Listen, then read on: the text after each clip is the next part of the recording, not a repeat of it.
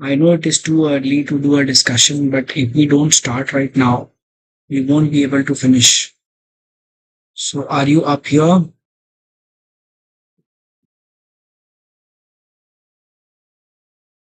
Those who are live and connected with me, just reply in the chat. Can I begin?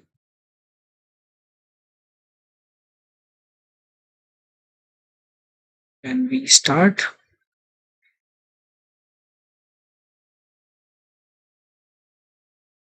Before I ask you about psychiatry, can I ask you about how was the INICET paper? Can I ask you about how was the INICET paper?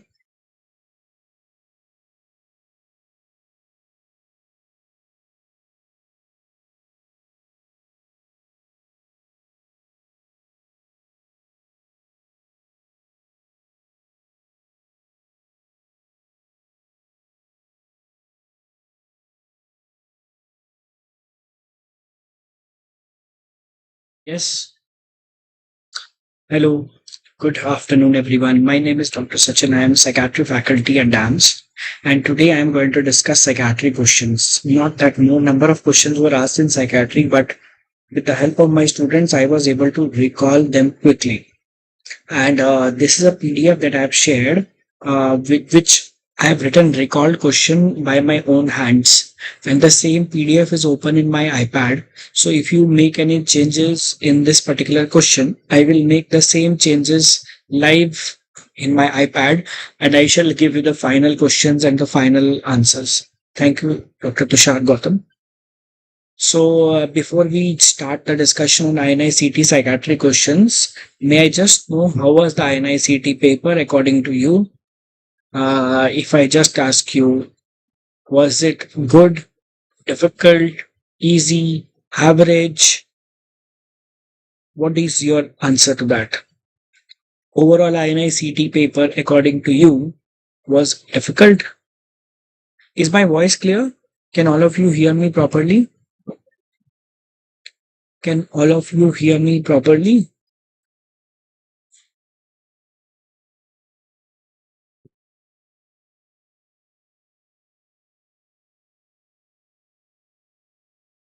Very tough, average, lengthy, confusing. Okay. Any other comments? Difficult, bhayanak, very very difficult. Wow. बड़े अच्छे comment आ रहे हैं आपके.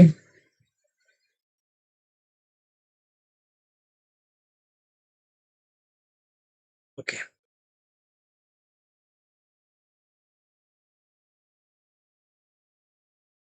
Okay. So this was the overall INICET paper. And if I ask you psychiatry now, this was your overall experience of the INICET. If I ask you psychiatry now, then maybe start asking psychiatry. So I could recall 7 to 8 questions. Somebody said 9 questions of psychiatry. Don't you think they were focusing more on, de-addiction? One question on opioid, one question on varenicline, one question on nicotine. What is the first topic that I say that INICET favorite topic is? De-addiction. You believe me or not, last Sunday, I was taking a session on nicotine replacement therapy for psychiatry postgraduates. That session has been posted on my Instagram channel. When to use nicotine replacement therapy, when to use gum, when to use lozenges. And I was teaching this to psychiatry MD students. And they asked this question today in psychiatry for INICET. पता नहीं कैसे हुआ, I don't know, because I was teaching this for something else. New drugs was asked. New drug only this vilazodone. It's a repeat question. Seeing you after 6 years. Thank you, Dr. Morphine. Why everything from surgery is about colon? Good question. I will send this to surgery faculty.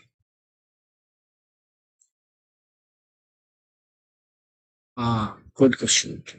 I was discussing with this psychiatry PG students. not with psychiatry UG, not with UG. I was discussing, it was a webinar on for well enhancing. That was unintentional. Okay. So INICET May 2026. Okay. आज paper दे के आए हो, खाली हो, मेरे ही मजे लेने के मूड में. गुड. करें start. Okay. First question. Novel antidepressant. Trazodone, vilazodone, bromelain, nitizolam. First of all, tell me the question is correct. The options are correct.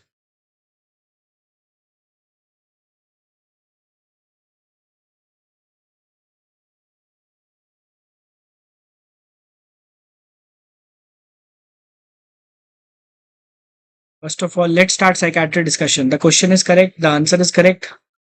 Okay, not the answer, the options. Was the question asking novel antidepressant? Shall I make any changes in the question language? All of you will get this PDF from me. Any changes in question number 1? Any changes required in question number 1?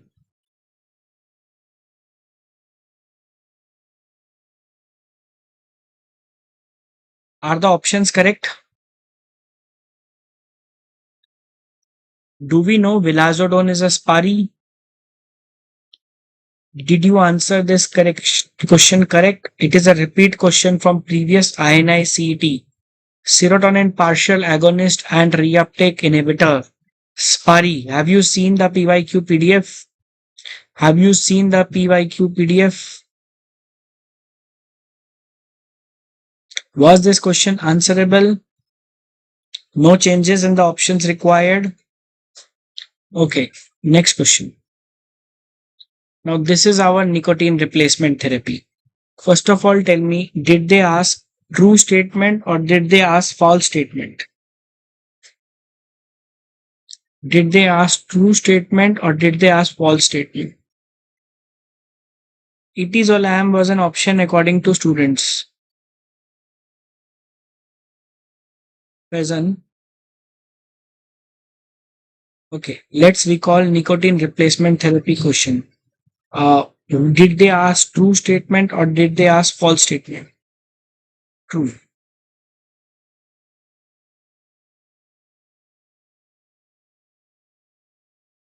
Okay.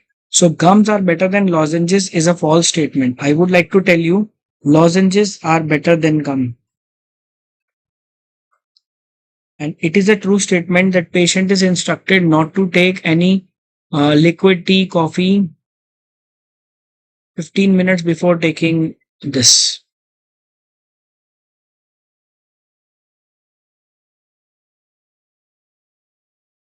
Just tell me, is it true statement was asked or false?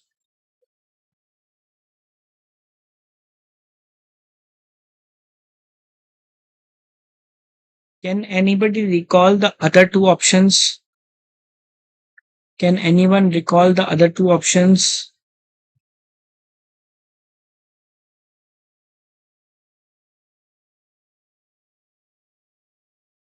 Varenicline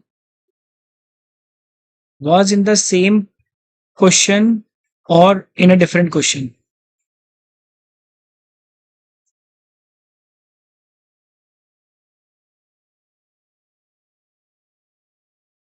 Varenicline was in the same question or a different question? It was mentioned gums increase plasma concentration of lozenge increase plasma concentration.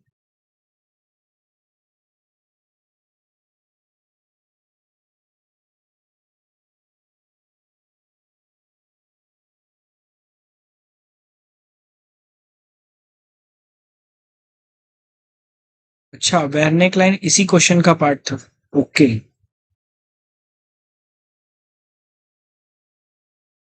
Varenicline black box warning. I am adding that option.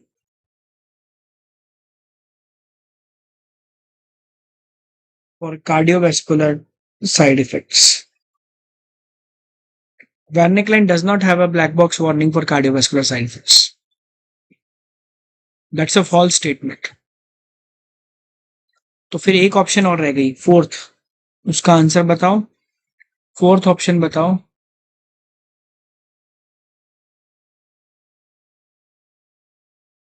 वेर्निक्लाइन की black box warning तो नहीं है cardiac के लिए, there is no black box warning.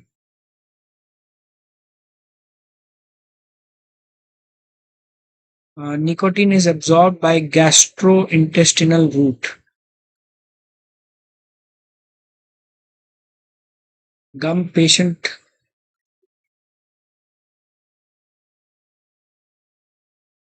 Okay. Thank you, Dr. Cherisha. Gums are better than lozenge, false statement. Patient instruction is a true statement. Varenicline, false statement.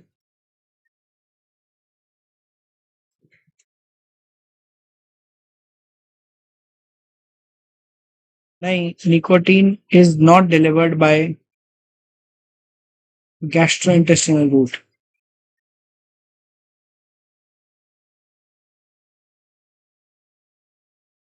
There are gums, there are patches, there are lozenges.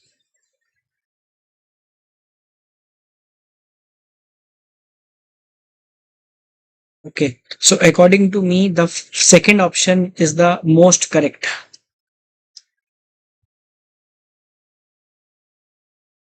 Tushar Gautam, patient is using nicotine gum. They must avoid tea, coffee for 15 minutes before and during use.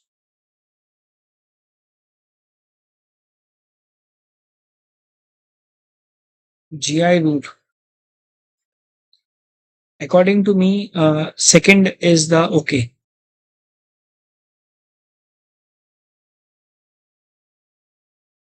Can we move on to the next question?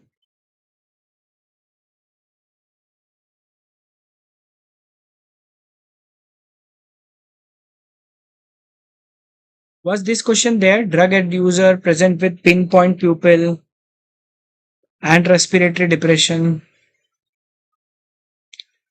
Drug abuser, pinpoint pupil and respiratory depression.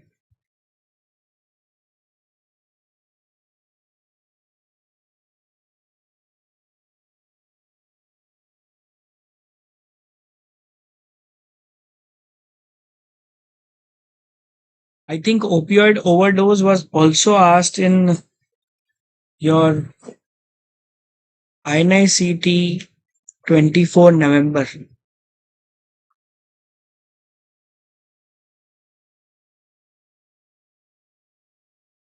Unconscious also. Okay.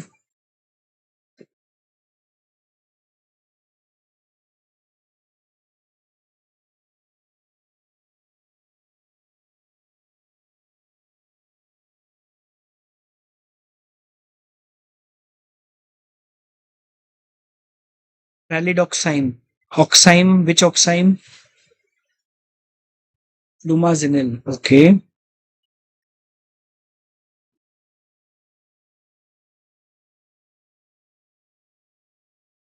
Ralidoxime. Okay. Are all of us convinced that the answer was naloxone? It is an opioid overdose. Are all of us convinced that the answer was naloxone, opioid overdose? Easy question.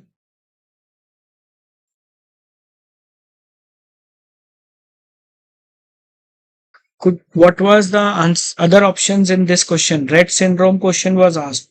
20-month-old child, delayed speech development, breath holding spells, hand wringing movements.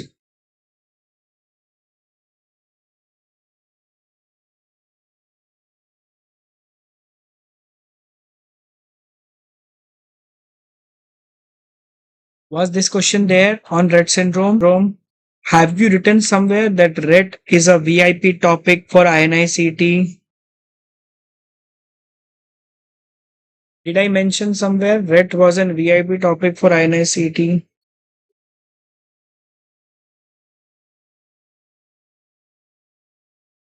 Fragile X. This also they give an option whenever they ask a question on Rett syndrome.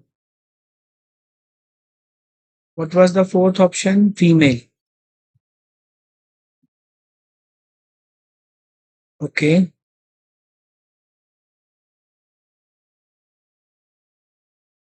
Slowly deteriorating. Childhood disintegrative disorder was the other option. That is Heller syndrome.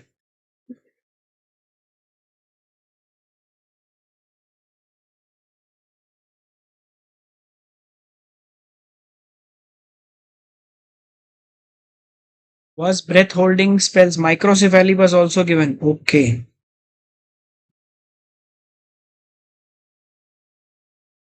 Was microcephaly mentioned? Loss of milestones mentioned? Adjustment disorder question was there. Nobody recalled it.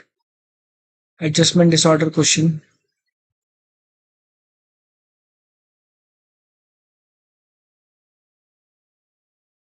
Oh, that is your after divorce. हाँ, microcephaly दिया था. चलो इसका answer तो rate ही है. Loss of mention was not mention.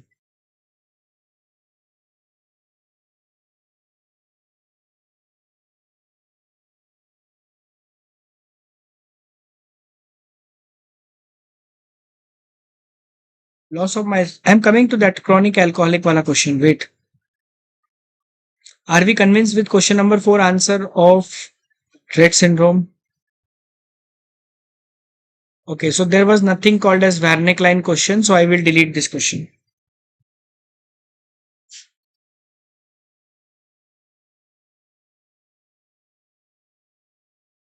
Was there any question on Korsakoff syndrome?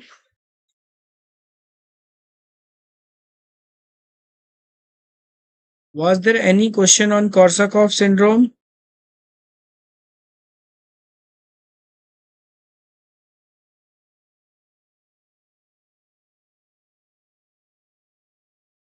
What was the question? True statement or false statement?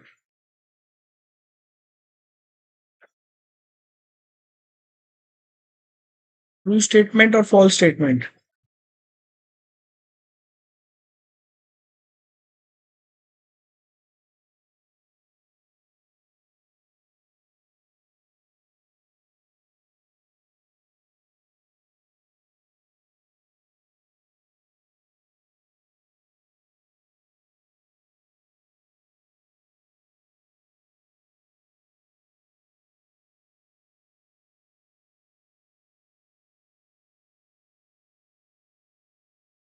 True statement. Interrograde amnesia with impaired recent memory. I think it is a repeat question.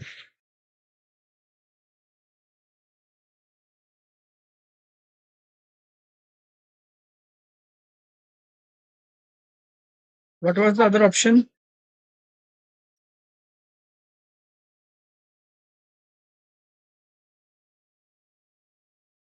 What was the other option?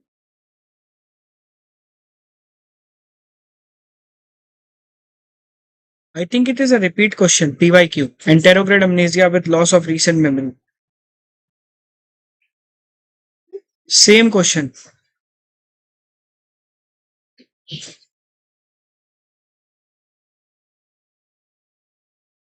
It is a PYQ. That is the correct answer. Interrograde amnesia with loss of recent memory. Wernicke triad was another option. What were the remaining options?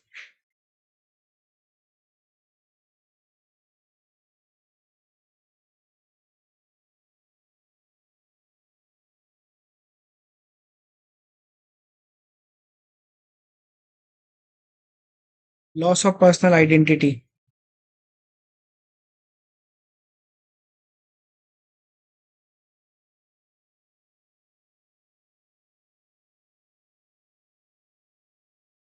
Okay.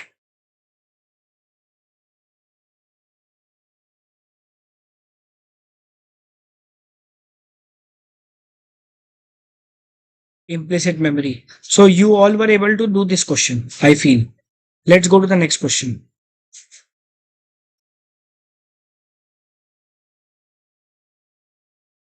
So this was your confused question. This your 45-year-old recently divorced alcoholic expresses wishes to die. Next best step. Check the language first. Check the language of question number 7 first.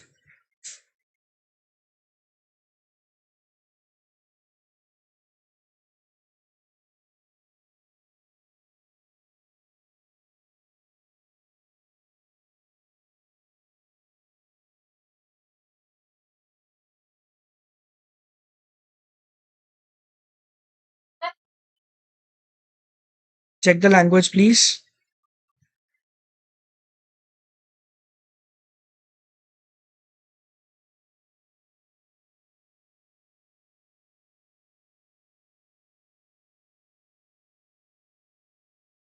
Antidepressant and weekly OPD. Okay.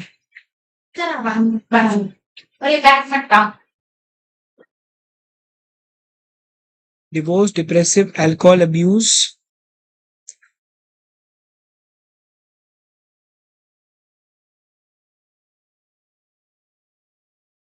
Says, what's the point in living?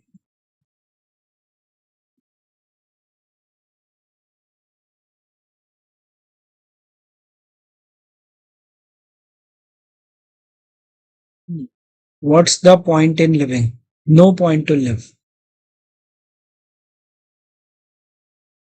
Reassure and tell it is a transient phenomenon. What do you think will you do?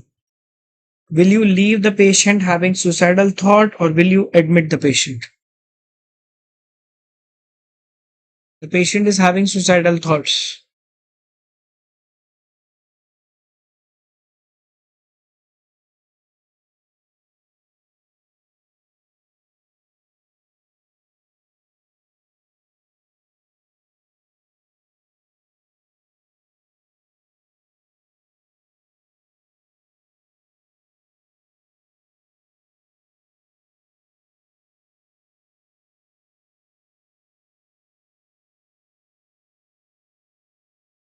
What is the next best treatment?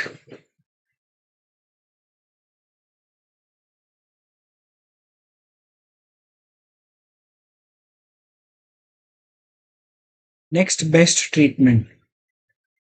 I think we should admit the patient, hospitalize. Admit the patient, hospitalization.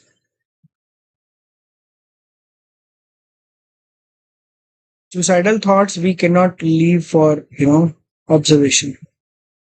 Admit. Suicidal thoughts. Patient is willing to die. Comes under severe depression. Severe depression, admit the patient.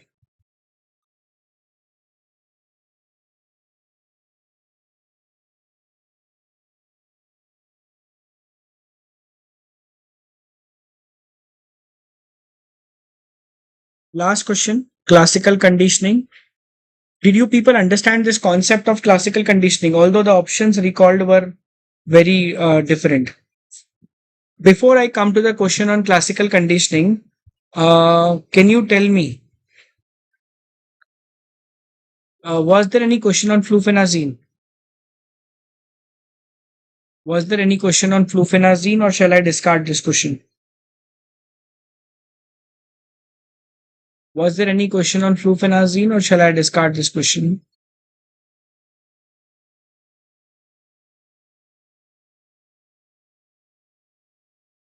No question? Was there any question on flufenazine? If yes, tell me, otherwise I'll discard it.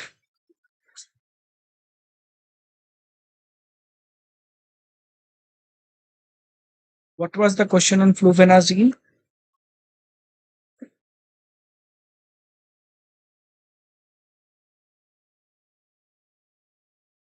What was the question on flufenazine?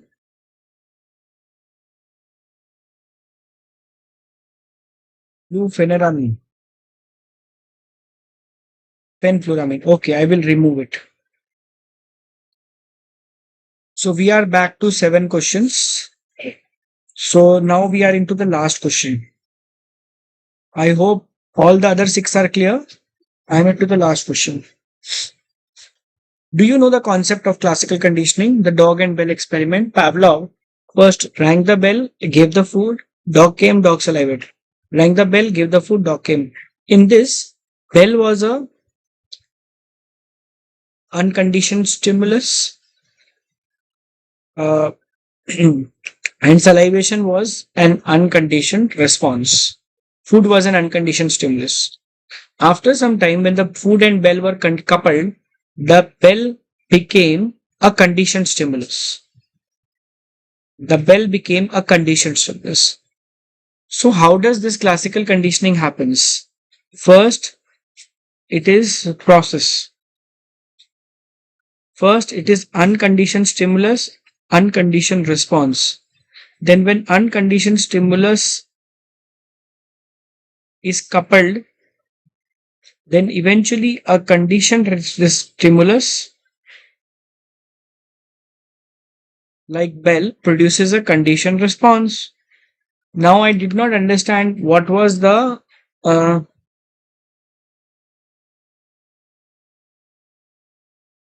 options.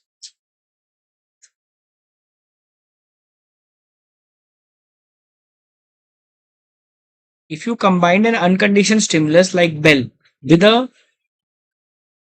unconditioned stimulus like food with a conditioned stimulus like bell, you will get a conditioned response.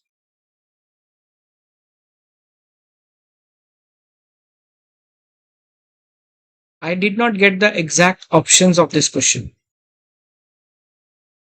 I did not get the exact options of this question.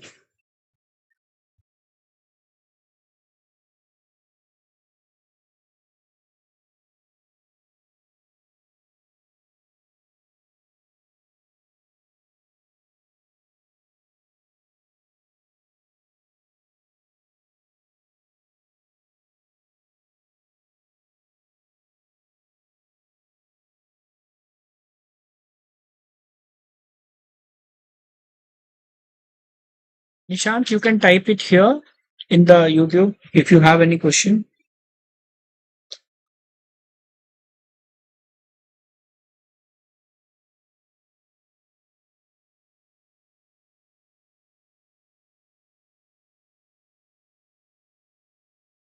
यही option थे sir. Okay, Rahul Mangla.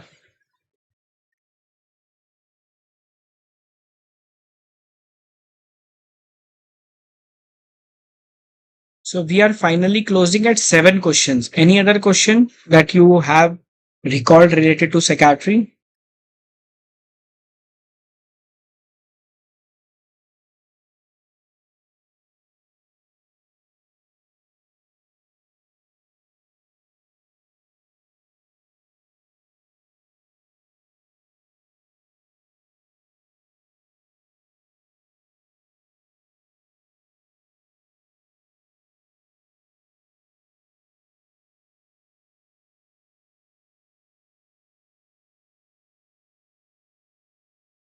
Did they ask in classical conditioning true or did they ask false? Can I summarize if you allow me?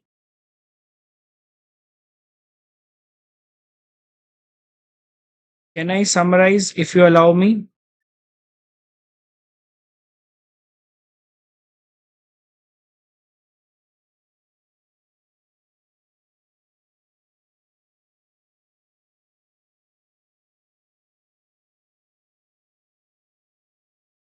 Can I summarize all the 7 questions which you have just told me after editing?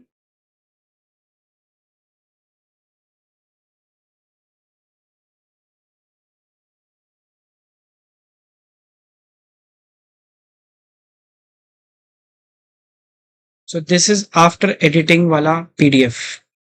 Novel antidepressant, vilazodone. First question. Clear everyone? So this is our second question on nicotine replacement therapy.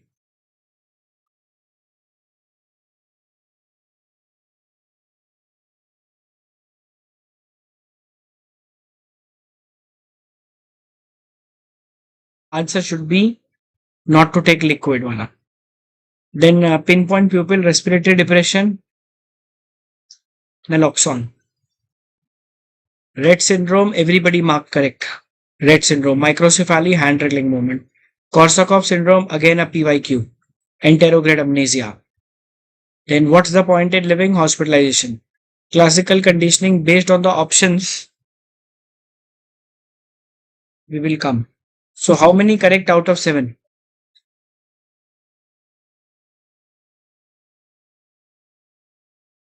How many out of these you could mark correct out of 7?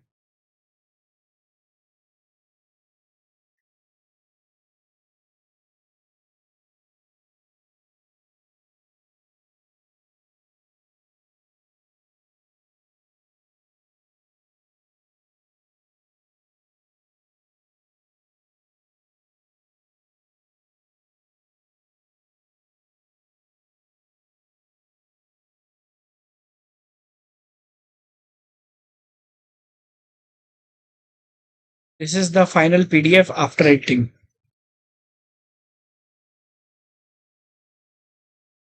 Six, seven, 6, 7, 4. Was it doable? I think so. Apart from classical conditioning, which was a conceptual question, all other were very simple. But classical conditioning was also doable question. I have to go through the options once again. Then only I can come to the final answer. So can we close up for psychiatry now? Okay. So that's all about psychiatry. You will have the next subject now lined up. If any questions, get back to me. Dravet syndrome was not a psychiatry question.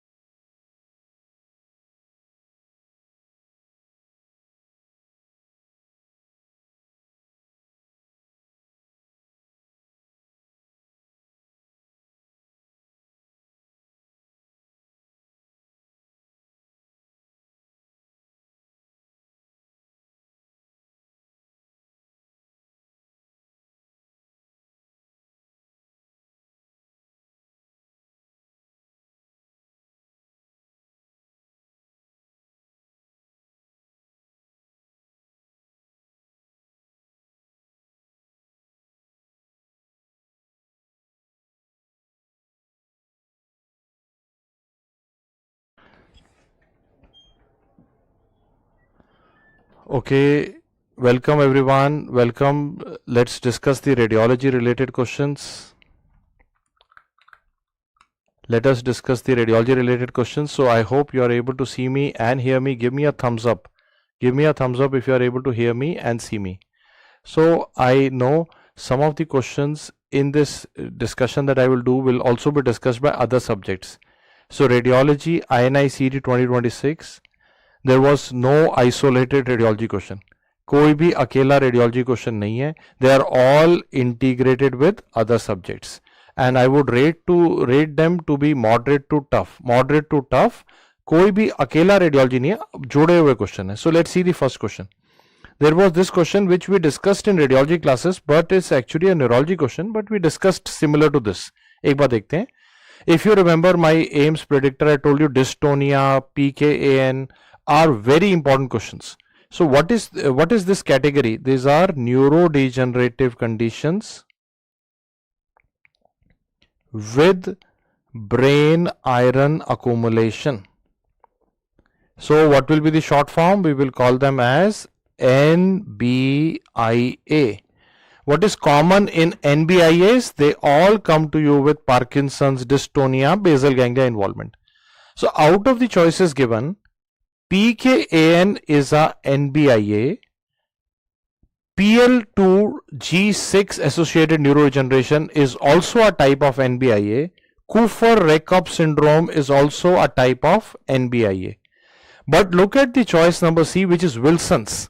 Now the Wilson's would be copper accumulation, and you might need a separate kind of a therapy. So the question says which of them distinctly different treatment. So you might need a chelating agent. You read about all those in pharmacology. This is not exactly a radiology question, but I believe the best answer will be Wilson's disease, because which of them requires a distinctly different treatment approach. So 3 are of NBIA category, Wilson's is a different category. If we now look at the previous year questions, PKAN, they have asked eye of the tiger sign on MRI. This is why we were discussing this. Wilson's, they have asked face of giant panda on MRI. Although we are putting it in the radiology section, but it is like a mix. I told you this year INICET, most of the radiology questions are actually integrated. They're not direct questions. So how many of you got it right? Let me know in the comments. Now the second question is again indirect from your radiology class. If you remember in my radiology class in the DAMS back to basics, I told you histoplasmosis in endemic area mimics tuberculosis. Histoplasmosis in endemic areas mimics tuberculosis. This is my statement from my class lecture. I told you if a person is visiting places where you are exposed to caves or endemic area, it will look like TB. So this is a woman from Assam, which is endemic for histoplasmosis. You have everything else pointing towards tuberculosis. Cavitatory lesion in the lung, granulomatous inflammation, Langerhans giant cells, caseous necrosis. Everything in the question, including the lung biopsy, liver biopsy, is pointing towards TB. But the good thing in the question is TB is not in the choice. So if you remember from my classes, in endemic areas, histoplasmosis mimics tuberculosis. So I am claiming this on my side. Indirectly I have told you, but again it is an indirect question. It is not just a radiology question. It needs your microbiology knowledge and you have to connect it also. Also the patient was diabetic also. This is one of the histories people have mentioned.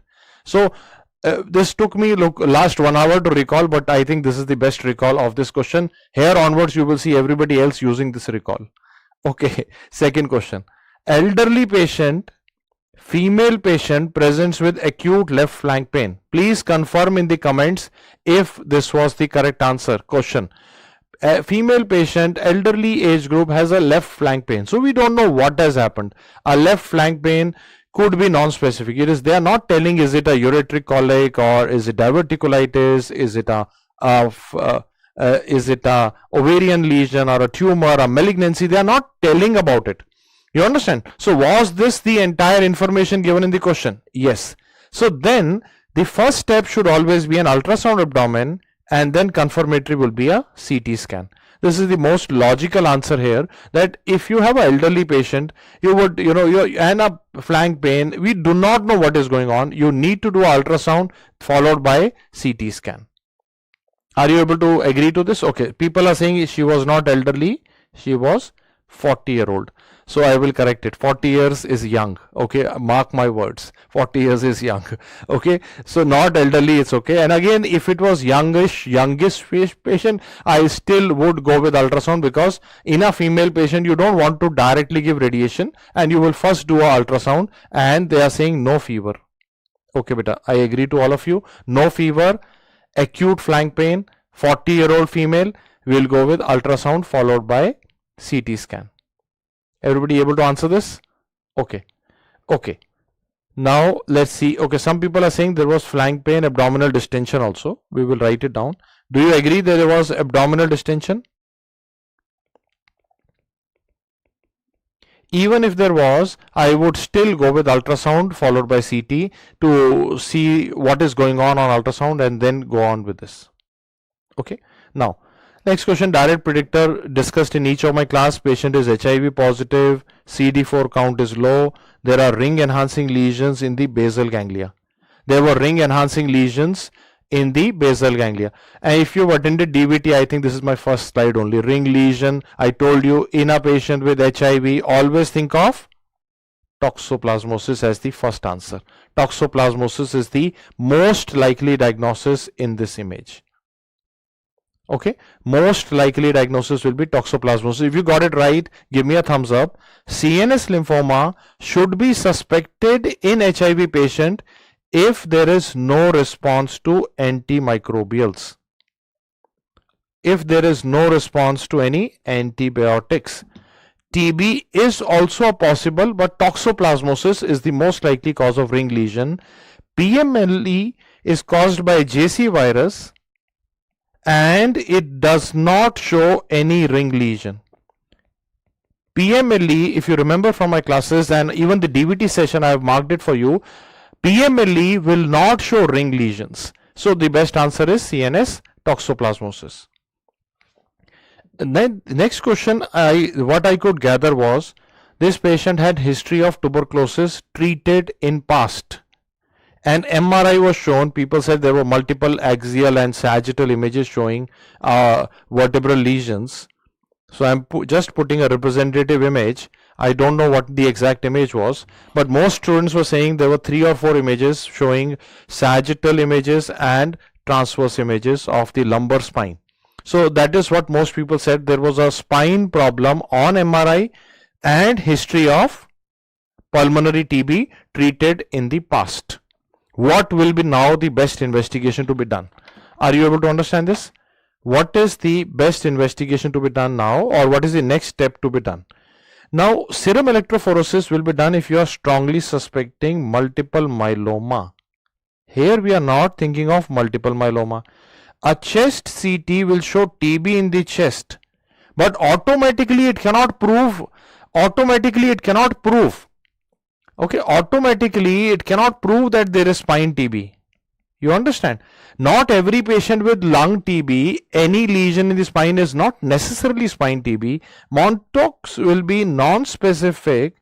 If the MRI is non-conclusive of port spine, I would go with a CT guided biopsy. Probable choices that the people said was needle biopsy of the lesion. I would say CT guided biopsy. And I'm adding here, people are saying the patient had low backache. I'm adding it, and when I upload on the DAMS app, this will go like this. History of pulmonary TB 2 years back. I agree. History of pulmonary TB, okay, 2 years back. So anybody with a pulmonary TB 2 years back, a spine lesion not automatically does not become port spine. We need to do first MRI, but people were saying MRI was already given in the image. So what will now be confirmatory? Electrophoresis cannot confirm TB. CT chest cannot tell you the TB is in spine. Montox is non-specific. Needle biopsy of the lesion would be the answer. And I would say it is a PYQ inspired question. There is a question in the past which has said investigation of choice for port spine is MRI. If in doubt, confirm with CT guided biopsy. So I believe this best answer should be a CT guided biopsy. Okay, 3 years history of ATT on 4 drugs. Okay, ATT on 4 drugs. Okay, so I'm adding a low backache from 1 year. So it would be POTS, but you need to confirm it, and these are the choices. And if the choices are these, this becomes a likely answer. If the MRI image was not given, then I would have said let's do a MRI first. If the MRI was not given, we would have done a MRI first. Okay, now let's see the next question. I believe it's again a pediatrics question. Falsely getting into radiology because of the CT and X-ray given. So a child has upper respiratory infection. Upper respiratory infection. What will be the most? So upper respiratory infection, why would you do a HRCT? HRCT is done in interstitial lung diseases. Why would you do a CT of the chest in a pediatric patient with upper respiratory infection? So probably the best answer would be no further investigation is required. And I think you would see this similar question being discussed in pediatrics. So I'm not getting into the detail. Some people are saying neck and chest CT. So let us wait for this full question to be formed and MRI given in this. Okay. So we will discuss this further in the pediatric session. Again, I told you in the radiology, some questions were not exactly fitting into radiology. So I'm leaving it for pediatrics. If they change anything, you can, go with them. A patient, this is a difficult question, ACR category 2 gadolinium contrast agents. So ACR category 1 agents are the older gadolinium agents which are linear in their architecture and more risk for nephrogenic systemic fibrosis. ACR category 2 are macrocyclic agents, so they have that benzene ring, and they are usually safe even if the patient has mild to moderate renal dysfunction. Even if the patient has, these are the modern agents, and even if this patient is having mild to moderate renal dysfunction, they are safe, they do not cause NSF. So now see the question number 1. A 30-year-old man has no available renal function test. But if you notice, there is no suspicion of a severe renal disease. It is safe, we can use it. A child with renal function. A child with renal function which is normal, again it is safe to use gadolinium. 60-year-old diabetic man but normal renal history. Again, there is nothing to suggest renal dysfunction, only diabetic, we can still use it. 30-year-old patient with estimated GFR 50 ml. So 30 ml is the cutoff after which we think of NSF. So again, looks like A, B, C, D are correct. So some people are saying normal renal function test, some people are saying without available renal function test. I believe both of them are correct. Both of them are correct, and GFR is more than 50 ml again. So I think we can give ACR category 2 MRI contrast agents in all the options given. There was no abnormal renal function mentioned anywhere. MRI contrast was mentioned, so even if they don't mention gadolinium, we will assume these are gadolinium contrast agents. So gadolinium contrast agents earlier were linear agents, now they are macrocyclic agents which are safe. So now if you notice, patient with only a normal history but no renal function test, again looks okay. More than 50 ml looks okay. Normal renal function test looks okay. 30-year-old patient with no available renal looks okay. So all 4 are correct, and I've seen this with it is like this question, we would say this is like more tricky, and they have gone a level up. Remember in our classes we discussed, when we give gadolinium in people with estimated GFR less than 30 ml, there is a risk of NSF. That is the part we discussed in the class. Here they have gone a level up, but if you notice, this choice is not saying less than 30, more than 50. So it is like indirect, not direct. So that is what I would say, that all of them are correct. This question again is an orthopedics question, but there is a MRI image like they do in the exam in INI paper. They always create integrated questions. This patient had pain in the ankle after playing a sport. Can you tell me what is the MRI image showing? This is the Achilles tendon rupture. For those of you who are seeing it for the first time, this is the calcaneum, talus, tibia. So are you able to understand this? This is tibia, talus, calcaneum. This is the insertion of the Achilles tendon, and the Achilles tendon is ruptured. Achilles tendon is ruptured. So if the tendo-Achilles is ruptured, steroid injection is actually contraindicated. You do not give steroid for tendon rupture, and history was not given. Some people are saying history was not given. Okay. Thompson sign is positive in Achilles tendon tear. That is correct. If you press the calf, you get the positive sign in this case. Injury is classified using Gottlieb system is not correct. Gottlieb system is used in rotator cuff tear. Rotator cuff tear. Okay. So history was not given. Some people are saying the picture was not same. Okay. So what was the image? And weight bearing immediately is not recommended. If it was Achilles tendon tear, then Thompson sign is the answer. Gottlieb classification is used for your rotator cuff tear to see the fatty accumulation in the muscle. So most of the students that we discussed on the telegram had an idea that okay, let's see the choices. What were the choices? Steroid, most people were saying. Some in the plantar aspect also 2 enhancing cystic lesions were seen. there was one question with child with virus, no, similar picture, same location, cast treatment. Some people are saying cast treatment will be the recommendation. So again, we will leave this question here for orthopedics discussion, but only thing I am saying, telling to you is this is a MRI image, stir MRI image. This is the discontinuity in the tendon with fluid around it. This is a patient with Achilles tendon tear. Again, the next question is also slightly integrated. I am keeping the question for surgery, and this patient, I do not know what was the duration, but most of the students were saying the image in the right iliac fossa was showing us appendicitis, and most of the students said there was a ultrasound image, there was a Doppler image. So please correct to me. Okay.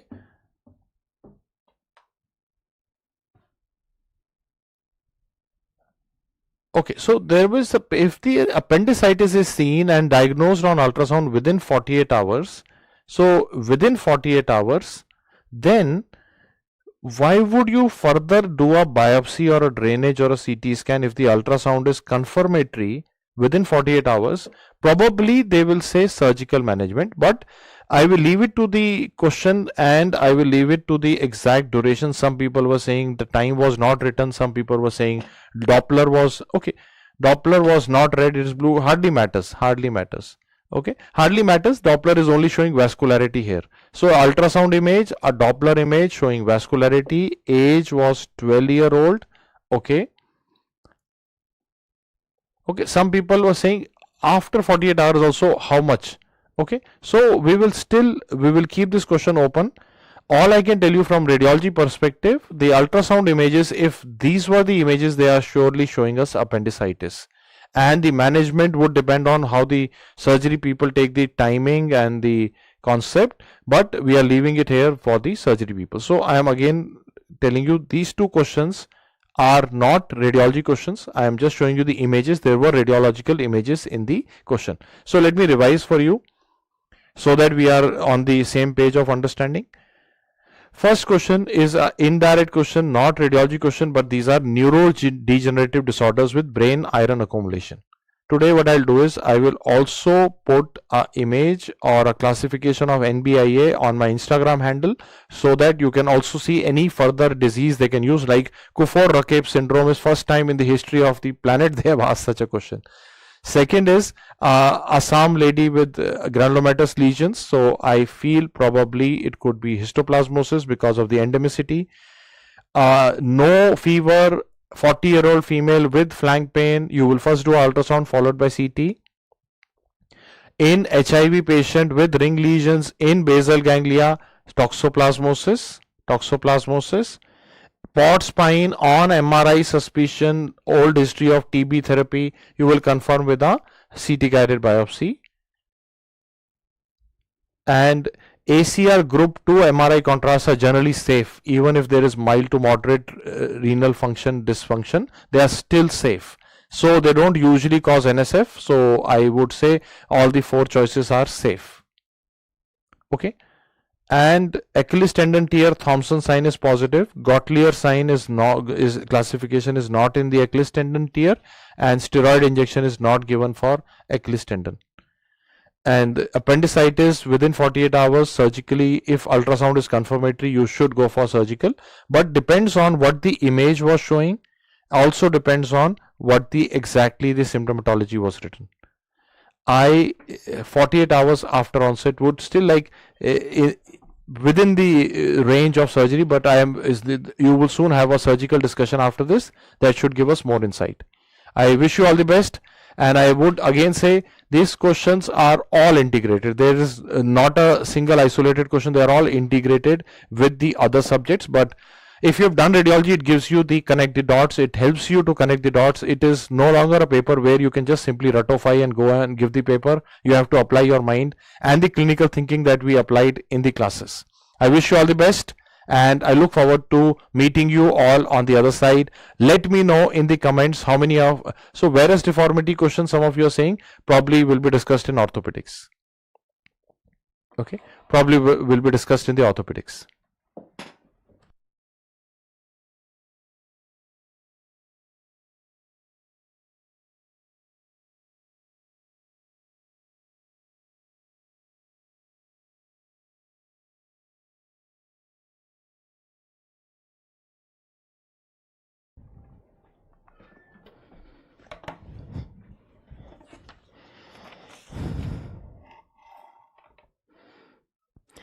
So hi everyone, very good afternoon to all the dear students.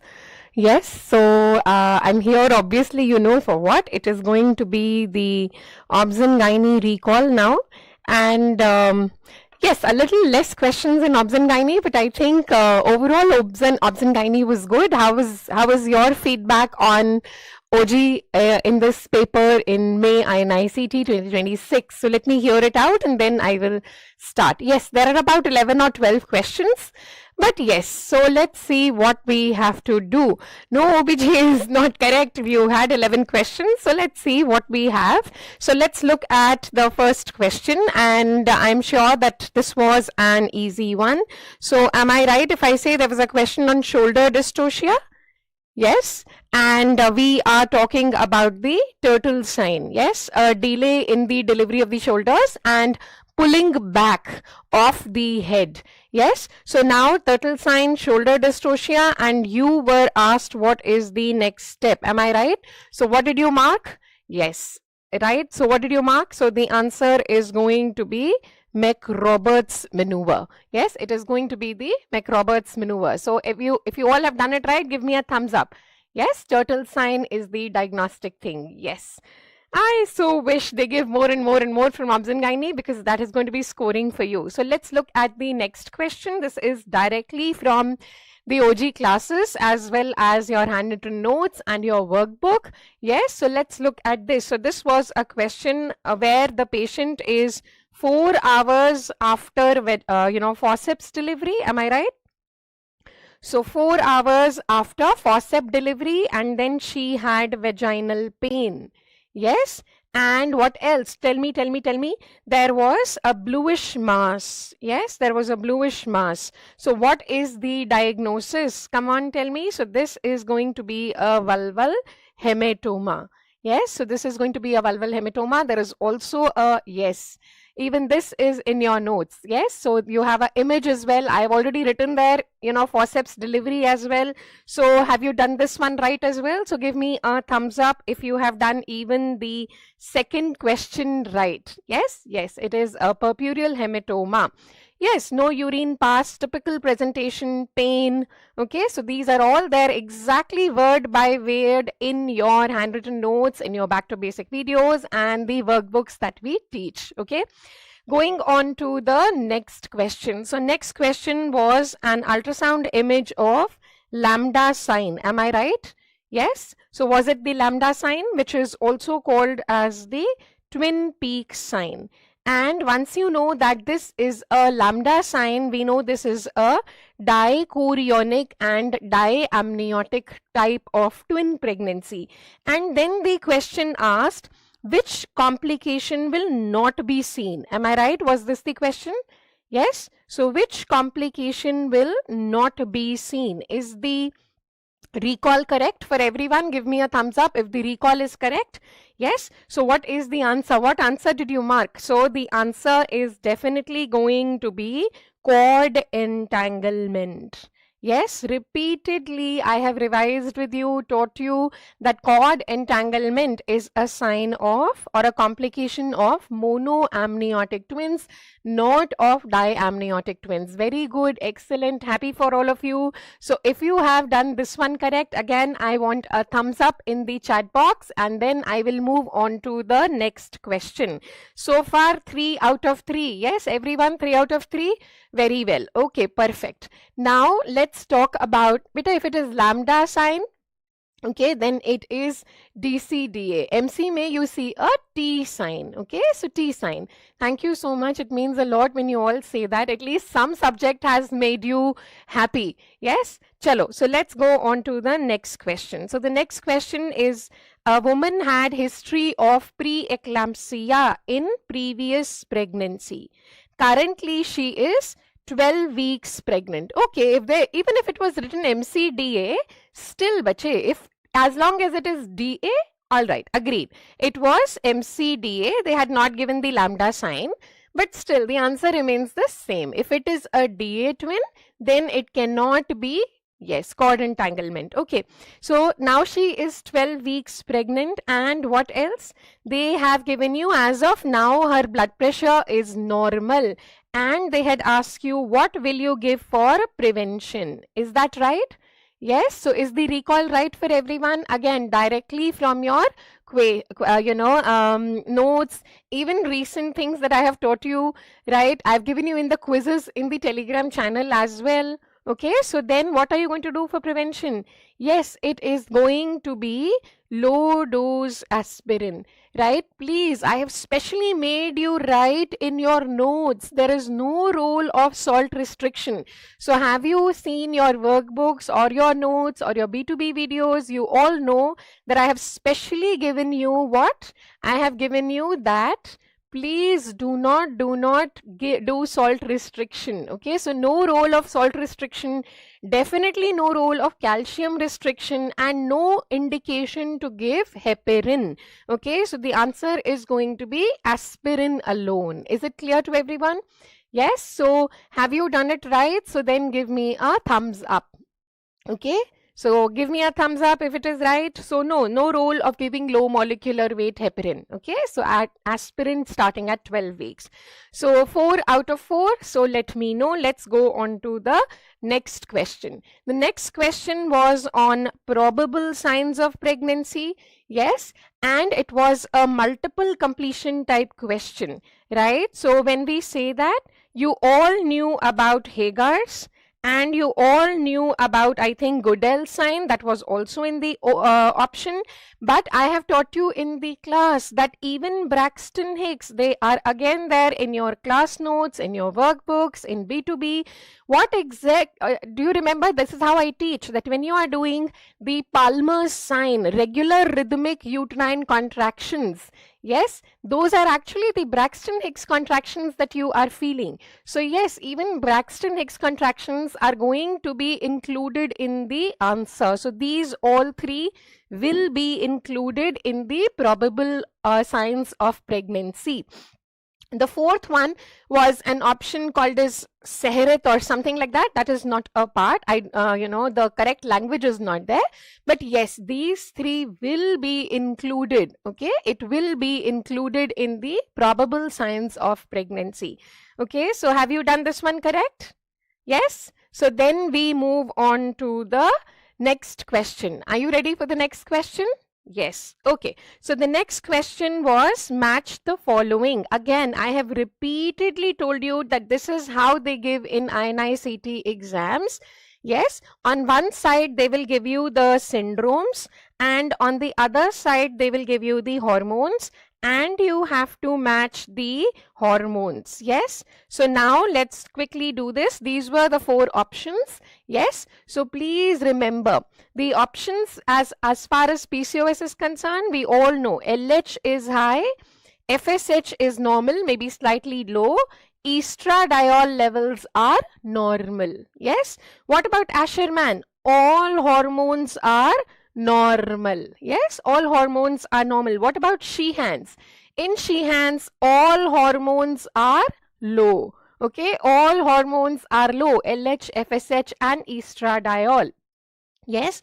What about primary ovarian insufficiency? This means ovarian failure, which is similar to what? Menopause. So what did we know? LH and FSH both are going to be high and estradiol levels are going to be low, right? So those are the correct hormonal profiles of these patients, right? I'm happy that the marathon was useful for all of you. So now we have discussed 6 questions, and please tell me, have you done this all right? So 6 out of 6 for everyone. Let me know your score out of 6 so far. The next question was again about what? The next question was about HPV vaccine. And I definitely said even before the exam that this is going to come in the exams, right? And this was based on the WHO guidelines for the HPV vaccination. It was again a multiple completion type question. Yes. So what were the true and false statements? Yes. So what is going to be the answer? So please remember option number 1, the primary focus is girls between 9 to 14 years. That's right. Yes, this is the target age group. This is how we have exactly written in the workbook as well, right? So this is a target age group. So this is a correct statement. Yes. What about the second one? The second one said that single dose can be used as an alternative to 2 doses. Is that true? Yes. So alternative to 2 doses, that is also correct. I have taught you the SAGE guidelines. And as per the guidelines, we can give 1 or 2 doses, right? So that is also a correct statement. Okay, so it can be definitely used as an alternative.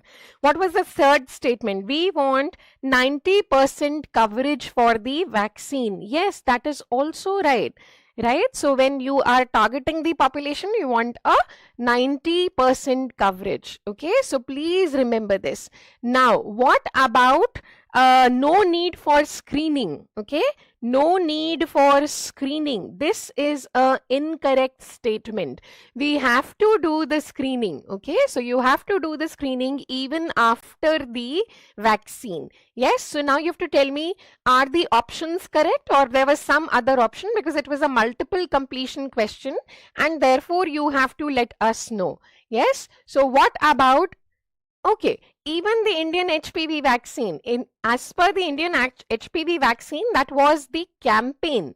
Okay, so the campaign was 14-year-old girls, but overall, yes, the target age group is 9 to 14 years, right? So as per the campaign, it was given to currently 14 years old girls, but it was primarily about screening. Yes, so no need for screening after the vaccine is wrong.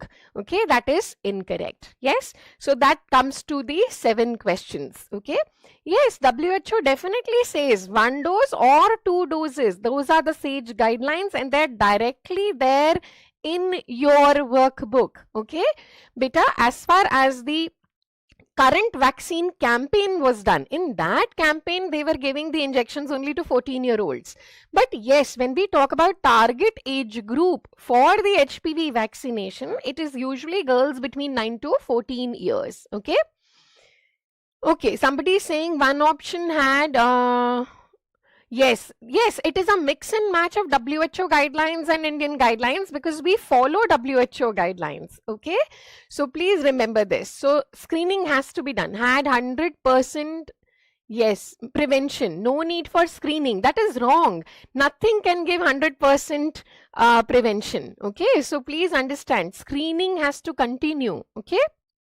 So that is a wrong statement. Chalo. Then let's move on to the, it cannot prevent all cancers. Okay, nothing can prevent all cancers. It is only preventing from 4 strains. Is that understandable? Okay, so please remember this.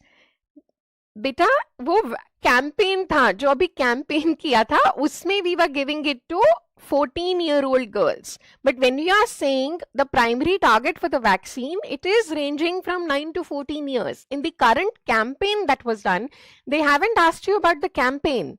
Yes, so in the current campaign which was launched worldwide, in that they were giving it to 14-year-old girls. Okay, but here the question is asking the primary target for the vaccination. Okay, let's look at the next question. Let's wait for more correct recall in the options and then maybe we'll see the wordings and see what is required. Right, this is the current recall I have got. Okay. One option was prevent all cervical cancers. No, it cannot prevent all cancers. That is why you have to do a screening. Okay. So let us have a correct recall because people are giving more options. So then we will see what is required. Okay. The rectocele question is a surgery question, bache. Difficography is what the surgeons do. Yes, coming to the other questions. Hold on. So then there was a question on primary amenorrhea and they said uterus is absent. The breast tissue is present. Yes, they said LH, FSH is normal and testosterone was high. Yes, and they also mentioned sparse pubic and axillary hair. Yes. So what is the answer? Yes, the answer is androgen insensitivity syndrome. Okay, so it is AIH. No, it is not MRKH. Beta, MRKH mein testosterone levels will not be high. Yes, and that was very clearly mentioned, and this is exactly how we have done it even in the class. Yes, so please remember, I've already said usually it is absent hair, and they can sometimes write sparse pubic and axillary hair. So if you go and see your notes, you will see it as it is. So testosterone levels are absolutely normal in MRKH. Coming to the respiratory question also. So 8 done. So what is your score out of 8 so far? Coming. So let's move on to the next question. The next question is your 16-year-old girl. She has a 16 weeks pregnancy.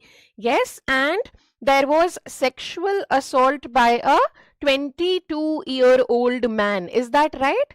Yes, sexual assault by a 22-year-old man, and you had to say what is not correct medico-legally.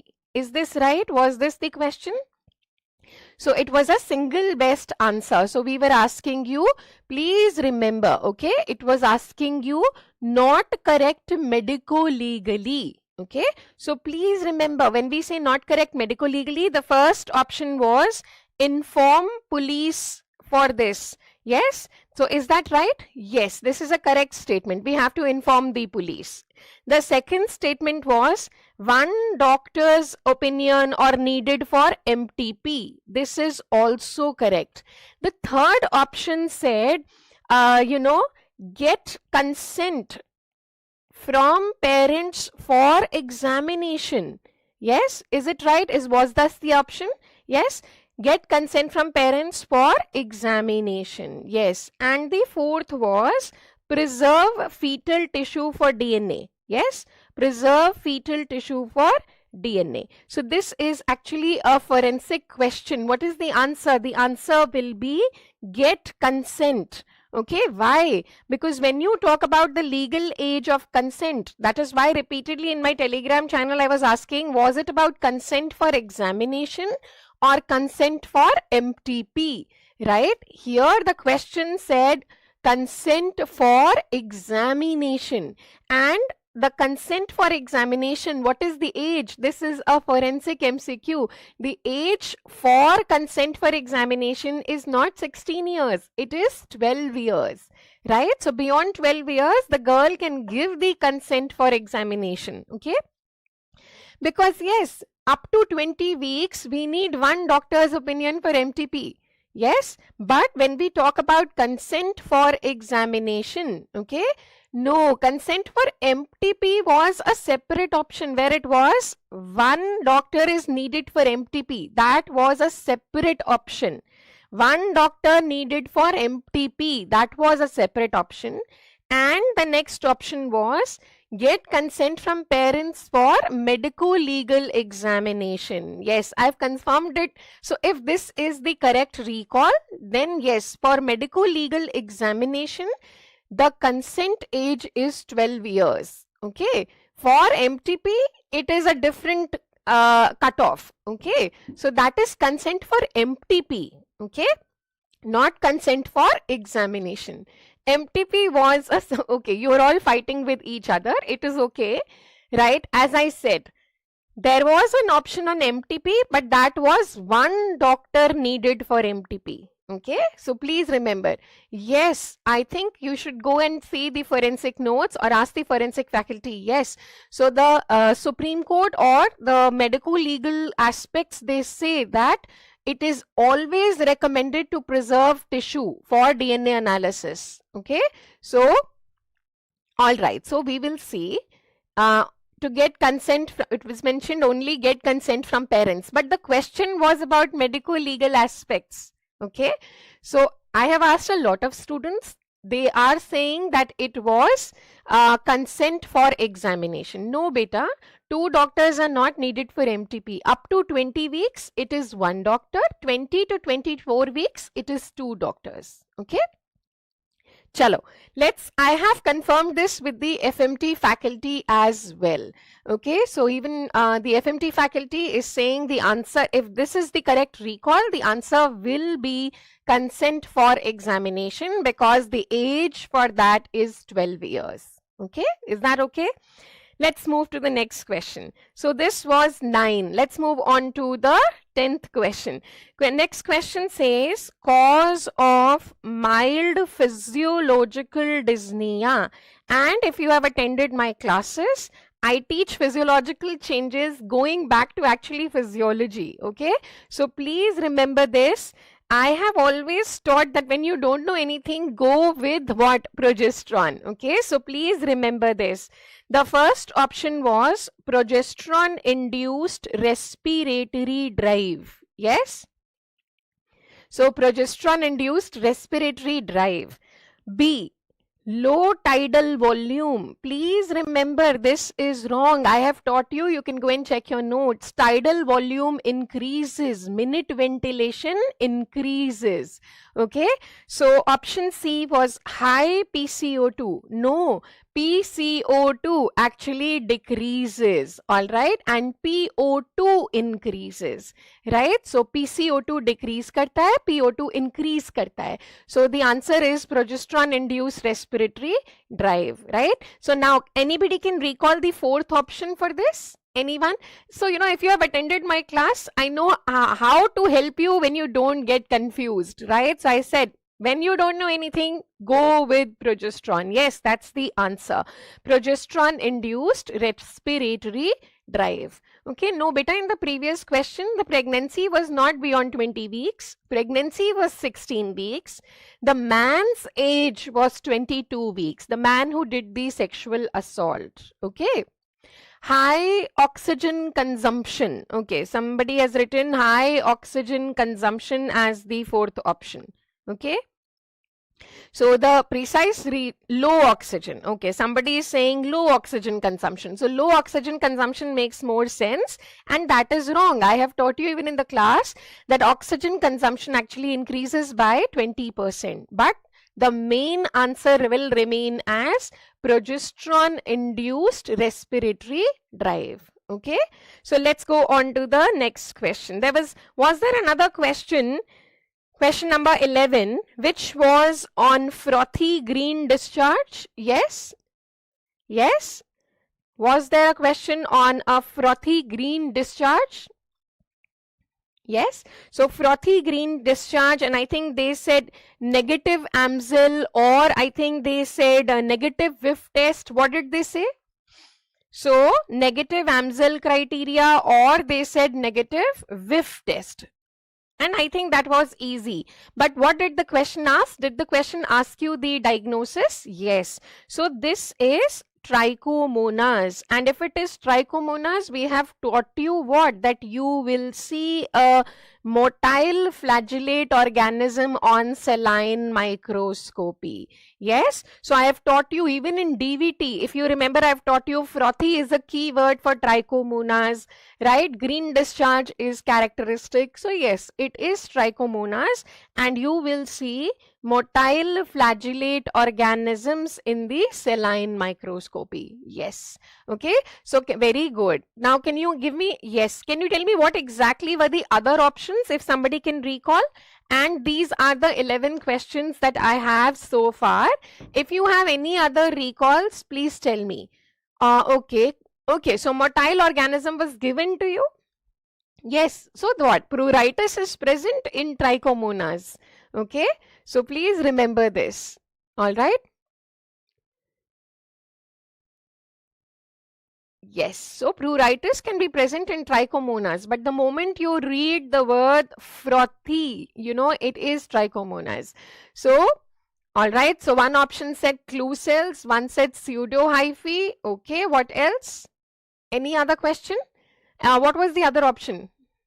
Yes, so rectocele is a surgery question, beta. वो gynae का question नहीं है. Gynae वाले डेफिकोग्राफी नहीं करते हैं.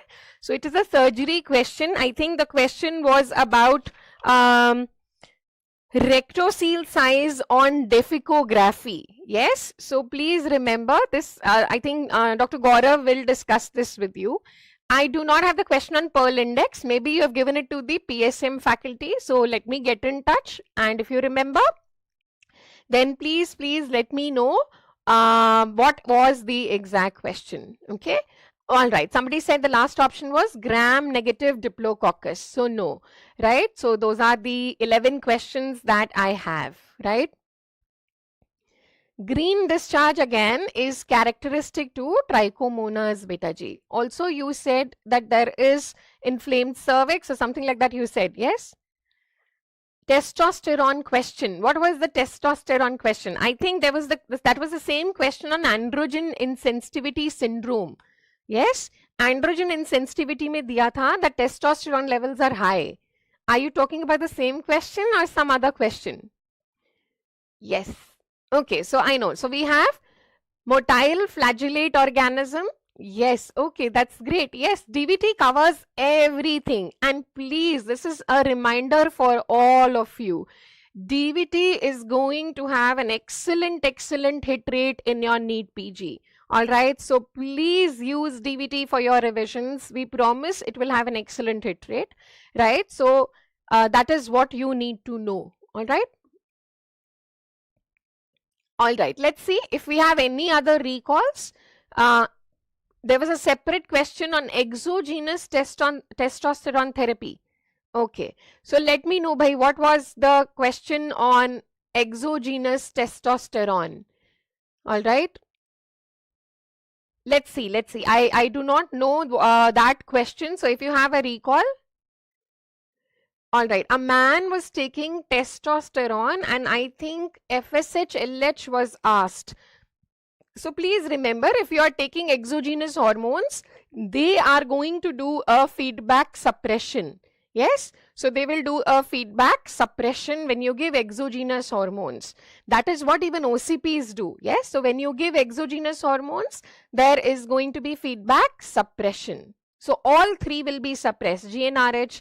So typically testosterone has a more stronger feedback on LH, but it will also have a feedback on GnRH. So let me see what are the recalls. Pearl Index, again a typical PSM question, and they will take. Okay. 17 hydroxylase. I think वो pediatrics का question है. So sir is collecting the recall and they will come here for you. Should we go on to the next subject? Okay. Right. For your testosterone question, exogenous, please send me the, recall options in my Telegram group as well. Okay. Yes, but I think 17 hydroxylase wala ek pediatric question hai. There was no arrow on, okay, no arrow on J. So let's see what are the correct options and then we will be able to give you a better answer. What is the best possible answer among that? Take. Chalo, let's have the next subject, and meanwhile if you have more recalls, do send us to in the Telegram channel. Okay, all the best. Please don't worry, you've done your part. Okay, you've done your part, and whatever the paper was, I understand some of the subjects were very tough, right? So if it is tough for everyone, right? So please just relax. Whatever you have done, you've done your best. Now what you have to do is you have to prepare for the next exam. Every exam is a new opportunity. How one exam goes, it does not mean it is going to affect the other exam as well, right? So take it as a new opportunity, revise important things. Please ensure that you focus on important things. There is no point doing unnecessary, unusual things. Focus, know your concepts well and try and apply the concepts, because if you see, I was seeing Dr. Sumay's recall as well, there were a lot of integrated questions. Yes, so for that you need concepts, bache, so that you are able to apply those concepts. Perfect. Please do send me the recall options and then we will see what is the best possible answer among the combinations. Just let me know, was it a multiple completion type question, the testosterone one, or a single best answer type of question? The exogenous, yes, I know a lot of colon in the paper and I think a lot of biochem in the paper as well. So it is tough for everyone ना बच्चे, सबके लिए tough है. So चिंता मत करो, ठीक है? Great. All the best. We'll see you on the other side and we are there for you. We're going to push you, buck you up for your NEETPG exam, and that is a much bigger opportunity coming your way. ठीक है? अब relax करो and don't worry. Let's see what we can learn and move and improve. Okay? Fine. Single best. Okay. I will work up on the recall and we'll get back to you on that one as well. Okay? I know there should have been more questions. Yes? Chalo.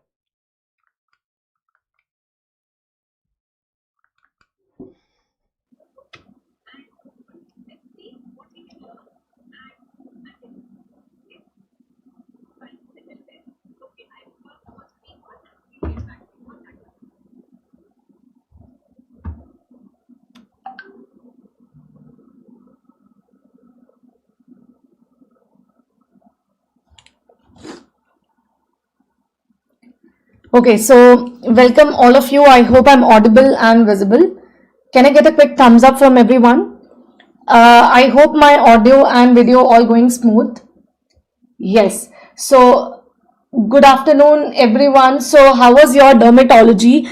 I think I would say that in dermatology, the questions are more from the expected topic only. Whatever recalls I've got till now, they are mainly from the infectious disorder. Like there was one question from herpes, there was one question from scabies, and I think there was another question from cutaneous malignancy. There was one from psoriasis. There was one from fungal infection also. So let's see what we have got. Yes, Nikolsky sign was something which is, yes, which I felt for you it was little difficult because they've asked the match the following type of questions.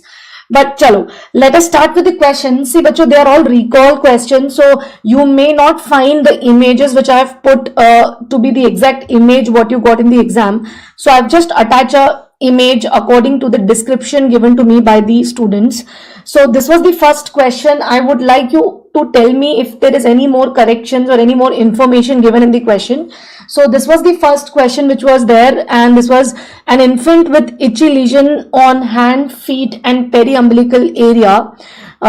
You can see some vesicles, that what student told me. It was looking more eczematous. There was scaling which is visible, and they have classically mentioned that they were itchy. Now please remember, itching in an infant which is extensive, specifically including palm and sole, bacho, remember this is scabies. Scabies in an adult usually spare head and neck and palm and sole because the adult work, so because of friction the palm sole gets spared, and because of sebum the head and neck get spared. But please remember, for the infants, the palm soles are considered to be one of the common site, and the lesions which they get is the vesicular lesions. They are more eczematized, so you see features like scaling, you see redness, you see extreme amount of itching. Now the sites which they have given is very classical, the periumbilical areas, the hands and feet. And yes, if they have given crust, that also goes in favor of scabies, bacho, because see, in scabies, in infant, you see eczema or dermatitis like feature along with the classical feature of scabies.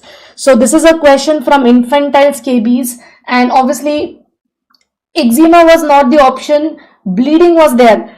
If the child scratches a lot, it can bleed. So I don't know whether they have shown an image with bleeding on that. Yellowish crust, it could be yellowish crust in scabies, but bleeding, until unless the patient scratches too much, bleeding do not occur. Only when the children, the infants, they scratch, the bleeding can be one of the feature. Okay, erosion ho sakta hai, papule ho sakta hai. Atopic dermatitis. Now some students are saying, why not atopic dermatitis? But for atopic dermatitis in an infant, face and the extensors are the common site. Just on palm and sole, it should not be atopic dermatitis. And for atopic dermatitis, there should be some history of chronicity, family history of allergy, which should be given. But nothing like that is given in this question. Okay, is it clear? So if it is palm sole specifically with vesicular lesion, that should be scabies. Now coming to the next, yes, vesicles are more in favor of scabies, bacho. If they have mentioned vesicles with crusting, itching, palm sole, I would prefer scabies over atopic dermatitis. But if they have given involvement of the face, extensors, more of eczematous lesion, then it could be atopic dermatitis also. But atopic dermatitis, as I told you, there should be some history of atopy, either a family history of asthma or in a child, the history since birth, something like that should be given. Okay. Okay, coming to the next question, multiple painful vesicles on the penile shaft, what can be the diagnosis? Now, I'm not sure whether an image was attached with this question or not, but because they have mentioned that there are vesicles and which are painful, I will go with herpes genitalis as one of the answer. But in chancroid, you get painful ulcers. There is no vesicle, there is painful ulcer and we call it chancroid. In vesicles, the ulcers are hard, painless ulcers, but they have specifically mentioned the painful condition. Painless is not given. Streptococcus, it can cause folliculitis-like feature, but on the penile shaft, there is no hair, especially on the tip, and that is why it cannot be streptococcus infection. Multiple painful grouped vesicle is a feature of herpes. So this question should be option number 1, herpes. Now there was a match the following question. I could just get 3 options, bacho. So you have to tell me the other options if there were any more options. So on the first, there was pseudo-Nikolsky, then there was false Nikolsky, and there was Nikolsky sign. But so I think this is very easy that Nikolsky is seen in pemphigus vulgaris. And if you remember, when we give a tangential force on the skin surrounding the bulla, that is known as Nikolsky sign. The skin peels on giving a tangential force. This is known as Nikolsky sign. Now, bacho, Nikolsky sign, if you remember, I told you it is seen only in intraepidermal split. You cannot do Nikolsky sign in a subepidermal split. But sometimes what happens, bacho, we take the skin and we peel it off. In the bullous disorder, when you intentionally peel the bullas, there is already a bulla, you have taken one margin and you are putting or giving a lateral force that causes peeling of the skin. This type of Nikolsky is known as false Nikolsky, which is a feature of bullous pemphigoid or subepidermal split. You are actually pulling the skin of that lesion. The bulla, the margin, you are pulling intentionally or you are giving a lateral force on the margin, and that is extending that bulla. That is your false Nikolsky. And what is pseudo-Nikolsky, bacho? In pseudo-Nikolsky, because of epidermal damage, necrosis of the epidermis, there is peeling of the skin on giving a slight pressure. This is a feature seen in drug reactions like SJS. So these were the 3 options which I could see here, bacho. Okay, there is one more option which is cerebriform tongue and pemphigus vegetans, which was given, bacho. So that will be directly connected. In pemphigus vegetans, you see thick lesions, you see more of I would say cauliflower like or more like a vegetative growth. Wherever it happens, you get a vegetative growth. So that should be one of the option there. Okay, so these were the 3 options from Nikolsky. Next is a black color lesion. I'm not sure whether the exact image was given or not, but can you see a blackish lesion on the sole? And the student told me the image looks like a melanoma. If it is looking like a melanoma, it should be skin biopsy, which is the next thing you will do in this patient. So if you see a lesion on the acral part which looks like a acral melanoma, then you have to do a skin biopsy. Now, bacho, please remember there is another condition known as tinea nigra, which is very classically occur on the palm skin. Now, I am not sure whether they have given you the image of palm or they have given you the image of the sole. If the image was almost a similar image, so students are saying that when the image was similar image, then it should be the melanoma and you have to do a skin biopsy to confirm the atypical melanocytes which are proliferating inside this particular area. Okay, so image, if it is same, then it should be very classical of malignant melanoma, and the skin biopsy is obviously the next thing for any cutaneous lesion, cutaneous malignancy. Usually we do excisional biopsy, bacho. We are not doing just a punch biopsy to confirm the diagnosis. We are treating the lesion altogether and we are confirming that it is malignant melanoma. So this is a similar image. If this was the exact image given, then bacho, malignant melanoma and followed by that skin biopsy should be the answer.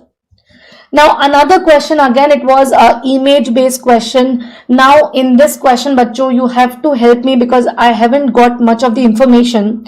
Now some of the students says that these scales which are present, they were yellowish scale which was shown, and the question was patchy hair loss with itching.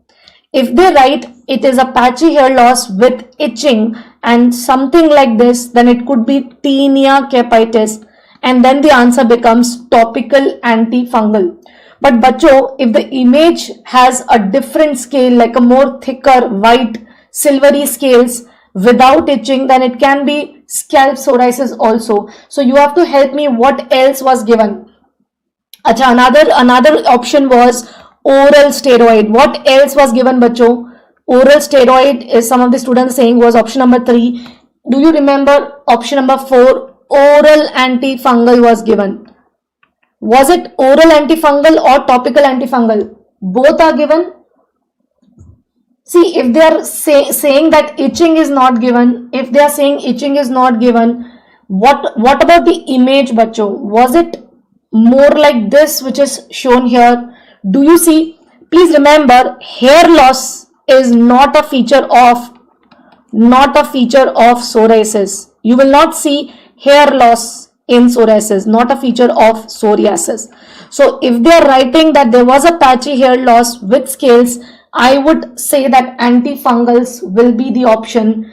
Okay, they are saying that there was oral antifungal, there was no topical antifungal, but so then the oral antifungal becomes the answer, keeping in consideration the tinea capitis. Okay, one of the option was oral antibiotics. Oral antibiotics, if these are the option and if they have given that there is hair fall also, I would mark the option as option number 4, which is antifungal, because hair loss is not a feature of psoriasis. Hair loss is a feature of fungal infection. It should be tinea capitis. Okay, it should be tinea, it should be fungal infection, what you can see. Okay, bachcho, I hope this is clear. Topical nahi tha. Okay, so fungal antifungals were given orally and the steroid were given topical. That's what students are telling me, that topical steroid was given and the antibiotic were oral and methotrexate was oral. Okay. If they are writing that there was hair loss, it is very unlikely to be psoriasis, bacho. But again, the image becomes important here. Sometimes in a very long standing psoriasis where you have thick scale, you can get hair loss also. But if this sort of an image was given, I will go with antifungals more. Okay. Topical steroid is not given for any of them, bacho. I would not ask you to give topical steroids even for psoriasis, for scalp, because the skin is very thick and just using topical steroids won't help. Okay. If there is no hair loss, then the question changes completely. Okay. So here I think we need a proper image and I think that will solve the question. Chalo ji, coming to the next question, I think this question was done by Deepthi ma'am also, that silvery was mentioned in the question. Okay, Ash is saying that in the previous question, silvery scale is mentioned. If they write silvery scale, but so the things changes here. If they write silvery scale, some students are saying silvery scales were not given. Scarring was mentioned.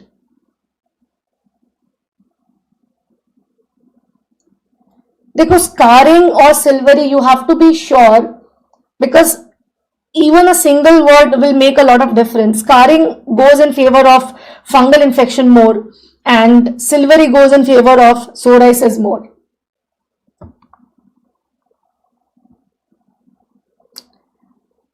Okay, students are saying there was no silvery given. So I think, see, there is different recalls which we are getting, bacho. Whatever exact recall if you get, you can just post it here so that I can come up with a better question tomorrow when I'll be doing again this session.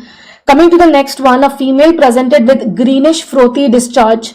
Whiff test was negative. Now, some students say that whiff test was given. Some students were saying that MCL's criteria was given. But whatever it is, if it is negative, it rules out bacterial vaginosis. And what microscopy you see if you have greenish frothy discharge, which is a feature of trichomoniasis, bacho. In trichomoniasis, you get motile flagellates, which is the trichomonas, which you see or which you can demonstrate on a simple saline mount or in a KOH mount. Pseudohyphae is a feature of Candida. In Candida, you get whitish discharge, which is very, very itchy. Clue cells is a feature of bacterial vaginosis, but the question ruled out the Ansel's criteria and the Whiff criteria. So option number 3 becomes the correct answer for this much. Can you tell me what was option number 4 given? Because I'm not sure what was the next option given in this question. Okay, so you have to tell me what was the next option if you know anyone, if you can remember option number 4. Coming to the next, again, I'm not very much sure that what was the exact question, but students were saying that they have asked that at what level we inject or we insert the dye in a tattoo. So in a tattoo, the dye was given at the level of dermis. So you put the dye at a dermal level. Now I want to ask Bachcho that what else was given in the question. Achha, in the previous question, gram-negative diplococci was given. Okay, so I'll just add it here. Gram-negative diplococci. Coming to this one, you have to tell me what was the question. Achha, there was an image here. The image of tattoo was given. And Bachcho, what was the question? That what is the level of putting the dye in a tattoo, right? Achha, only the image was given. Only image of a tattoo was given. And they have asked. There was another option as muscle. Muscle and vasculature was option number 4. Muscle and vasculature was option number 4. Done. Muscle and vascular level was another.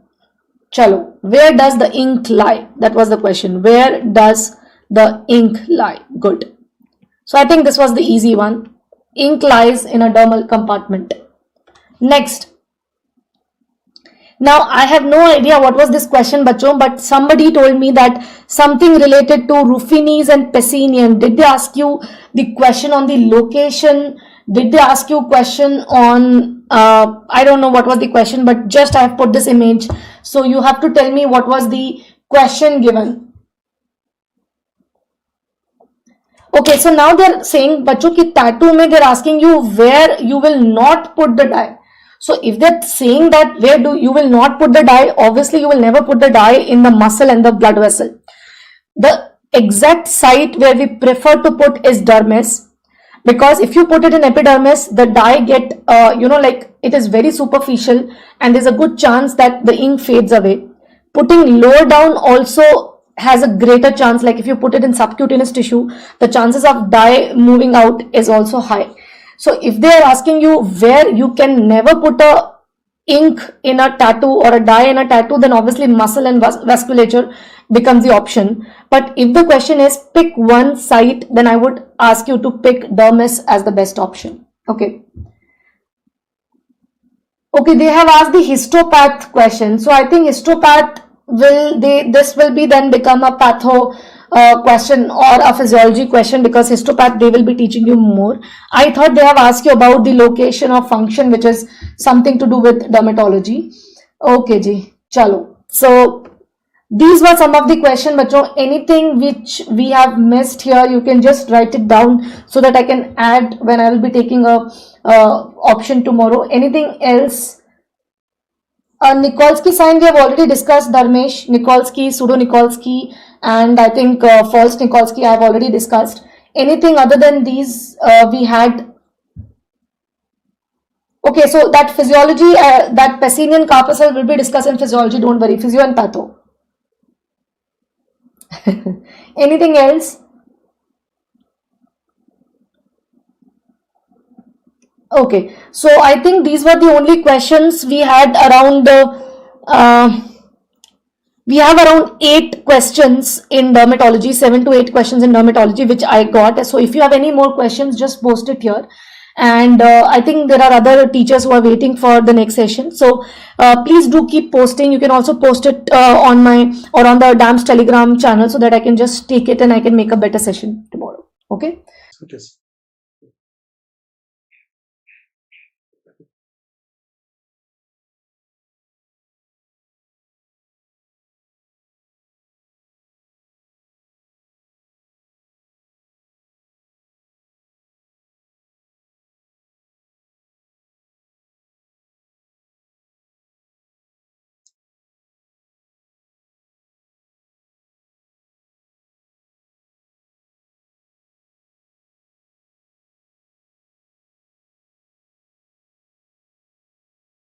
Just 1 second, doctor.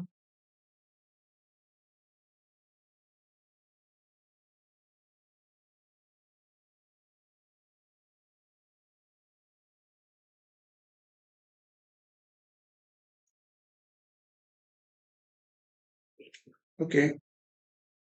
We start, doctor. We start. Okay, to start. I think all the questions were easy questions straight from the notes. Just want to see you.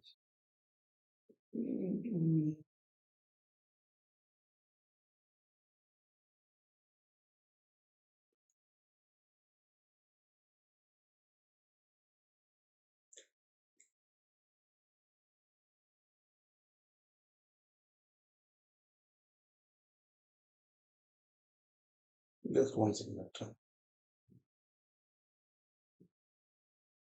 Yes.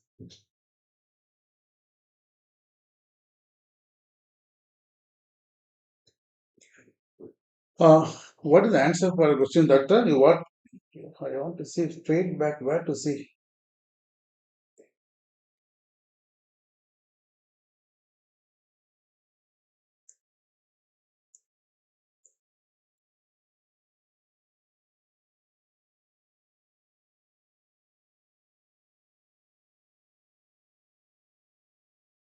Yes. Yeah. What is the answer you marked for the question? Yeah, from notes. Very good. Thank you. Thank you. Most of the question, all from notes. Yeah, very good. So look here. Lamotrigine, a drug useful for. Just 1 second. Lamotrigine useful for. So first line drug of choice. First line drug of choice. Okay, make a question. So first line drug of choice for. Okay. Actually,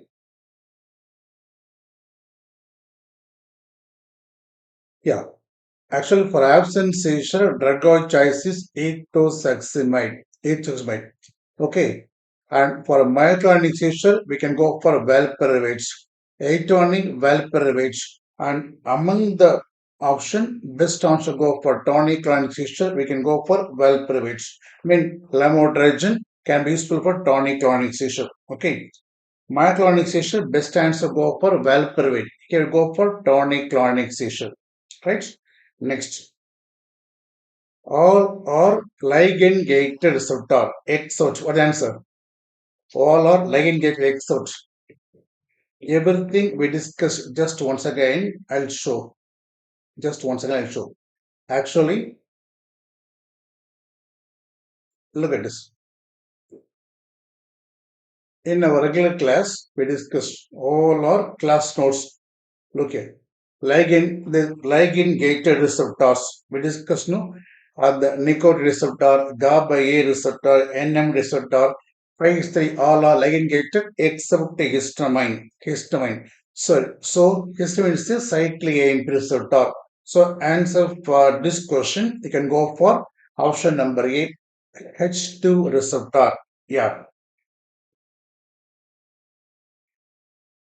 Right? So here, the same question, ligand gated. The same thing we discussed for, just 1 second, see picture. See image. This is our class notes, general pharmacology class notes. Look at this. These are the ligand gate receptor. So answer should be H2. That's all. Okay. Coming to next question. Look here. I think there's one question. Flupentixol. This question came on or not, doctor? What is the real question? Flupentixol. Any idea? Flupentixol. This question came or not?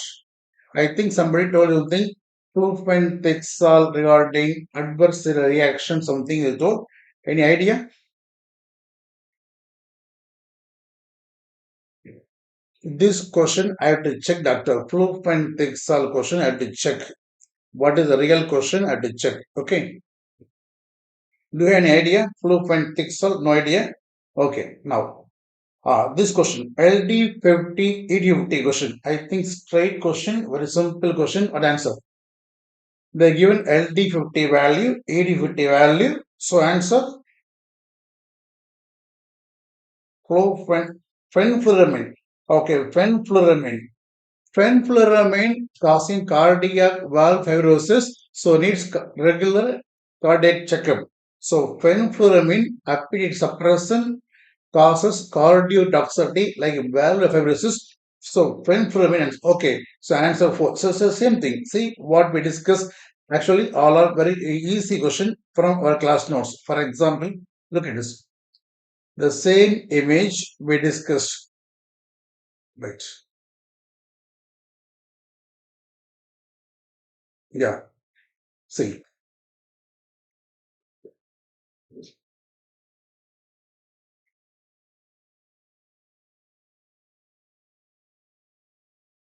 See, these are all the important images I taken.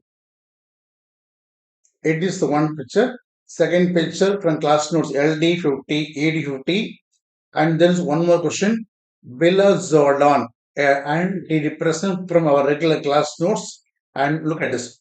And then what about ticagrelor from our class notes? And cilnidipine, a CCB, having N type of calcium channel blocking property was our class notes. And then look at this. The organophosphorus compound poisoning, oxime binding with the anionic site, same image, that is negative charged area, anionic site, oxime goes and binding here, the same image. And then vermicelli, vermicelli, partial nicotinamide, a very good drug, having black box warning for cardiotoxicity. This is our image. And then we discuss about resmetirom, a very important thyroid hormone receptor beta agonist useful for MASH. This is a very straight question. And then aminoglycoside, concentration dependent killing pattern. There's straight away for straight notes. And then antimicrobial and the uses. For example, doxycycline, wonderful choice for chemical infection. And then clarithrol, very good drug for so-called H. pylori in gastritis. And then bretamine, mechanism action. I have collected almost 18 questions. In that 8 questions, 12 questions straight from the notes. Again, 6 questions, I have to combine all the chapter notes. Okay, now look at this. We done LD50, ED50, that answer, this is, and novel agent. Novel agent for depression, antidepressant, a latest drug. Here among the option, Vilazodone. Can you please answer what else they give an option? They ask about fenfluramine, main appetite suppression, centrally acting drug, causing cardiotoxicity, needs cardiac checkup. Okay. Second option was hepatotoxicity. Okay, fenfluramine, I will make it. Fenfluramine, I will make it. I'll come.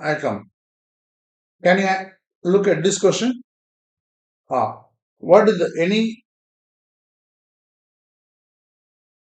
now novel agent useful for depression? Apart from this, any other options are given, sir? Can you please answer? Trazodone, etizolam, vilazolam. Vilazolam, aspari, serotonin, partial agonist, and reuptake inhibitor. Can you please answer what is the fourth option? Any idea? Fourth option, any idea mean?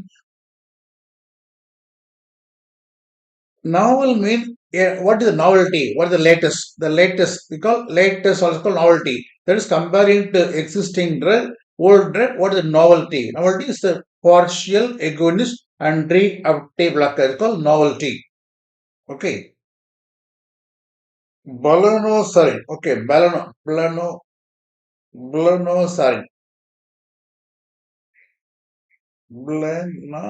Sorry. Okay, sorry. So answer for question option C. Now, Tigerlar correct statement. Tigerlar correct statement. Tigerlar antiplatelet units P2 vital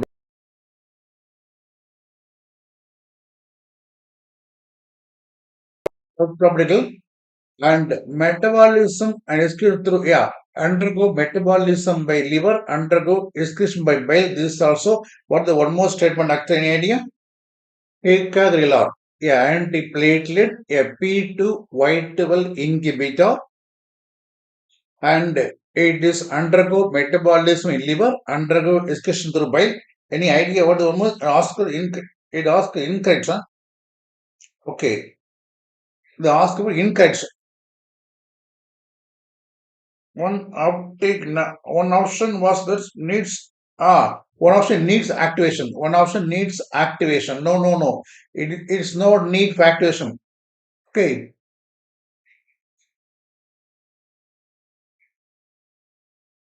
It's a reversible.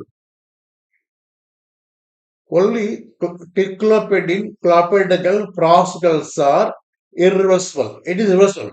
Ticagrelor, cangrelors are reversible. Reversible. P2 what blocker. Sir, ticlopidine, clopidogrel, prostacyclins are irreversible. Whereas it is reversible, right answer.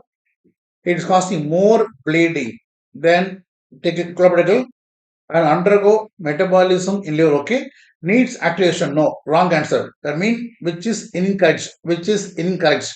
Incorrect is no need. Only ticlopidine, clopidogrel, prostacyclins are prodrug. Okay, so yes.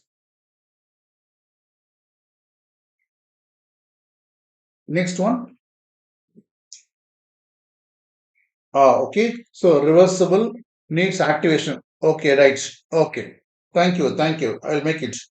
Now just to go through this, I will make a refined video for you. Okay. Now look. Cell need depend not cause reflex tachycardia due to its action. See, most of the depends are L type of CCB. Cell depend has L plus N type of blocking property. So answer due to N type. Okay. So here L, N, T are not. Only CC mean only three things.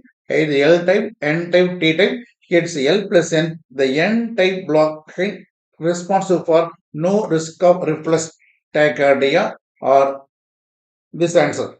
Okay. Can you please look at this? Catalase positive, gram positive. Why not L? L. All the L type of channel like amlodipine, nifedipine, all are L type. L type causing reflex tachycardia. That has no severe tachycardia because it has N type. The question was sildenafil not causing reflex tachycardia due to what? Due to N type. If it's blocking L plus N, but L type mean causing reflex tachycardia. Because of blocking N only, no reflex tachycardia. So specific answer go for N. Go for N. Okay. Next.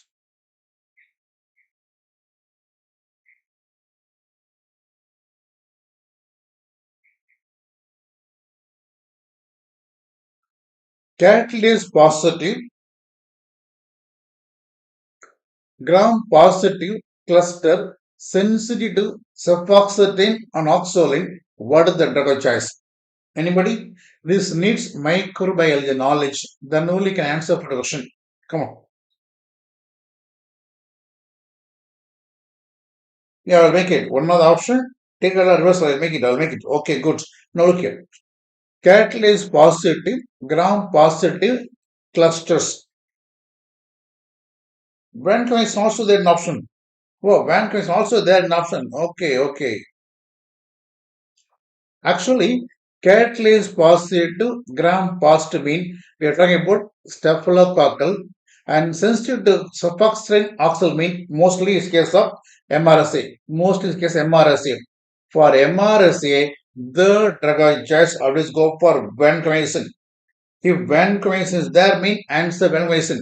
If not there, we go for cloxylene. If vancomycin is there, answer should be vancomycin. For MRSA, drug of choice vancomycin. Good. So answer vancomycin. Very good. Now, choose correctly matched pairs. Okay. This from small molecule. This was discussed in DVT. Okay. Now, look here. I think they mentioned about sunitinib and targets. Sunitinib and target, trastuzumab target, gefitinib target. They are asking right, which is right. Look here. Sunitinib has multiple receptor blocking property, especially blocking VGFR and PDGFR. So it is wrong match. Trastuzumab HER2 right match. Gefitinib again HER1. Yes, right. HER1 also called EGFR. EGFR also called HER1. So right statement. So I need one more answer. Anybody? One more answer after? One more option? Here, this B and C are right. I need what the one more option. Any idea? Nilotinib. Yeah. Nilotinib was given. What is the target? Nilotinib. Yeah. Tyrosine kinase enzyme blocker useful as a drug of choice for useful for treatment of CML. We are having imatinib, dasatinib, nilotinib, all are very good drug for CML. Imatinib first generation, it is second generation. Thyroid kinase. That means it is also it's true. B, C, D are true statement. Okay. BC, yes, BC or ABL oncogen. BC or ABL oncogen useful as a drug for CML. Yes, good doctor, good. So answer B, C, D. Okay, good. Next. This question. Bradycardia, hypotension, associated with the sweating and pinpoint people, which are foreign drug acting by binding to cholinesterase. And the action, which binding site? Actually, they given, look at this. Patient having bradycardia, hypotension with sweating and pinpoint people. Diagnosis of organophosphorus compound poisoning. And people also pinpoint people, which are foreign drug acting by binding with the cholinesterase and bind what site? What site? The bind. Should the choice will be atropine, first choice, but asking which is going to reactivate cholinesterase by binding with the what sites? Actually, auxine. Auxine are the one going to the organophosphorus compound binding with the acidic site. Acidic site. Okay. Whereas auxine binding with the anionic site. I don't know what is the right option. Can you please tell me what is the option they given after? Auxine mean they binding with the anionic site and causes enzyme reactivation. So if they given paradoxamine, they reactivate. They reactivate cholinesterase. Actually, in our regular class, you can see the image. Just look at the image. I give a beautiful image for you. Look at this.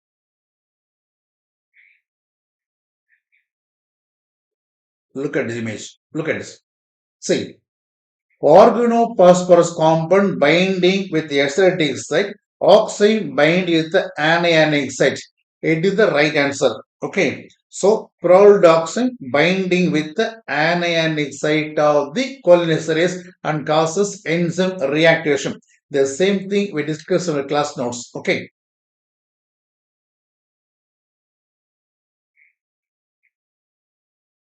So answer proldoxin binding with the anionic site of the cholinesterase. Yes, good doctor, good, fantastic.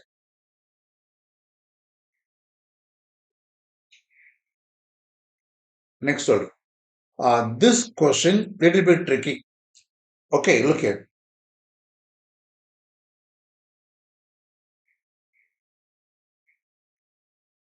Sweta, that's another question option. Anionic site, acidic site. Actually, oh, this is another question. Somebody posted, I thought same question.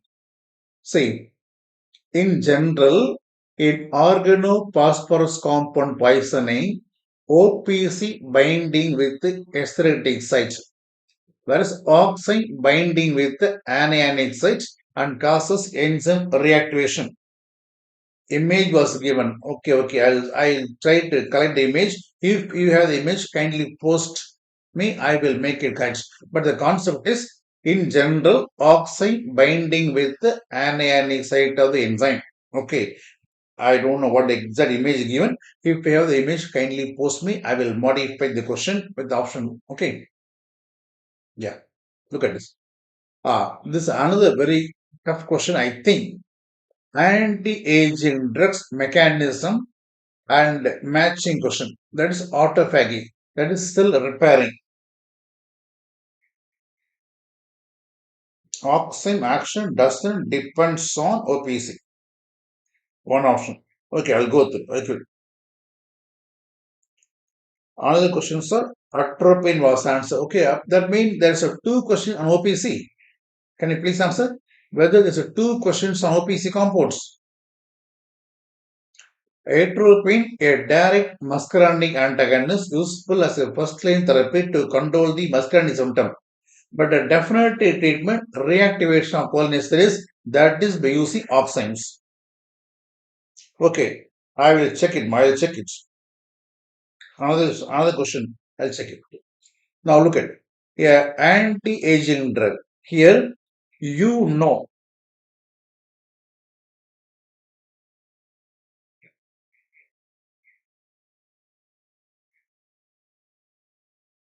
Okay, oxime question. If you have a right question, can you please post me? What is the exact question? The two question on OPC. Okay, ma. Okay. I have only one question. That is peroxide binding with which site of the enzyme? Answer anionic. What about next question? I don't have the question. If I have the question, I will modify the question. Okay. There are two questions. I got only one question for the student side. So I will ask the students to give me another question also. I'll make it. Okay. Now, anti-aging. Here, look here. You know metformin, a target is AMPK. You know rapamycin, target is mTOR. Only two more things you should know. Spermidine, a histone acetyltransferase targets, inducing anti-aging. Then resveratrol, it is going to be targeting via SIRT1 AMPK pathway. Now this question was there, sir.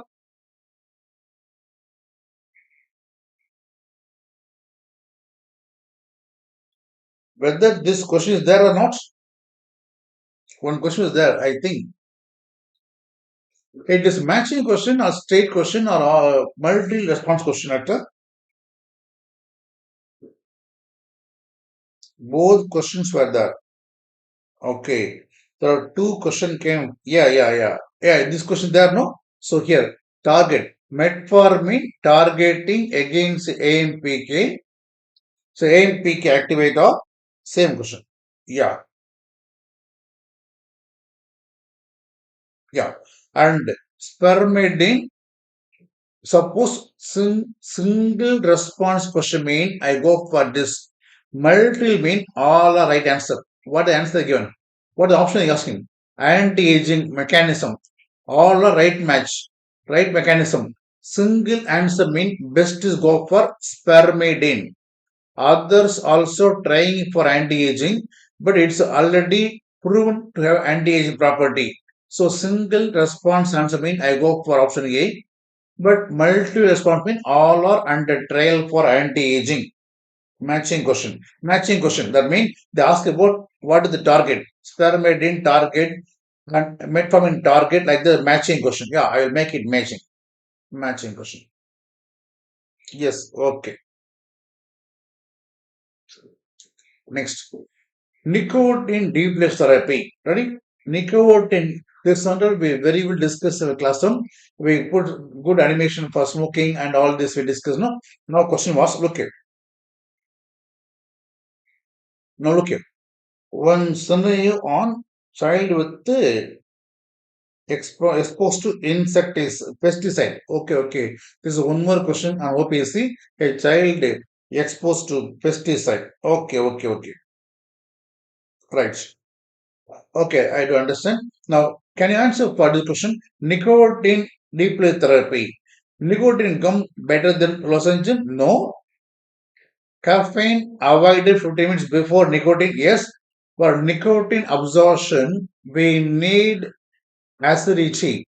It's going to make alkalination, thereby poor absorption. So, it should be avoided 15 minutes before taking nicotine gum. It's the right answer. Two statement. Vernicelline has black box warning for CVS. Yes, it is actually it is black box warning mainly for psychiatry, neuropsychiatry problem. It causes suicidal depression, not cardiac. It may cause some cardiac problem, but not black box warning. Wrong statement. So for this question, right answer among the option I go for B. What the one more option? Anybody want to answer? What the one more option given after? Nicotine replace therapy. So better answer among the option, go for option B. What the one more option? Anybody? Any idea?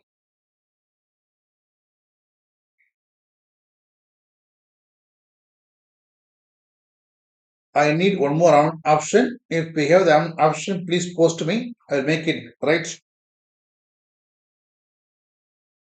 Gastro. Okay. Gastrointestine route. Okay. You know, it has nicotine. We have inhaler, patch, lozenge, chewing gum. There's no tablet. So wrong answer. The same thing we are discussing in our regular class. Just watch, look here. Actually, if you look at these images, look at this.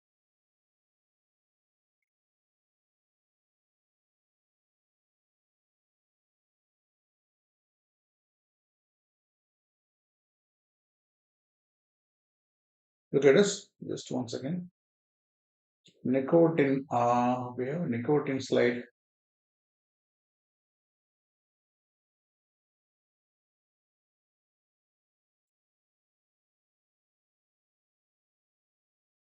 Yeah. See, nicotine mean only patch form, inhaler, lozenge, chewing gum. There's no tablet form. Okay. And remember, vermicelline having suicidal thoughts. That's why black box warning, not for cardiology. Only PYQ. Okay. Yeah. Now look at this. See, actually, for appearing INICET, they don't want a straight question. They need whether you are able to understand the concept or not. That's all. So, in one question, they want to test four chapter knowledge. So, if you understand all the chapter very well, you can have a good correlation.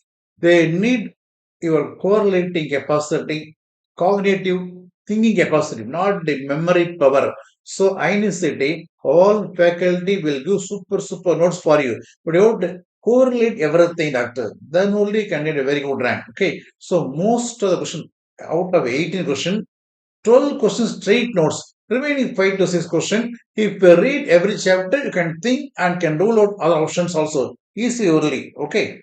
Now, straight away POQ, straight away DVT, straight away Like same line may not be expected for your INICET. You need the thinking capacity. Right. Now look at this.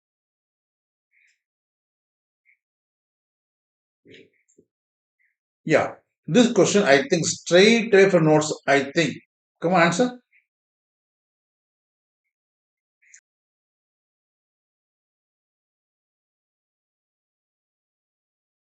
Resmetiron mechanism action. What answer?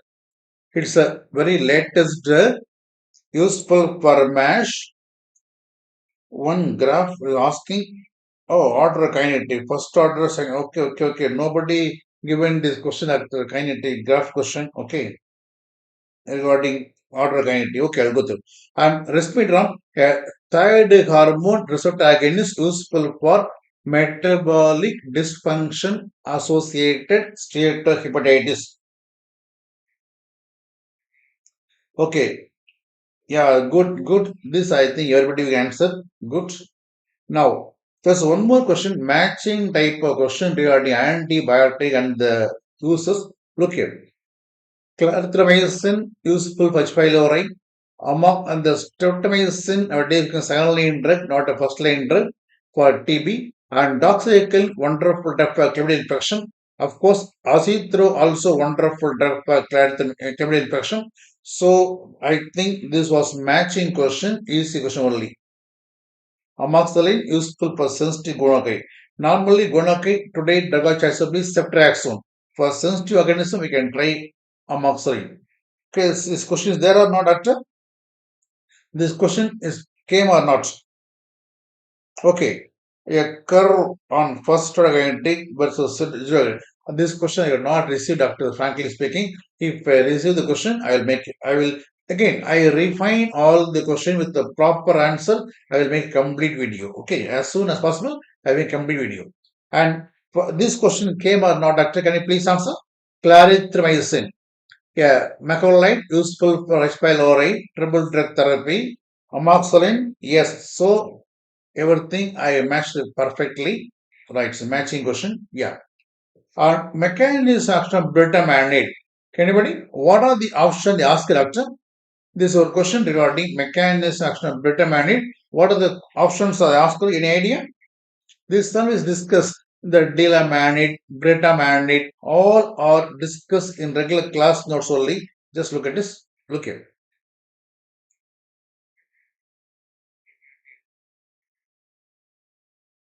Look here.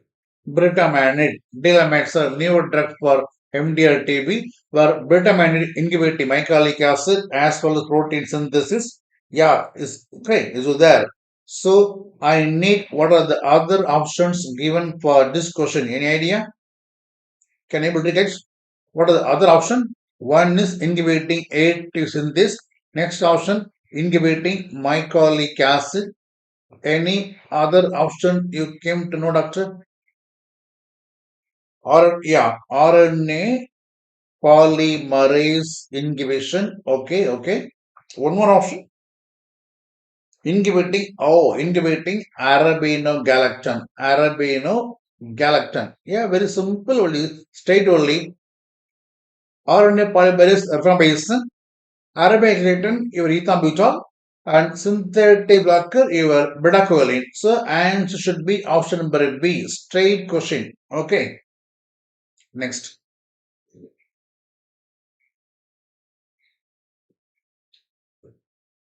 Which antibiotic? This is a very straight question. Which antibiotic is concentration dependent killing pattern? This question came or not? Can you please answer? This question came or not? Which antibiotic is concentration dependent killing? The right answer go for aminoglycoside. Beta-lactam antibiotic linezolid follows time dependent killing. Anybody? What the one more option given, doctor? Can you able to recall? Yes, came. What is the one more option? Can you able to recall? Yeah, yes, came. So answer option A. This is state question.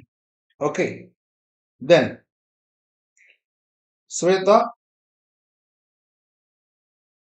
Anybody? Sweta, what is the one more option? Those who are dead first time feel moderate tough. Those who study 2 times are telling easy to moderate paper. Okay, right. Anybody? What is the one more option? Idea? Answer me like I said. One more option? Okay, I'll get it.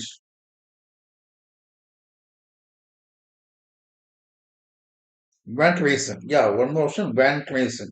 Yeah, good.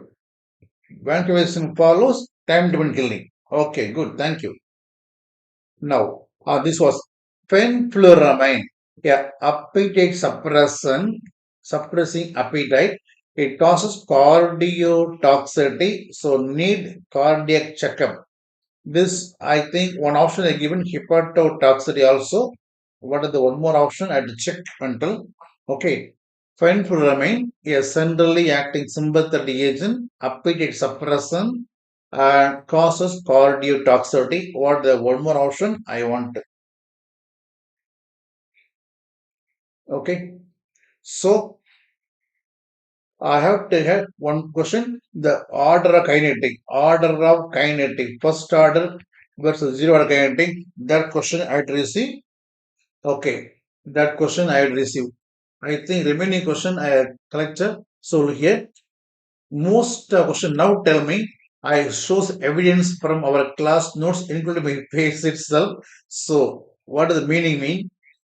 Out of 18 question, what we discuss here, 12 question from our notes only. See, beta notes, Practise, and doxycycline, MASH, resmetirom, and then look at this. Vermicelli, nicotine, and look at this. Anionic site binding with OPC compounds, and look at this. Clean dipping, L plus N. Among the dipping, only one drug blocking L plus N, cell dipping, and look at this. And your figure law, irreversible blocker, and more bleeding than clopidogrel, and then vilazodone, a latest antidepressant called Spari, and then look at this LD50 called therapeutic index and ligand gate receptors all except like that. So everything from the notes only. But extra 4 to 5 question, if we understand whole pharmacology, easily can make out. Okay. And may God bless you, doctor. Those who are worked strongly, heavily, consistently, definitely going to get a very good rank. God is waiting to give a very good opportunity. So may God bless you. In meanwhile, if we have extra question, kindly post me. I have to receive first order, zero order kinetic based question I had received. If you have any other question, please post me after, okay? Plasma concentration versus graph sigmoid. Oh, log do response curve also there. Plasma concentration versus graph semi-log. Okay, the two graph question I have received. Kindly post me after. Kindly post me, and if you want, I just show my number. Please take it.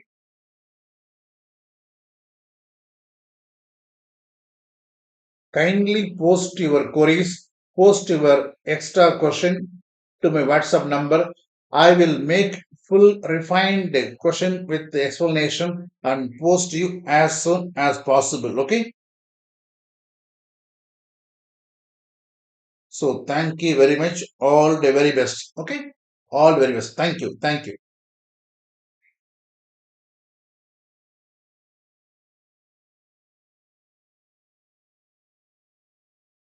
One question. Mecan left when combined with 3 pental. Okay. I 3 pental. 3 pental, a GABA useful for epileptic disorder. What is the question after? So one question I have received kinetic excretion. One more question. What about 3 pental? A GABA agonist useful for partial seizure regarding that. Okay. And one more thing, semi-log plasma concentration and semi-log based question. So three more questions I received. Almost 22 question we received. Still more question to be received. So pharmacology that much important topic. Anyway, God bless you all the very best. Thank you for the great opportunity. Thank you.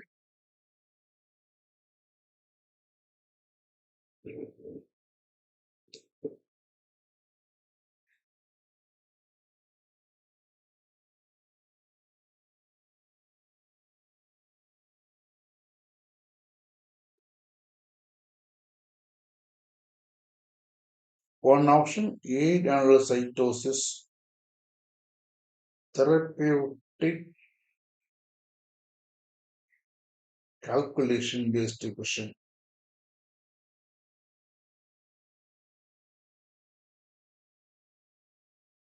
LFT. Okay. Street print out, fenfluramine, LFT. Okay, thank you, thank you. Fenfluramine and street print out will combine LFT like the question. Okay, okay, I will get the full question. Okay, then. Thank you, thank you.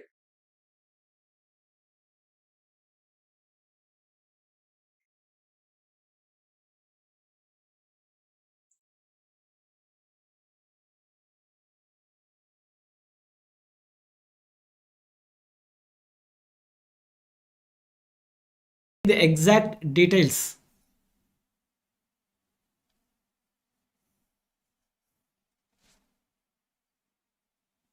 Am I audible?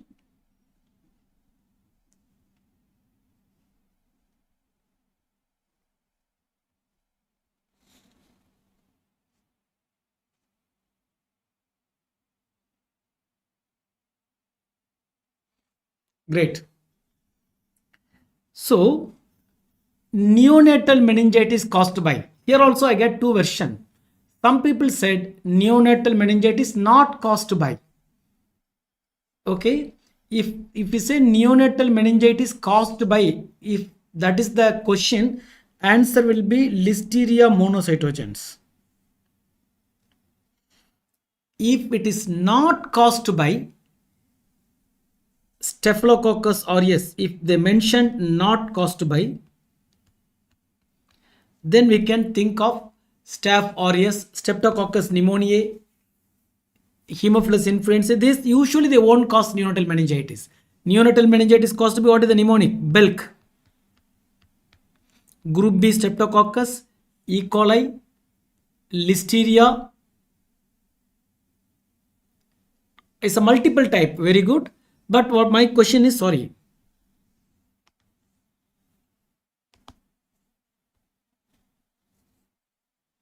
Just a minute. It is multiple type. Then it may be neonatal meningitis not caused by. Neonatal meningitis usually not caused by Staph aureus, Streptococcus, others. Asking etiological agent means we can go for Listeria monocytogenes. First major choice. Second, I don't know Haemophilus influenzae present or not, or anything in this list is present. GBS, E. coli, Listeria, Klebsiella pneumoniae. 6-week infant. Very good. I want a full question, my dears. I'll give my mobile number. If possible, please type the full question. Okay, aram se. After finishing this, sit and think. I'll give as much as information. Then only we can analyze exactly what they are asking. Ask about to caused by. Okay, Strep and Listeria. Strep means Streptococcus pneumoniae or Streptococcus agalactiae. That is important. Not Streptococcus pneumoniae. If agalactiae is there, that may be the correct answer. Okay, please here anything is there in this list. Can anyone recollect? GBS, E. coli, Listeria, Klebsiella pneumoniae. You note it. Aram say you think, you please send it to me. It will be really helpful to you. Otherwise, I can go only for Listeria monocytogenes. Because the question is, it is caused by. Everybody says, very good. It is caused by. At present, as per your choice, 6 weeks old. Very good, very good, very good. Right. Next is most meningitis, 6 weeks meningitis, bacterial etiological agent. Very good.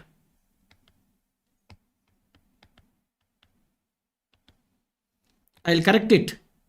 I will write it as a homework. After that, I collect multiple sources, multiple information. Then we will assume and assemble a good version. I'll come back to you with another version. This version 1, I'll come back with version 2.0. Okay. Next is women using vaginal tampon admitted with shock syndrome, mechanism of action of toxin. Always I used to say, we have a question on mechanism of action of toxins. We have a question on eggs morphology. Okay.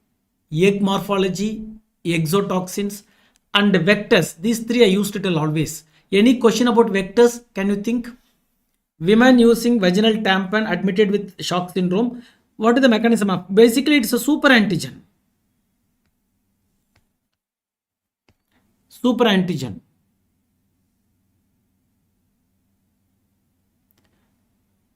It is attached with variable beta side chain of the T cell receptor. Variable beta.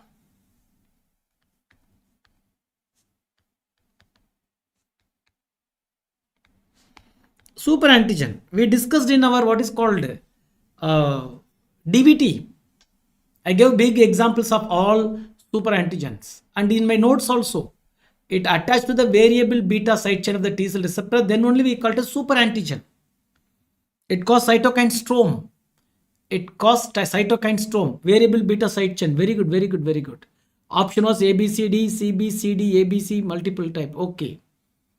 And usually it attached with, please remember, MHC2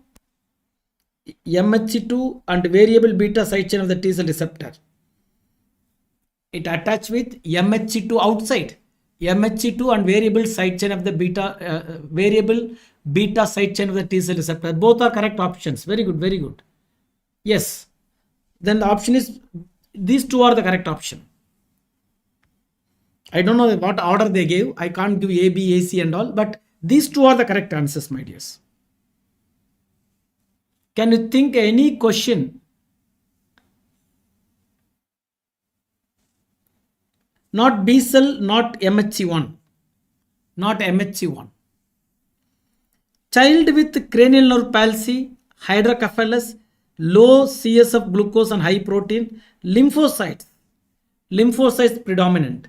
Child, cranial nerve palsy, hydrocephalus, low glucose and high protein, lymphocytes predominant. I got one option, tuberculosis meningitis. That is a correct option. I don't know about others. If anything on fungus, that may be a close thing, but we can go for tuberculosis meningitis. You just think about the question and get the other choices also. TB meningitis, very good, very good. Single TB meningitis, very good. Okay, TB meningitis. Next is stool microscopy. I used to say egg morphology, one picture will come. Without egg morphology, there is no question. Stool microscopy, parasite egg shown here. What is it? I got the message from you people. I don't know the egg is correct or not. You people tell the same egg you have seen. Clear shell.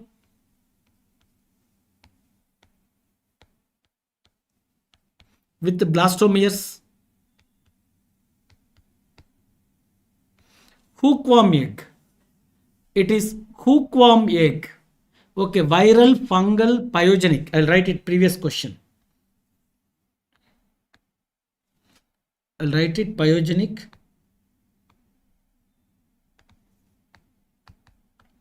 Viral, fungal. It mostly suits for tuberculosis meningitis. Good.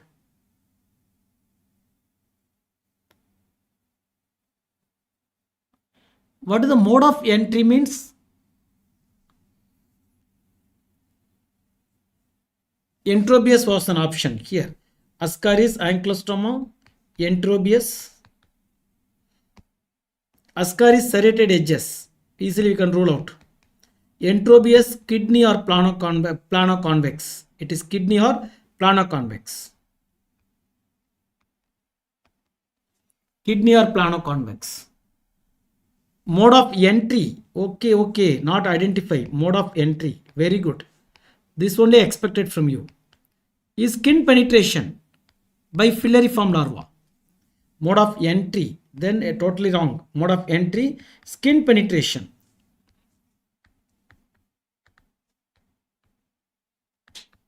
because I got the message. My kids after the urge, after came out of the exam, sir, one question came from who comes up is the image, but they didn't mention what they exactly asked. Now you people are telling how it enter via food, water.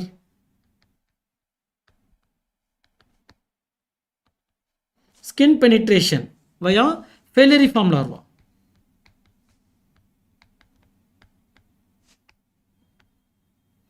Skin penetration, falciform larva. Ankylostoma was not given as a direct option. Very good. That is INICET. They will not ask, mostly not direct. First you need to identify the egg. I told Jill, Jung, Chuck. First you need to identify clear shell. Jill, Jung, it is ankylostoma egg. Next is something related to ankylostoma they will ask. What is the mode of transmission? What is the infective stage? Something they will ask. Okay. Soil, yes. Skin penetration from soil. Sources from soil. It is soil nematode. Very good. Food, water, soil. Very good. History of dyspnea and respiratory problem.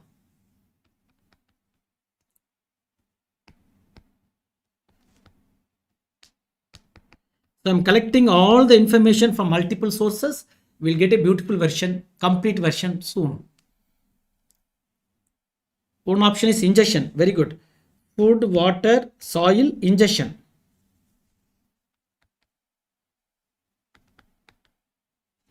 I'll remove all those things. Okay. Food, water, soil, ingestion. Very good, very good, very good. Next is diphtheria toxin. I got one. Only one answer. Sir, AB subunit. Diphtheria toxin has AB subunit. A for action, B for binding. A for action, B for binding. I don't know what exactly question, because I got only one clue, like telegraphic word. Sir, diphtheria toxin they asked. I told no, exotoxin they will ask. Egg morphology they will ask. Okay. Fatigue, shortness of breath. Where? Here.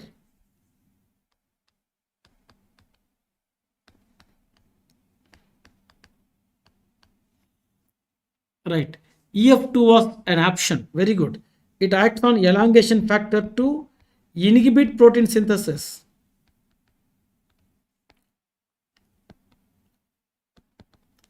Elongation factor 2. ADP ribosylation. Very good. ADP ribosylation. It is ADP ribosylation mechanism of action. Elongation factor 2 inhibits protein synthesis. Toxin mainly affects myocardium and nerves. That and all correct actually. Multiple choices. Very good. Second, it affects man. Remember my mnemonic? Man. Myocardium, nerves, adrenal. So question is about diphtheria toxin. Okay. Basically it is exotoxin. Maximum action on that option I mentioned actually. Neuropathy and myocardium. Very good. Anything apart from the other choice. Elongation factor 2 is okay. ADP ribosylation, AB subunit. All three are correct. I don't know the fourth option. We just please send the fourth option. We'll find. And one question they ask, what my kid is sent, I just copy pasted. Typical history of mucormycosis. I don't know what typical history they gave, but I got the message. Sir, typical history of mucormycosis, but the option had rhizopus.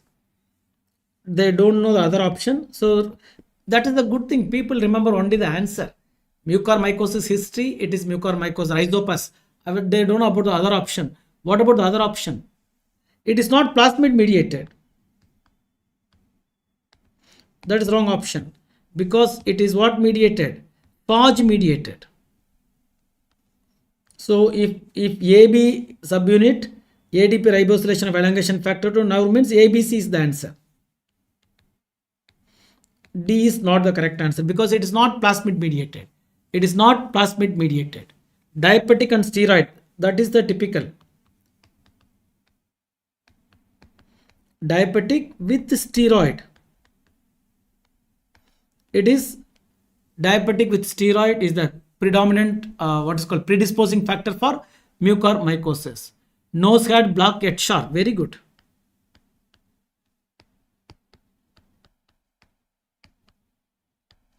The nose guard, black Edshar. Option is Aspergillus, Aspergillus fumigatus, Rhizopus, Candida cryptococcus.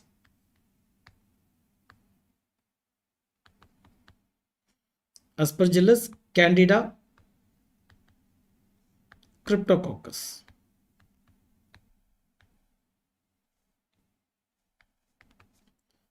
Good. Corticosteroid, black Edshar. Superb, superb. That is sufficient. Face and black structure. Histoplasmosis is there, I don't know. Okay, difficult vision.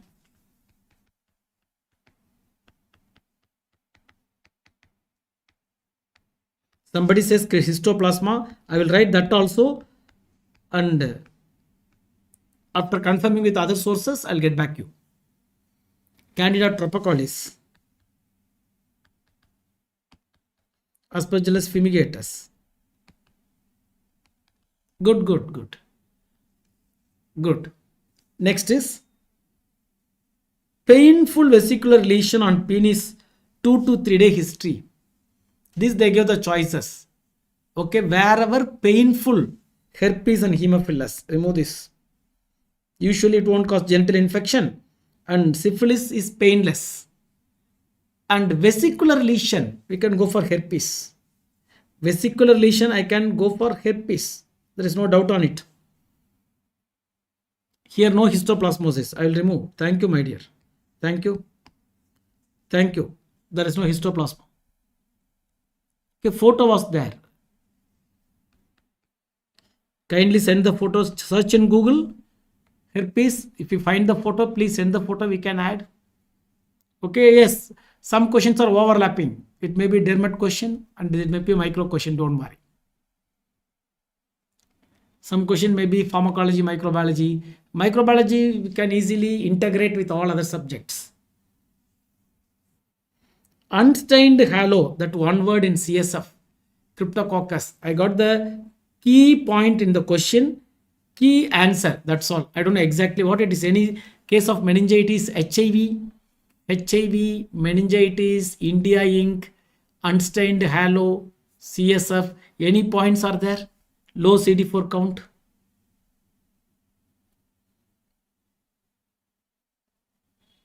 Yes, within 1 or 2 questions only, don't worry. Please send I'll give my number, you WhatsApp me, mention your name. I will tag you in the question. I will acknowledge you because it's given by you. Nothing wrong in it. HIV history was there, very good. HIV, meningitis, or they may give altered sensorium, some other story. HIV history, CD4 is 40, very good. That's a good actually. CD4 count is low, CD4 count. Cavitation in lung.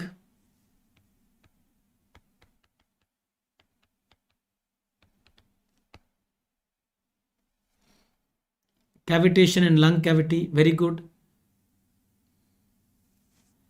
Then unstained halo, cryptococcus. I want other choices also. Please give the other choices.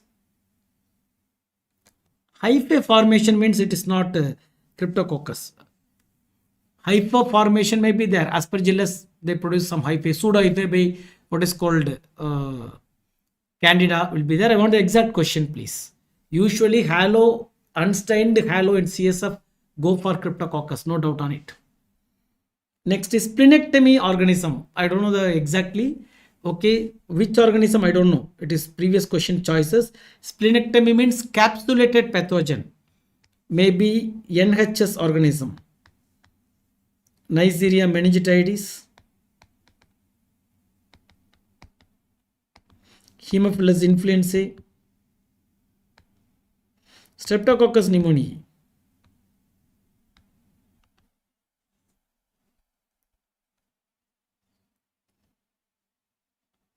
Toxoplasmosis, okay. Splenectomy organism, anything is there? Like that question. E. coli pneumococcus was given, very good.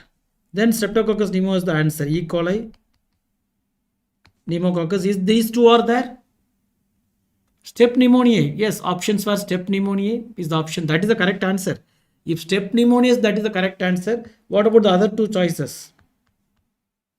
Just you can think and give. Patient needs antibiotic. He was splenectomized before. What organism will you add? Always give cover for Bacillus anthracis, pox2 plasmid. Yes, Bacillus is a very high molecular. Little tough question.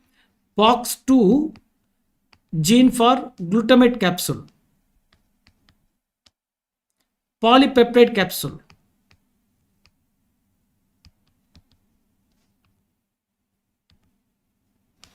Polypeptide capsule. Only step pneumonia, sir. Then step pneumonia is the correct answer. Clostridium difficile. Which cover to be added? E. coli, Streptococcus difficile. I didn't get the exact question.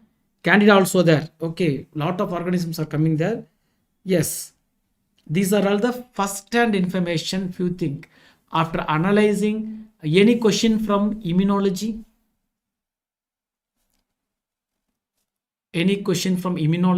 because past many years we are getting only 1 or 2 questions from immunology. Here we are not getting any direct question from immunology. And any question from culture medium.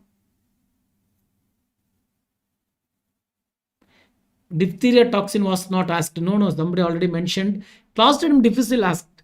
Clostridium difficile AB toxin, A enterotoxin, B cytotoxin.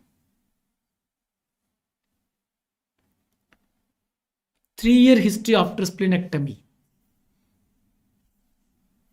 This is my number, my dears. Feel free, not today, even tomorrow also. You can please.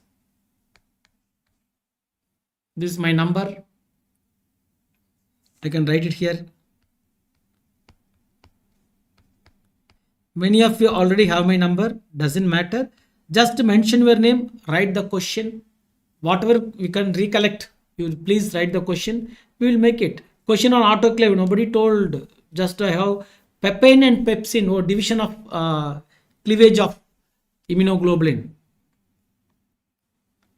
Bacteria with I want to CGD. I made a question. CJD prion based disease. How to sterilize sodium hydroxide and autoclave. Before that, you soak into sodium hydroxide. You autoclave. That option is there or not? You make it.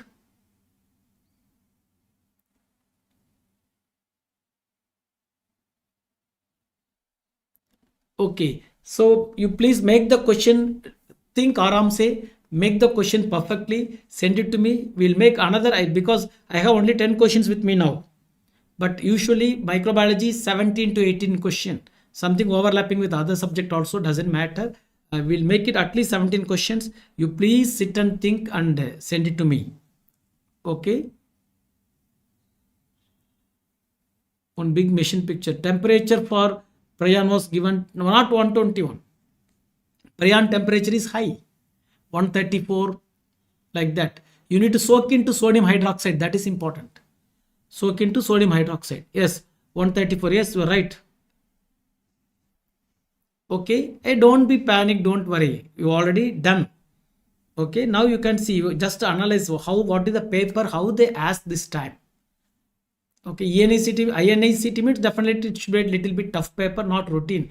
More applied oriented. You need to apply many things. Integrate many things you need to apply. Got it? Autoclave, wrong option. Geobacillus thermophilus, that is a quality control agent. I don't know what question they exactly asked in autoclave. Is they ask quality control agent? Is they ask about temperature for this thing? Prions. Exactly. Frame the question and please send it to me. Okay. NEOHNACL. Very good. Already mentioned. Dr. Siddharth Prohit. Good. So don't worry. This is my number. You just mention your name and WhatsApp me personally.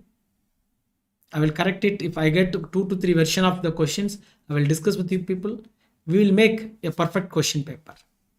Okay, I'll meet you with a perfect version. Sure. Thank you.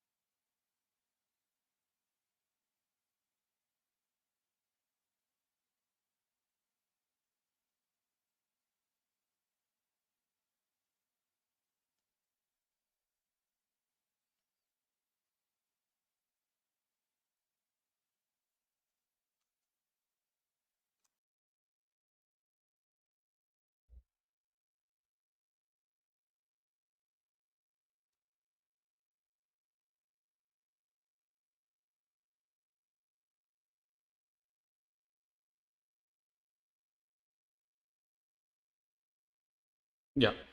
Hi everyone. Hello. Good evening. Good evening. So I hope you're feeling okay now. From the initial reaction, it appears that it was a typical INICET paper, which was a typical paper. I got 3 questions, two of which were very easy and very doable and something that we discuss in every class. But one question actually I need your help. Very vague recall. 3 options, everybody could recall. Fourth option, nobody could recall. And everybody said it was a multiple correct type of question. So I need you to think of what were the options, whether A, B, C, and whatever. So the question was, some people recalled halothane lowers blood pressure. Some people said halothane's effect on cardiac output and blood pressure. The 3 options which I got 100%, one was low BP stimulates baroreceptor or baroreceptor cause increase in BP. Second option, sorry, this got here. Second option from here, 20 to 30 mm fall is expected. Some people said 10 to 20 mm fall is expected. Third was cardiac output lowering with deepening plane of anesthesia. Okay. Yes, everybody is recalling 20 to 30 mm. Okay, this is perfect. Then BP reduces parallel to anesthesia depth. This is perfect. Very good. And low BP stimulates baroreceptor or baroreceptor cause increase in BP. Now, what about these two? BP reduces the cardiac output. The BP reduces as the, yeah, that is okay. BP aligns, that is okay. 20 to 30, okay. BP starts to decrease early. Very good, okay. I know that you guys are repeating these two things perfectly. 20 to 30 mm fall and cardiac output lowers with deepening plane of anesthesia. Question was starting as halothane causes fall in blood pressure. Choose the correct option, and it was multiple correct. Very good. So cardiac output, halothane causes lowering of BP. So this is good. Perfect. Anybody can recall the fourth option? We are over and over these 3 options. Anybody can recall the fourth option? Baroreceptor is stimulated. Okay, low BP stimulates baroreceptor. This is correct. Okay. Okay, so we have got the third option also correct one. Baroreceptor causes increase in BP is not the option. Low BP causes baroreceptor stimulation. Okay, very good. Low BP stimulates baroreceptor. Okay, perfect. Fourth option, anybody? We are going to spend a lot of time on only this because this is where I am also getting confused. Also, can you recall what was the option A, B, C? I mean, what was it? Fourth option. Both were different. One option was parallel, one other option was related to cardiac output. Can you recall the exact? When BP lowers, baroreceptor gets activated. Okay, when BP decreases, it stimulates baroreceptor. Halothane causes decreased cardiac output. Was it?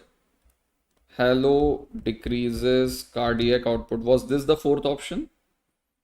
One is parallel effect, BP decreases with depth, and cardiac output was 1. Depth of anesthesia was one option. 20 to 30, true, false, or cardiac output decreases. Okay, halothane decreases cardiac output. BP decreases with depth of anesthesia. Okay, so I think I'm getting the 4 options. So I will discuss this question, and I must tell you that I'm pretty disappointed with people at INICET. You know, most of the modern textbooks of anesthesia which we read, the 10th edition, 9th edition of Miller, don't even mention halothane because it is an obsolete agent. Halothane directly reduces cardiac output. Okay. Okay, halothane directly reduces cardiac output.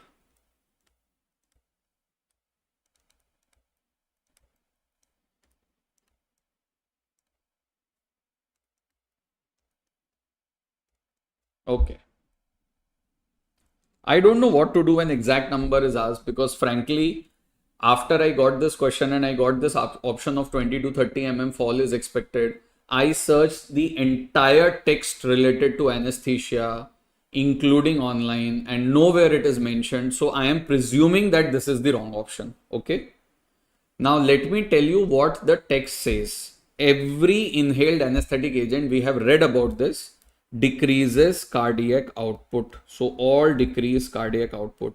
but the predominant mechanism of decreasing cardiac output by all other anesthetic agents is by peripheral vasoconstriction, except halothane, which causes minimum decrease in SVR. And we have written this in our notes. Minimum peripheral vasodilatation and maximum decrease in cardiac output. So it does directly decrease the cardiac output, but this effect is directly related to the depth of anesthesia. So decrease in cardiac output is directly proportional to depth of anesthesia.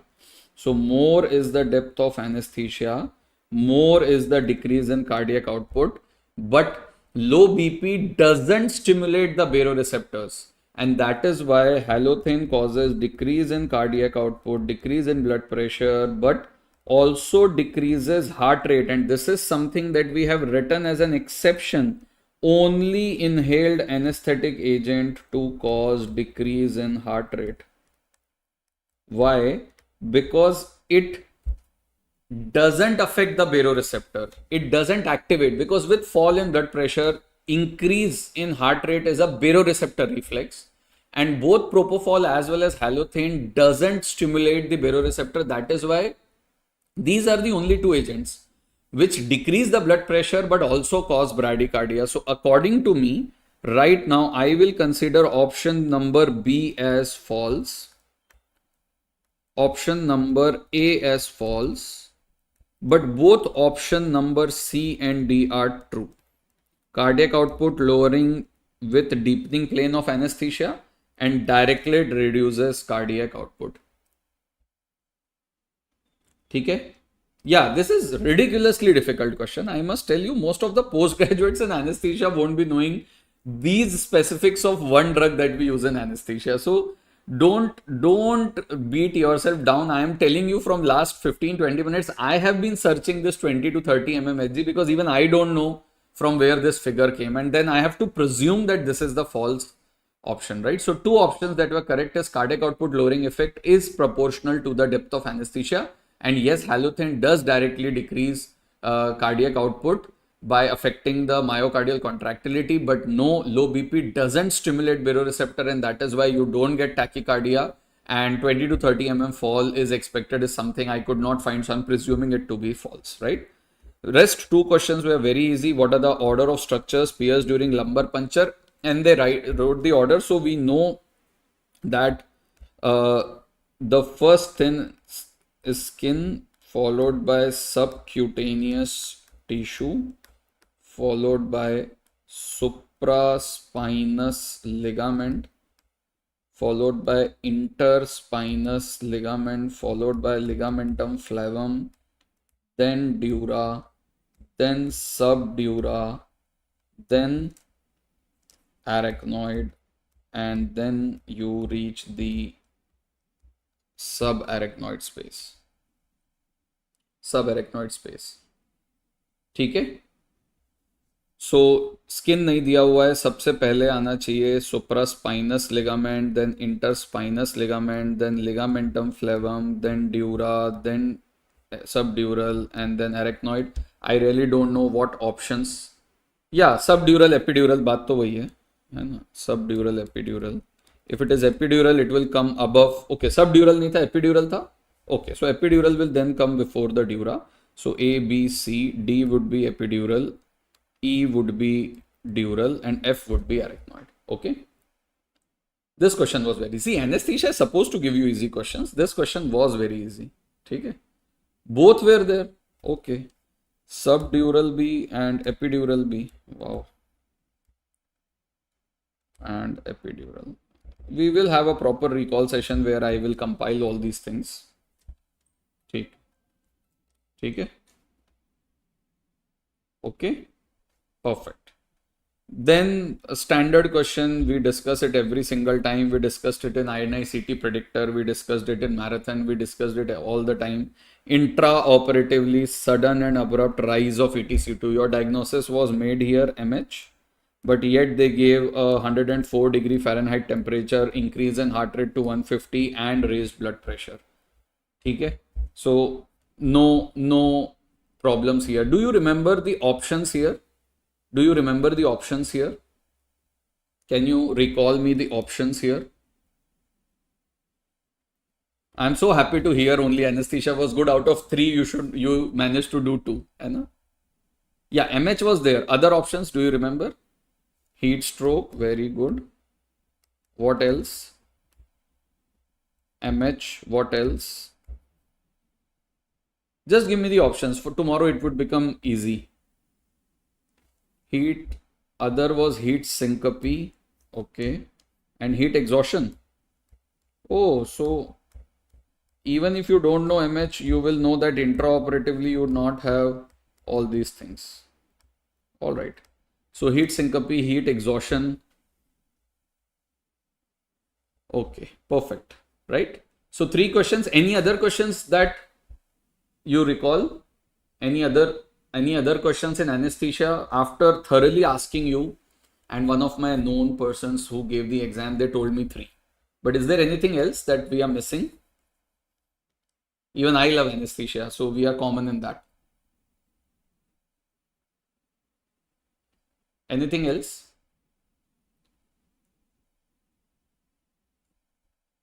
"10 minutes after going into surgery." Very good. 10 minutes during the surgery.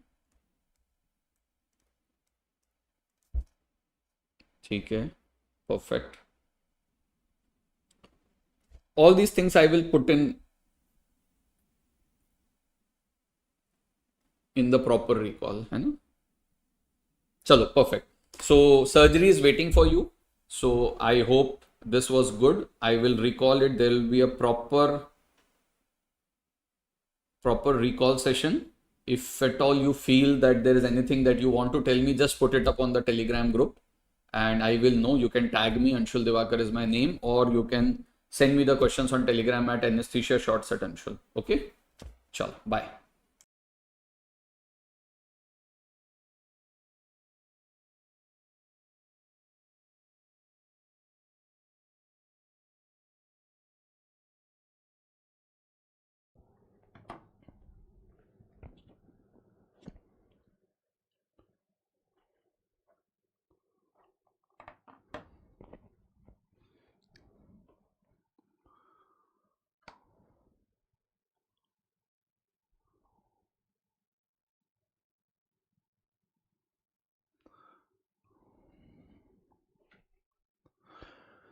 Hi, good evening.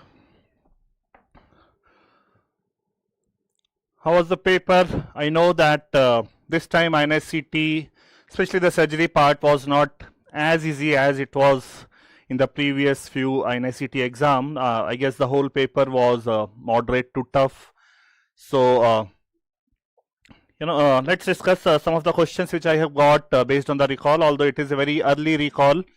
So we'll get more questions and the more options as let's see tomorrow, day after. Now, yes, there are lots of new topics, but okay, let's see some of the questions which I have got. According to ATLS, correct sequence of management. See, now the ATLS guidelines in the DVT sessions also, these revision sessions also, we had discussed that now the ATLS says C, A, B, C, D, E. So catastrophic bleeding is the first one, this is the second one, this is the third, and this is the fourth. So that should be the correct sequence. That should be the correct sequence. So I hope these were the options. If you feel any of the things are different, please let me know. Next question, I guess this was easy. So I will say that was an easy question. Patient of trauma comes with eye opening to pain, localizes pain and incomprehensible sound. They asked for the GCS. So this is E2, M5, V2. So GCS should be 9 if that was in the option, GCS 9.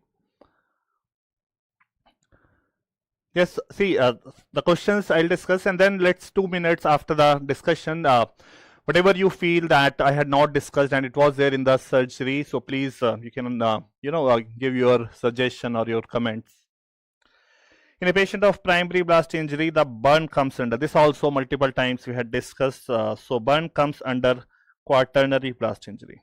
This one is blunt, this one is penetrating, and this is because of the pressure.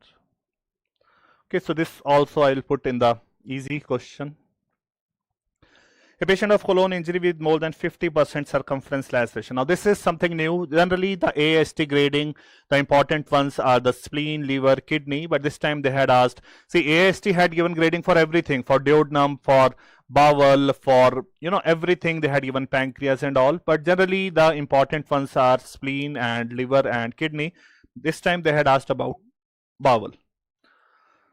Okay, so more than 50% circumference, it is grade 3. Grade 3. Grade 1 is just hematoma or only hematoma, contusion. This one is less than 50% circumference. This is more than 50%. Grade 4 is complete transection. And grade 5 is massive injury. Grade 5 is massive injury. A face and chest, whatever was given in the blast injury, even if the face, chest or whatever part, if the burn is, they had asked about the burn, it should be quaternary. And no matter wherever burn occurs, face, abdomen, lower limb, wherever it occurs, burn comes under that. Which of these is not included in the lethal triad of trauma? See, in the lethal triad, hypothermia, coagulopathy and acidosis are there. Now, I don't know whether hyperkalemia or something else was there, but whatever apart from these three is the answer. Hypothermia, acidosis and coagulopathy, that comes under trauma triad. And a burn was not mentioned, but if they have shown that an area was burned, that is equally good. So whether they mention or they don't mention, if the burn image was shown or the mention was there, then hyperkalemia is not a part of deadly triad or the lethal triad. Now this was a question, 26-year female after fall from the bike or Activa or scooty, whatever they had written, comes with pain and swelling in the left leg, feeble pulse, swelling. And also they had mentioned that even after giving analgesic, the pain is persistent and now the pulse is not palpable. Next step should be fasciotomy. Okay, so that was a very classical mention of compartment syndrome, and fasciotomy should be done. Fasciotomy. Okay, see, when they talk about the trauma triad, it should be like triad means there should be three things. So that lethal triad is hypothermia, acidosis and coagulopathy. And a coagulopathy. Compartment syndrome mentioned, okay, it was, if it is mentioned, then it should be fasciotomy. Now comes the question, in the laparoscopic hernia repair while dissecting the myopectineal orifice, how much medial you go to the pubic tubercle so that it can cover the whole myopectineal orifice. When we do a laparoscopic hernia surgery, we need to cover the whole myopectineal orifice so that the direct, indirect as well as the femoral hernia gets covered, and in future also that does not get hampered. So medially you should go minimum 2 centimeter.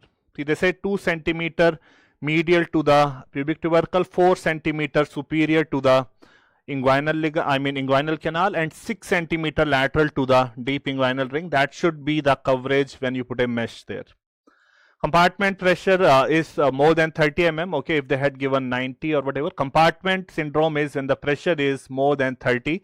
To be more specific, more than 32. That is the arterial end of the capillary. 30 or 32. Okay, so 2 centimeter. 2 centimeter. Okay, so you are saying 4, so chalo 4 centimeter. Answer should be 2 centimeter. Distance between Cooper's ligament and pubic tubercle is not a question. That cannot be a question. What is the distance between Cooper's ligament and pubic tubercle? Cooper's ligament ultimately comes to the pubic tubercle only. So that, I don't think that is a question. So you must be getting confused. That cannot be a question. What is the distance between Cooper's ligament and pubic tubercle? And what is the minimum? That should be checked. So that minimum 2 centimeter medial to the pubic tubercle. There was an image-based question. I don't know, in anatomy also they might discuss. There was a muscle given, so I don't know. whether they asked muscle in the conjoint tendon or they asked muscle in the inguinal ligament, because the part of the muscle which forms the conjoint tendon is internal oblique and transversus abdominis, and inguinal ligament is formed by the external oblique aponeurosis. So what was the exact question that you need to be? Okay, external oblique, internal oblique, transversus abdominis. Okay, so whether pubic tubercle was there in the hernia question or not. Forget about Cooper's ligament. Pubic tubercle was there or not. Okay, external oblique was given in the image. Okay, you are saying linea alba was also in one of the questions. Okay, muscle was attached to, muscle was downward below. Okay, so external oblique goes like when you put your hand in the pocket, so that is the direction of external oblique. Okay, so you are saying it was image based and it was external oblique as the answer. Pubic tubercle was there, then no doubt. This is a new question. In defecography, rectocele is diagnosed when the bulge in vaginal wall is more than, so that is 2 centimeter. 2 centimeter. When the mostly it is seen in the patients of chronic constipation or sometimes when there is a weak pelvic floor. So at the time of defecation, a part of the rectum goes into the vagina. So that is because there is weak pelvic floor. So when it is more than 2 centimeter, that is you say then it is rectocele. And defecography is you put a kind of a semi-solid contrast material in the rectum, ask the patient to defecate, and when the patient is defecating, at that time you take the image and you will know how much of that is protruding into the the vaginal wall. So 2 centimeters. This question Sumesh sir also discussed. Patient comes with pain in the right iliac fossa for 48 hours. Ultrasound image of acute appendicitis was given. I guess there was Doppler also was included in that. What is the management? So acute appendicitis patient, whether patient is coming in less than 48 hours, more than 48 hours, if it is acute appendicitis, we go for surgery. The only area where we don't prefer surgery is when there is appendicular mass or when there is appendicular lump. So in that case, we follow the Ochsner-Sharon regime. Otherwise, patient comes less than 48 hours, more than 48 hours. If there is no lump, you go ahead and do surgery. CT is not required because the ultrasound was very much suggestive of acute appendicitis. Ultrasound image was suggestive of acute appendicitis. If the ultrasound is kind of equivocal when they say that they cannot comment whether it is normal or not normal, then in those cases you go for CT. Straight away CT is not required. It is done only if the ultrasound is not very conclusive. Okay, so this question was there and surgery should be the answer. Which of the following feature best distinguishes small bowel obstruction from paralytic ileus? See, small bowel obstruction when there is some mechanical obstruction. Now, mechanical obstruction could be extramural, intramural or intraluminal. In all these cases, what happens? The bowel initially tries to overcome the obstruction and there is contractions or peristalsis, and because of that contraction or peristalsis, pain occurs. In paralytic ileus, there is loss of peristalsis. Loss of peristalsis, there are n number of reasons, increased sympathetic activity, there are certain electrolyte disorders like hypokalemia, certain drugs can also cause. So in this case, the pain will not be there because the bowel is not contracting. Okay, so it should be colicky abdominal pain. It will be seen in small bowel obstruction, it will not be seen in paralytic ileus. Okay, yes. Match the clinical condition with the most appropriate investigation. Pancreatic pseudocyst, CT scan, thyroid nodule, FNAC. Just let me know if, because all these are based on the memory, so if you think that it was not there or it was something different, just let me know. Prostate cancer, PESMA, PET, obstructive jaundice, multiple time discussed, this is MRCP. So I guess this is also a easy question.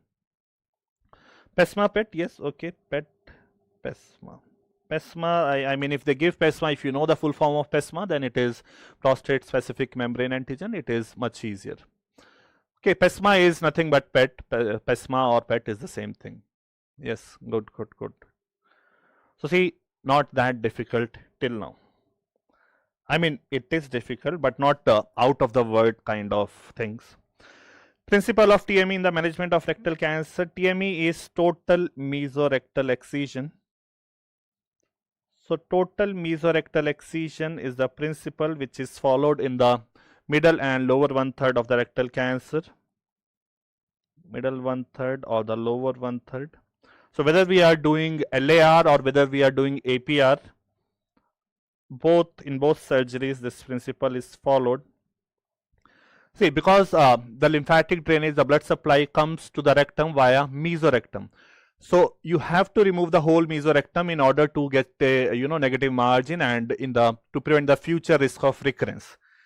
So in that case, the whole mesorectum should be removed, and mostly people, they do sharp dissection, although it is a mostly sharp, somewhere blunt, but majority of the people, they go for sharp dissection. You have to go into that holy plane and you need to remove the whole mesorectum. Blunt dissection is not recommended, only affected part removed. So if you are leaving the mesorectum behind, okay, one of the option was ligation of internal iliac. It is not required. So this was not there. Ligation of, you are saying, internal iliac artery.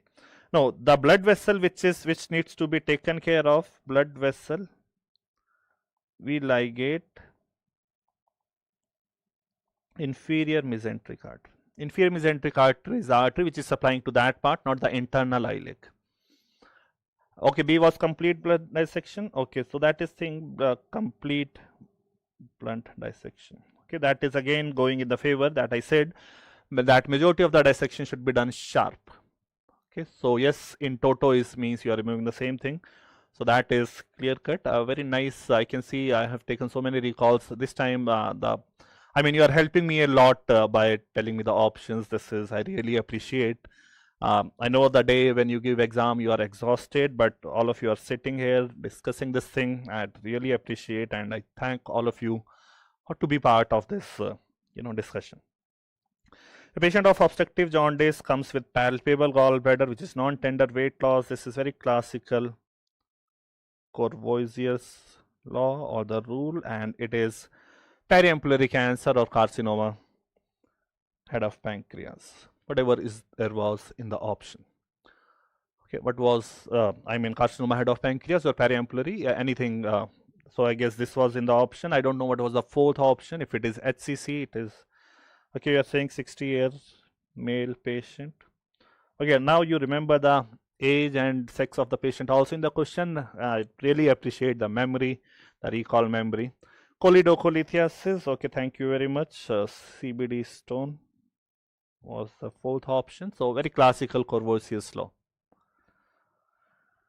Which of the following is a risk factor for cecal volvulus? See, cecal volvulus occurs on the right side, and especially cecum, ascending colon and transverse colon are usually fixed to the lateral abdominal wall via the peritoneal folds. So in the surgery, when we do the surgery of that area and when we mobilize that right sided colon, then there are chances of cecal volvulus in which the cecum, ascending colon, transverse colon and the terminal ileum, everything gets rolled up. So it should be previous abdominal surgery. Previous abdominal surgery for the cecal volvulus. For the sigmoid, you can say that long mesentery, narrow base, constipation, as well as laxative abuse, all those things, elderly age, that is for the sigmoid. But if they have specifically said cecal, okay, you are saying female gender, one option. Female gender doesn't matter, it should be previous abdominal surgery. Okay. Lactulose and laxative abuse, lactulose abuse is the same thing. In prostate cancer, Gleason grade score 4+4, 8, 4+. See, there are traditional scoring system, and there is a new grading system. Okay, in our back to basic urology part, I had discussed this thing. Traditional, like 3+3 score is 6.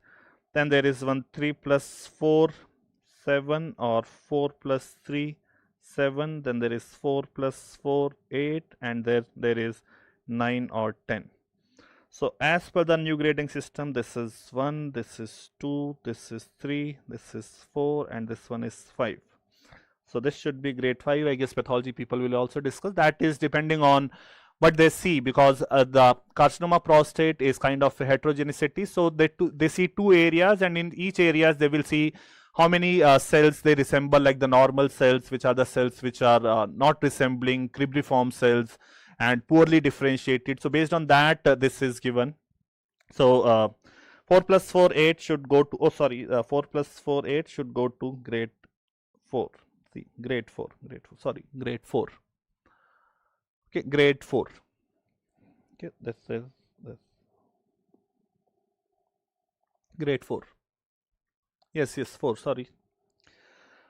Patient comes. So this is a new question, kind of pathology surgery mixed, but yes, while looking at these things, it is mainly the surgeon, the neurosurgeon, they will see this. Okay, grade 4, yes. Patient comes with left flank pain. What investigation done? This was discussed by sir also, Sumit sir. So it should be like left flank pain. The first thing that should come to your mind is probably it is a renal stone. So initial investigation is CT followed by, ultrasound followed by CT. Ultrasound followed by CT. In a young patient, so giving young patient goes again in the favor of the stone, because elderly people you can think about the malignancy and all, but young patient is going again in followed by option NCCT followed by CCT, CCT followed by MRI. Okay, so you said saying CCT followed by MRI, NCCT followed by CT. So answer should be USG followed by NCCT if they had specified NCCT and not. Acute left pain, no abdominal fullness, yes. Which is the predominant or characteristic electrolyte abnormality in the refeeding syndrome? So refeeding syndrome, we know the characteristic feature is hypophosphatemia. Although you will see hypokalemia also, hypomagnesemia also, hypocalcemia also, but this is the characteristic feature. I will put that in an easy question. Okay, easy question. Now this was a question on shock, assertion and reason type of question. In shock, early blood transfusion is beneficial, and reason says blood transfusion increases oxygen delivery. Both are the true statement, and yes, reason explains assertion. So option number A is correct. See, shock, blood transfusion is mainly useful in the hemorrhagic shock, and hemorrhagic shock is much more common than the septic and other thing. So I would say that option number A, assertion and reason both are true, and the reason is the correct explanation for the assertion. Okay, the characteristic electrolyte abnormality or driver metabolic abnormality or whatever, the pathognomic or the telltale electrolyte abnormality. This question was also easy. Solitary thyroid nodule FNAC shows follicular neoplasm. What is the next step? We know that FNAC cannot differentiate between adenoma and carcinoma, so you should go for a hemithyroidectomy. I don't know what was the option number D, but okay, early blood transfusion is recommended in trauma resuscitation. Thank you very much. In trauma resuscitation. Okay, now it becomes more specific, because not in all type of shock we give blood transfusion. So you are saying trauma resuscitation makes it very clear cut answer. Hemithyroidectomy. Okay, yes. Now I don't know, there was an image of acral lentiginous type of melanoma, and what is the investigation they had asked. So just tell me, a skin biopsy should be done. The biopsy of that area should be done. I guess there were options like Zank smear or some KOH, or these were the options. So Zank, KOH, skin biopsy should be the answer. If it was a early blood transfusion is reason to prevent dilutional coagulopathy. No.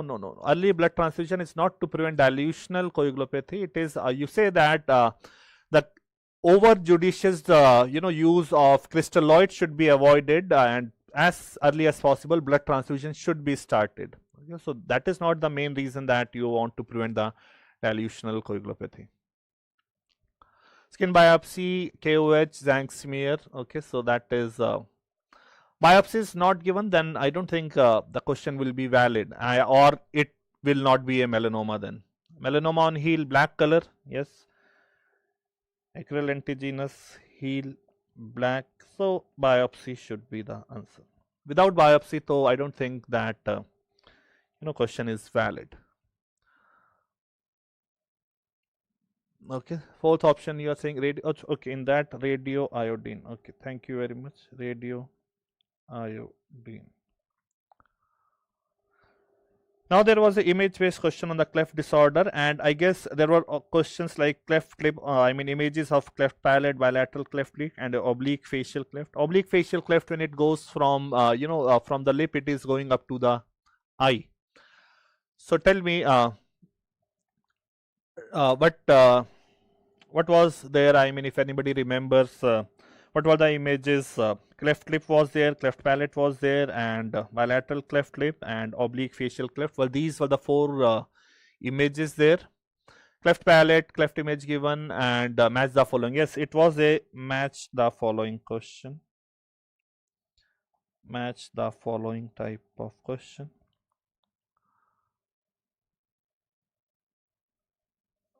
Okay, so these were the questions. Now there are something organism causing OPSI. I was discussing Surya sir's, this recall also. I guess Streptococcus pneumoniae was there in the option.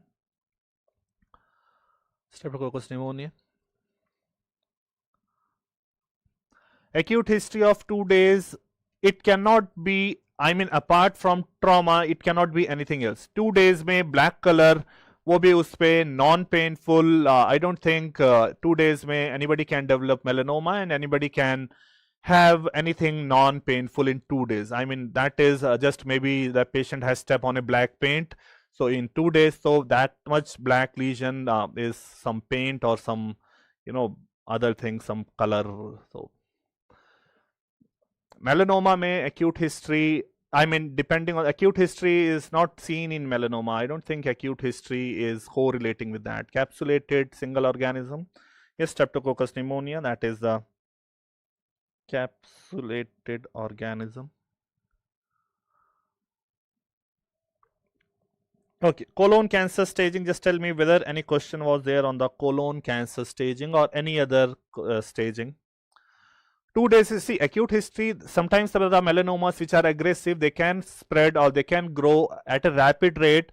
But like 2 days back, the patient was absolutely fine, and in 2 days, he is getting a lesion on the heel that is big enough. That is not correlating. So some people are saying that acute history was not given. So it is not going in favor. Okay, there was a purulent discharge, fistula in ano. Okay, so there was a question of fistula in ano, and I guess they asked what was the okay, midline cleft was also there. So let's see, I need to see midline cleft lip, you are saying fistula in ano. So what was the sphincter preserving surgery? See, fistulotomy, fistulectomy, fistulotomy, fistulectomy, sphincter injury can happen. It can happen. Now you tell me what was the option. Lift procedure, video assisted anafistula treatment. Usually these are sphincter preserving. Now tell me whether these four were the options or there was something else. Ligation of intersphincteric fistula tract, waft.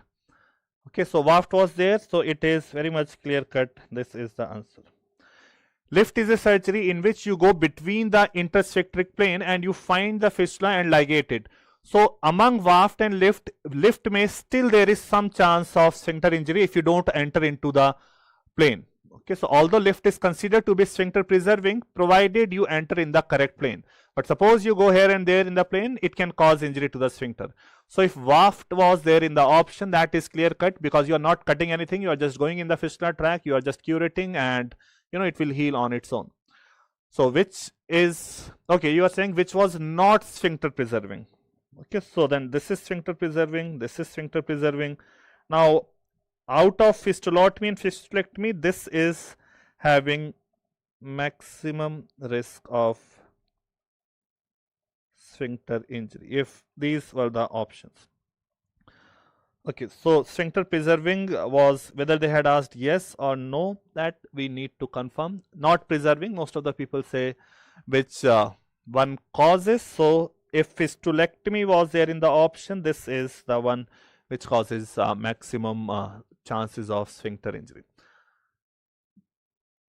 Okay, Phylac is also sphincter preserving. So fistulectomy, whatever was there, that should be the answer. Okay, fistulotomy was not there. Okay, now you made my life easy. Fistulectomy should be the answer. Now you tell me about from this 25, we have no question on colon cancer staging. So let me strike this out if it is not there. Now you tell me anything else. 25, approximately 25 questions we had discussed. One question, presacral mass, congenital. Okay, congenital presacral mass. What were the options? Remnant anal forming tube, dermoid cyst. A question regarding rectal carcinoma was TME, I guess we had discussed. Hodgkin's lymphoma staging actually does not come under surgery because Hodgkin's lymphoma people, they don't do surgery. It is maybe pathology people and all they will discuss. Hodgkin's lymphoma, non-Hodgkin's lymphoma per se are not surgical disorders. Okay, swelling in testis drains into superficial. Okay, lymph node drainage of testis, you are saying. Yes, I guess there was a question, lymph node drainage. So it is pre-para-aortic or inter-aortocaval or paracaval lymph nodes. So these are the lymph nodes which drains the testis. Okay, so yes, I need to know what was the image of this presacral mass and what were the options. Options, you are saying some dermoid cyst and epidermoid cyst. You are saying dermoid, epidermoid. Although congenital presacral mass, mostly it goes in the favor of sacrococcygeal teratoma.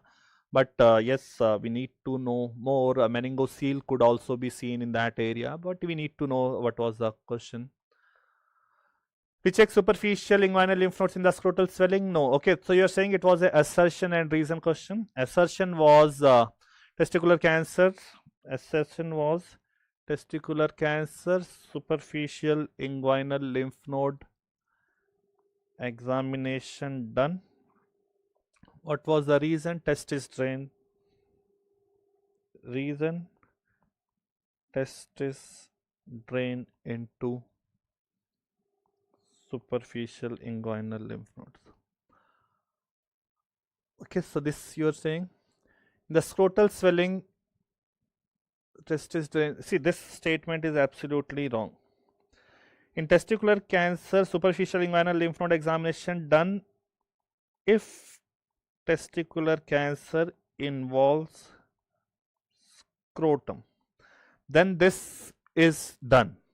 Okay, although testis is not the primary, inguinal lymph nodes are not the primary draining area. But if you ask me, in testicular cancer, superficial inguinal lymph node examination is done, I would say that is a true statement and this is not. So you can say assertion is true and the reason is false. Examination is done.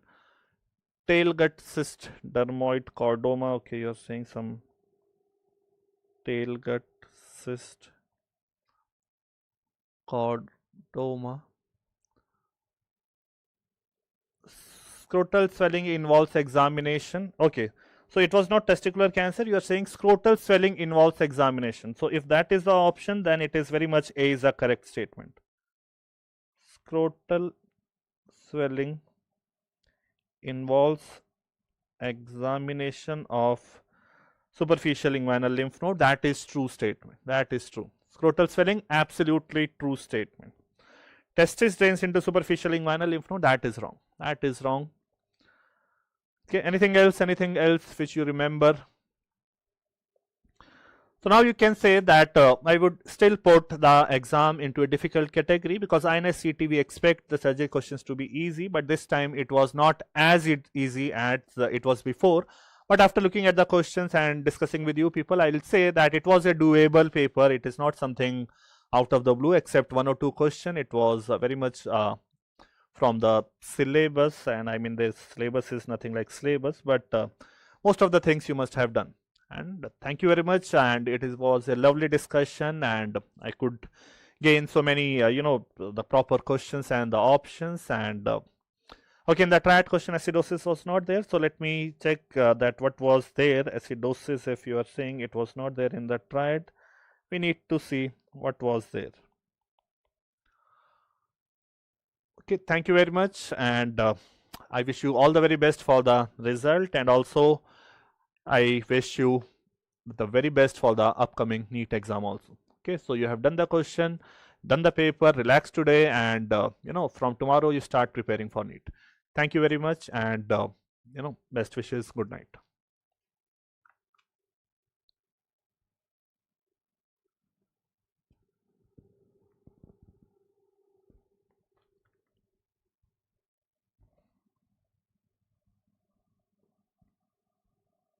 Ivy.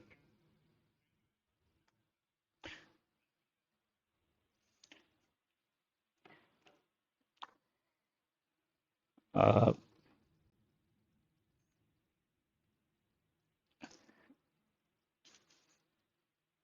Hello everyone. Yes. So how was the paper? Yes. Yeah, good evening. So how was the paper? So 2, 3 questions directly came from B2B beyond the workbook, right? And the other were from the workbook. So I hope you did well. ठीक चलिए आज तो we are doing a generalized recall which will help you to ascertain how many you got correct, and then maybe tomorrow or day after we'll be doing a proper recall, right? So help me out with the choices. I have been able to zero in many of the choices, so let's start with the first question, right? हाँ इसमें in this question there is a little bit of confusion, so please write down in the chat box what you can tell me about this. So here the here the options were, so some of you are saying that they were asking the about the intercalated disc, right? So remember intercalated disc, in the first page of the workbook 2 lines are written. The question is exactly from there. Intercalated disc is nothing but increases the cell to cell union, right, formed by the desmosomes, and inside the intercalated disc we have the, yes, they are present at the Z lines where we have the gap junctions. So had they given you option of both gap junctions and the desmosomes, and if desmosomes was not given, then they must have given you hemidesmosomes, as some students have messaged me, right? So please try to recap.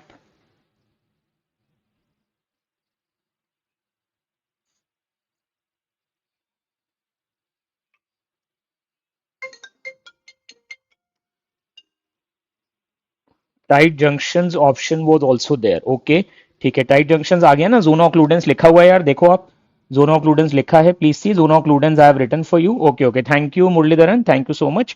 But if you see Muralidharan, I have written zona occludens. अगर if tight junctions was given Muralidharan, I will change it to tight junctions, ठीक है, thank you for pointing out. It's an open discussion, where you feel that I need to change the choices please help me, right. D was surface adherence, okay, so I will change it to surface adherence. Tight junction is same as zona occludens, so this we can take as the combined one, right? And maybe I will write surface adherence also. So was the answer more than one correct?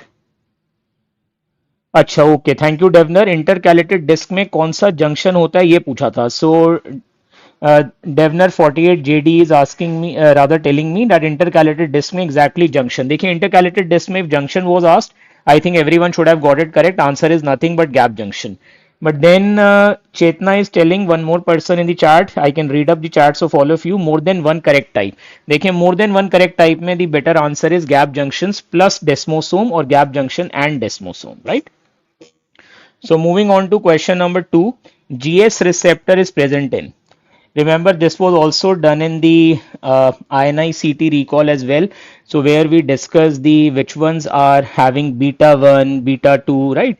So beta adrenergic receptor dominantly is via GS because they increase the cyclic AMP. So, you know, one or two people were telling me in the Telegram group that M2 receptor, Google is giving the answer, right? But answer is beta adrenergic receptor because it is GS, which will increase the cyclic AMP, right? Acetylcholine via M2 decreases the cyclic AMP. It cannot be GS. GS is stimulatory G protein. So answer has to be beta adrenergic receptor. This also is a PYT. So all of you should have got it correct. है ना? ये ठीक होना चाहिए था. You should have got it correct. I will myself tell you that which one is the new question and that probably some of you might have got wrong. इसमें I am not sure what kind of picture was given. This I have just made through the recall of the students only. So again you will have to help me out कि इसमें more than one correct option was there या only one I had to choose because I have made up the options according to more than one correct, right? So please let me know more than one correct was there or only one option was there. If only one was there, maybe I can change one or two the options. Yes, think about it.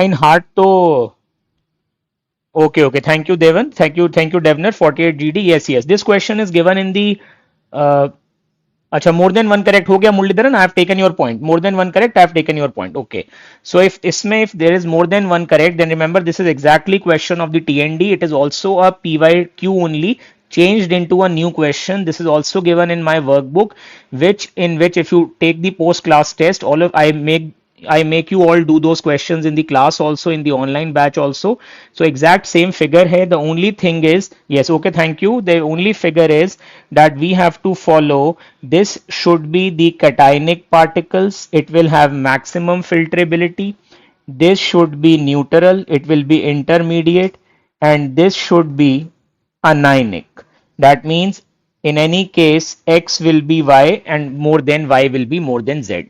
Now y has more filtrability than z that is not the y has more filtrability than x that is false. X represents positively charged molecule. Yes, X represents positively charged molecule. So B and D options are same. So maybe I can change it. Y represents positively charged molecule. Okay. Y has more filtrability than Z. This is true. X represents positively charged molecule. This is true. So we can go with C and D. I hope all of you got it correct, right?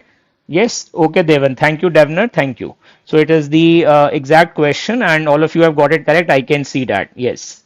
I will not say, yeah, happy faces or happy chat. Arey, Udit Jain, पूछ रहे हो which subject is going on? What happened? Physiology. Right? So, yes. So I don't want to take too much of your time in the questions which I have confusion. Only that we will spend a little bit more time.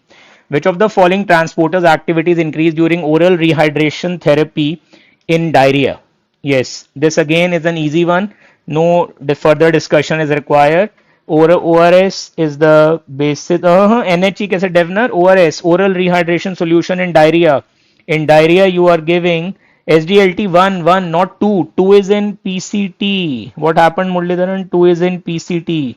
This is the basis behind ORS. Just follow the GIT absorption chapter in GIT. I always write along with SGLT1 secondary active. This is the basis behind giving ORS in the management of diarrhea, especially in infants and children, right? This you should not have got wrong. Acha, theoretically it was written. Okay, okay, fine. But thank you so much. So if I change one, CFTR is naturally the wrong answer. SGLT2 was also given. Okay. Acha, which molecule is theoretically related to? Sorry, I'll write the question. Which molecule is theoretically related to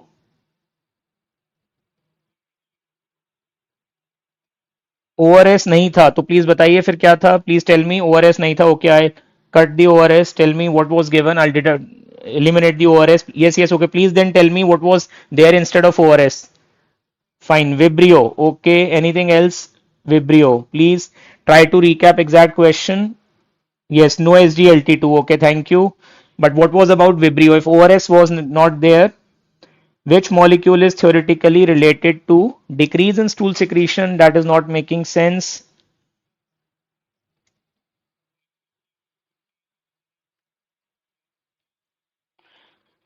which molecule is theoretically decreased in stool secretion. Actually, most of the students had sent me this one, so I was discussing this. Doesn't matter, I'll try to improvise till tomorrow if I can get some better choices. So, anyone, please, who can recap something better, either tell me right now or please tell me by tomorrow. कौन सा molecule diarrhea कम करेगा? Okay. Which molecule will decrease the diarrhea okay which is should be given to prevent losses again answer is SGLT1 only because when you give the you can commonly give ORS to decrease the diarrhea incidence and ORS basis is SGLT1 okay I got your point but the answer would be SGLT1 only after eating rice there was diarrhea okay I'll write it down and maybe Acha, okay. History was given of, okay, now I got it, now I got it. Thank you. After eating rice, so history of diarrhea, okay. Thank you, thank you. Thank you so much, everyone. Answer लेकिन SGLT1 ही है. Answer will be SGLT1, okay. I got your question. I will reframe it tomorrow when we'll do the proper recall. Thank you so much. I got the question. Basically, history of Vibrio cholera infection or history of diarrhea was given after eating rice, and then it was asked that what should be given which will reduce the water loss or reduce the incidence of diarrhea. So we need to give ORS, and ORS principle is based upon SGLT1, sodium glucose linked transporter 1. Okay, thank you so much for completing the question, everyone. Thank you. Which of the following areas हाँ लिख लिया after eating rice वही लिखा है Sabir Jain, I have written the same thing. Thank you. Thank you. Thank you. SGLT2 I have removed. Dear, thank you. SGLT2 I am removing. SGLT2 is removed, right? Thank you. After eating rice, yes. Which of the following areas in CNS neurons regenerate and increase in number? This again you will have to help me out. Many different answers I am getting from students, please. Yes. On my WhatsApp number as well. हाँ NHE3 भी diarrhoeal loss कम करेगा but mainly you are giving ORS. Okay, thank you, Muralidharan. Thank you so much. I have noted it down. Thank you. Dentate gyrus was given, hippocampus was not given. Okay, then I will remove the hippocampus. Anything else which you can recap? New neurons and dentate was an option. New neurons so it is not making sense. Which of the following areas? Which areas can regenerate? Acha, hippocampus I have removed. Thank you so much. Hippocampus is not there. और बताइए anything else you can help me. Locus ceruleus is absolutely wrong answer. Substantia nigra is wrong answer. Hippocampus नहीं दिया हुआ है ना as you are saying. So remember this is also an overlapping actually question with anatomy. These are the three areas which is dentate gyrus, right, which should be the answer here. Otherwise you should know olfactory bulb, subventricular area and dentate gyrus. These are the three areas which can regenerate. Okay, thank you. Anterior horn of spinal cord is not the correct answer per se, but if the dentate gyrus was not given and the options was locus ceruleus, substantia nigra, hippocampus, then yes, new neurons are formed in. Answer same rahega. New neurons are formed in. Regeneration here, it is same. Shobh, it is same. These are the three areas where the regeneration occurs in CNS. Yes, I'm getting your point. Which area can produce neuron? Okay, thank you. Which area can produce new neurons? हाँ, तो basically the question is about regeneration. No, answer will be same. देखिए, three areas are commonly involved in regeneration: olfactory bulbs, subventricular zone or areas, and the dentate gyrus. Okay, anterior horn of spinal cord option was there, dentate gyrus. Okay, then the answer is dentate gyrus. Let's get over with it. Then the answer is dentate gyrus. But for future, remember, olfactory bulb and subventricular areas are also the areas where regeneration can occur. Yes, it is a good question.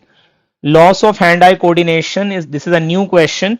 This the Dr. Saurabh might also discuss this. अगर अभी ophthalmology का recall नहीं हुआ है, he also did might do this because there are 2 or 3 questions of the special senses this time. So loss of hand-eye coordination. Yes, Swayam Swaroop Misra, I have noted the question. Thank you so much. Thank you. Yes, loss of hand-eye coordination is associated with lesion of. This is actually the straight away question. Here the answer is parietal lobe. Yes, absolutely correct. Very good. Devner, Javier. Yes, wonderful. Yes, parietal lobe is the answer. No confusions here. Any option could be there, but answer is parietal lobe, right? This is a straightforward one, although it's a new question. Yes, inferior parietal lobe, very good. I was about to just say that inferior parietal lobe is absolutely correct answer, but here only parietal was given. This is again very easy. Neuropraxia is caused by, I think Dr. Tushar also might do the same with you. Orthopedics faculty is also going to discuss the same. I even don't need to tell you, everyone would have got it correct. I'm 100% sure. Physiological disruption of the conduction without any anatomical injury to the nerve, neuropraxia, like sleeping foot syndrome. You are sitting cross-legged on any religious place, then as you get up, you feel that you can't move your lower limb. That is sleeping foot, or as we say, physiological conduction block. Yes. Parietal answer है. Parietal is the answer to the earlier one. No confusion. Endoneurium is cut. Okay, कर लेते हैं. Endoneurium is cut. But please remember, it is again wrong. एक again wrong. Endoneurium is cut. This is again wrong because only physiological disruption of nerve impulse conduction. This is the neuropraxia. Axonotomesis and neurotomesis is different. This is only physiological conduction block. Okay, endomycel involvement option was also there. वो भी गलत है. Endomerium is cut. Endoneurium is cut. Okay. Endomycel involvement. I am writing it down for tomorrow. Proper recall. Thank you. Answer remains the same. Okay, fine. Thank you. Thank you so much. Who told me this? Yes, thank you. Thank you. Thank you so much. You are, yes, totally helping me out. Really like that, Res. Thank you so much. Which of the following is seen in a person when he goes to a dark room? हाँ, इसमें बताइए. More than one correct definitely option would have been there. Can you recall the options here? Because this was again confusing to many. Which of the following is seen as a person goes in a dark room? Basically, question is about dark adaptation. Again, overlapping with ophthalmology, he might also discuss, but we can straight away do the answer. It's an easy one. When you go to a dark room, dark adaptation, this is true. Pupil size will of course increase. There will be increased sensitivity to light. Very good, absolutely correct. Yes. And tell me from 1 and 4 which is right, because that is actually more than one correct answer. Which is right? Don't say 1. Retinal pigment will not change to vitamin A. Retinal opsin changes to photopigment.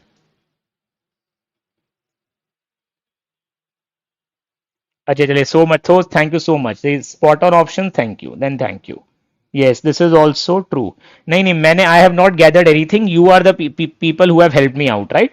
So I cannot take the credit. You are students who are the dear students who have sent me. Yes, pupil dilatation will be there, bilkul, because as soon as it goes from light to dark, initially the pupil size dilatation will be there. So I'll write down Muralidharan. So there was, retinal pigment changes to vitamin A.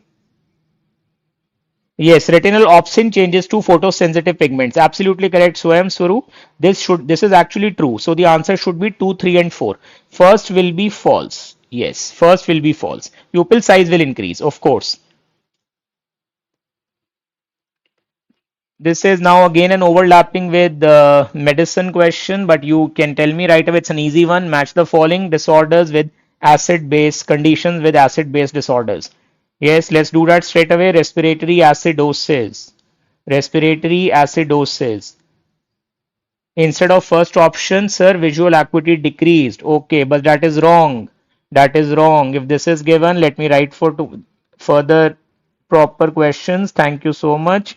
Visual acuity decreases. It is wrong. It is wrong. Visual acuity decreases is wrong. Even if the option is instead of this, that is wrong. Answer remains same. Okay, person remains in dark room for long time.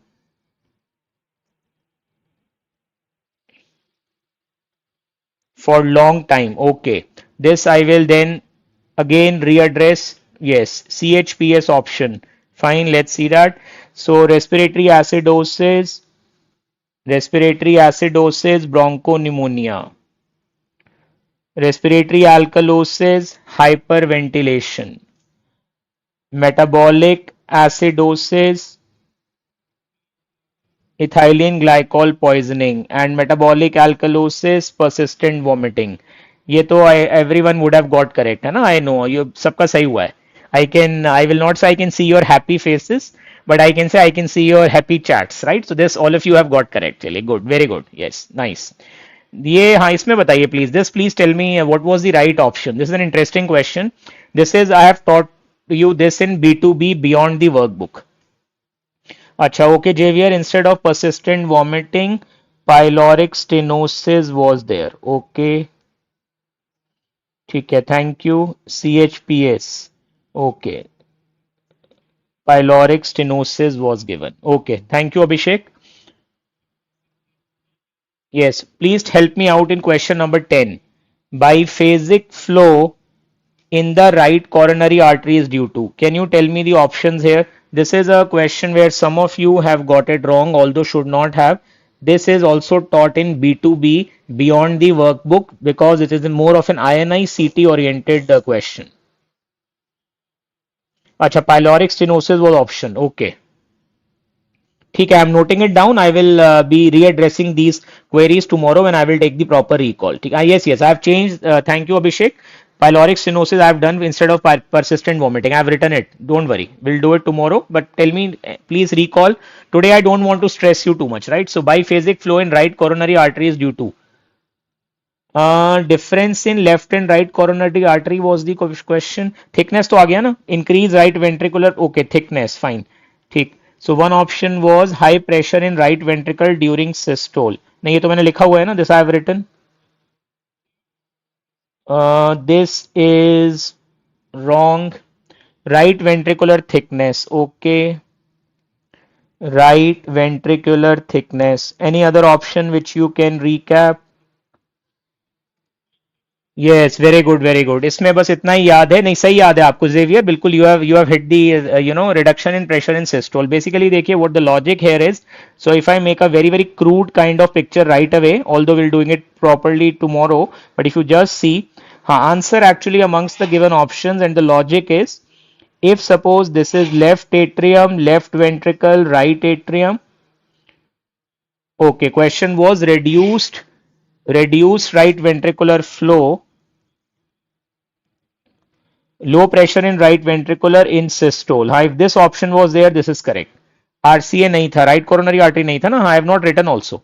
So देखिए, the basic logic is that what we say is the RCA, right coronary artery and left coronary artery, they are originating from coronary ostia, which are the openings located behind the aortic valve. So here a very simple logic is there that suppose let's say this is the representation of the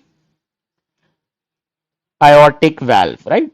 Suppose I say this is the representation of aorta and this is your aortic valve. So what we are saying is that the vessels, which is the right and the one option was momentary reversal in flow during early systole in right ventricle. Okay, reversal of flow. हाँ वो तो medicine में होगा RCA वाला inferior MI, उसको I leave it for him to discuss. Reversal of flow during early systole. Reversal of flow in early systole. Early systole किसमें? Anything can you remember? Reversal of flow in early systole in which? In right it is written. Reversal of flow in early systole is another option. Okay, thank you. Reversal of flow in early option during early systole in right ventricle ना हाँ ठीक है देखिए basically the logic is very simple just follow this is the same picture I usually draw just see this suppose this is let's say it's a crude picture will help us to understand suppose this is the LCA left coronary artery and let's say this is the representation of right coronary artery. The basic logic is that if I want to make the blood enter any ventricle during systole and diastole, then the left coronary artery pressure and the right coronary artery pressure will be same as aortic pressure. So now the problem is that if I have the left ventricle versus the right ventricle, right? This is the systole and this is the diastole, right? So basically, and then you can tell me more about the options. So reversal flow was there. Okay, doesn't matter, doesn't matter. Just read up quickly. So just see this left ventricle, the pressure in the systole in the left ventricle, right? So what will be there? We already know the answer is 121 and during diastole it is 0. Right ventricle it is nearly 25, diastole is 0, right? But problem is that aorta has a pressure of 120 and 80. So what we are simply saying is that the CPP, which is the, yes, B is correct answer. If the options were there, then you should be happy. Coronary perfusion pressure is nothing but the pressure of the aorta, which is same as LCA and same as right coronary artery. That means, please see this quickly now, in the left ventricle, the coronary perfusion pressure in systole would be 121 minus 120. That is minus 1. Minus 1 means blood perfusion to the left ventricle will only occur during diastole because it is 80 minus 0, right? I hope you have understood. ठीक है, for future also I am just revising with you. Right ventricle में just see the logic. Right ventricle, it is, what should be the perfusion pressure? 120 minus 25, which is 95, 95. So there cannot be reversal of flow. And this is again 80 minus 0, 80. So positive pressure, coronary perfusion pressure is nothing but LCA or RCA pressure minus left ventricular pressure or right ventricular pressure, right? Yes, okay, great, great Medway, thank you. So if I follow this logic, the best answer is low pressure in right ventricle, right? Yes, absolutely correct. Chale. Increased permeability of glomerular capillaries will lead to this again. All of you should have got correct. Increased permeability of glomerular capillaries will lead to the appearance of. Yes, yes. All of you have to get it correct. These three are freely filtered. Freely filtered. Shabana Kalnia, I'm planning to do that. So within a few days, within probably 3 to 4 days, I was just waiting for INICET to happen. So I will share the WhatsApp link in the Telegram group of DAMS and the WhatsApp group of our DAMS, and then every day I will give you 10 practice questions till NEETPG, right? That is my plan. So don't worry. Answer. So remember, glucose, ketones, and uric acids are freely filtered. They are freely filtered. So answer has to be proteins. Absolutely right. Renin is secreted in response to, again, so many times, I have been telling you in cardiovascular system, I will do that, don't worry. In cardiovascular system, when I discuss RAS, if you look at the workbook, stimuli which increase renin, I always illustrate sympathetic stimulation via beta 1 JG cells, and remember hypovolemia, hypotension, decreased sodium, so reduce renal perfusion pressure because there are intrarenal baroreceptors in the, yes, JG cells. Reduce renal perfusion pressure. Elevated sodium nahi hoga macula densa mein. It has to be decreased sodium in the macula densa for releasing renin.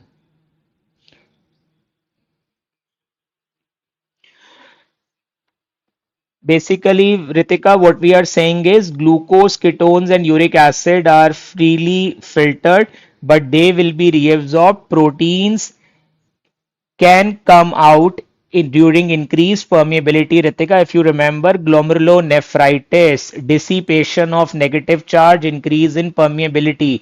This also I do in the class. अगर आप workbook देखेंगे, I have made you write down.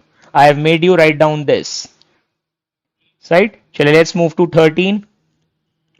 Hyperpolarization during sensory transduction. अरे ठीक है, गलत हो गया है अपना. Don't worry too much है ना. Don't cry over spilt milk है ना. So please, ठीक है, आज अभी don't worry please. अब इतने we have so many people in the chat ना, किसी का ठीक भी होगा तो इसलिए don't worry, right? Hyperpolarization during sensory transduction. Remember, only answer is pressure probably wasn't there. नहीं, this can't be happen. तो okay, doesn't matter. अगर pressure नहीं था dear तो doesn't matter, आप इसको हटा दें तो भी doesn't matter. Answer reduced renal perfusion will also be the answer then, है ना. Here it is the only exception. This also I keep on telling you. Here visual receptor in the eye, there is hyperpolarization which is causing the excitation of the ganglion cells, thereby producing the action potential. So it is the hyperpolarization. Only visual receptor. Yes, only visual. Remaining are absolutely wrong. Emotional prosody of speech is mainly a function of which area of the brain? This I think the medicine faculty might also discuss, but still you can tell me the answer. Yes, emotional prosody of speech. And these are, I hope the choices were correct, because this I have asked many students. They are saying yes, cingulate gyrus was given. अरे वाह, very nice. हाँ, Saurabh sir ने बिल्कुल सही बोला था. I am telling you myself ना, अगर आप देखेंगे in the B2B, beyond the workbook, Xavier, when I teach in beyond the workbook special senses, although I have taught in only 2.5 hours, but you will believe that out of 2.5 hour discussion, almost 3 questions have come today. So visual cycle is a very hot topic, and especially also hyperpolarization I keep on telling again and again. So these are expected questions. Posterior inferior parietal lobe was given. Okay, posterior inferior, not parietal. Fine, I'll change it. Posterior inferior parietal. But I think answers सबका सही है. Answer आप लोग मुझे सही बता रहे हैं. Broca's area was one of the options. Okay.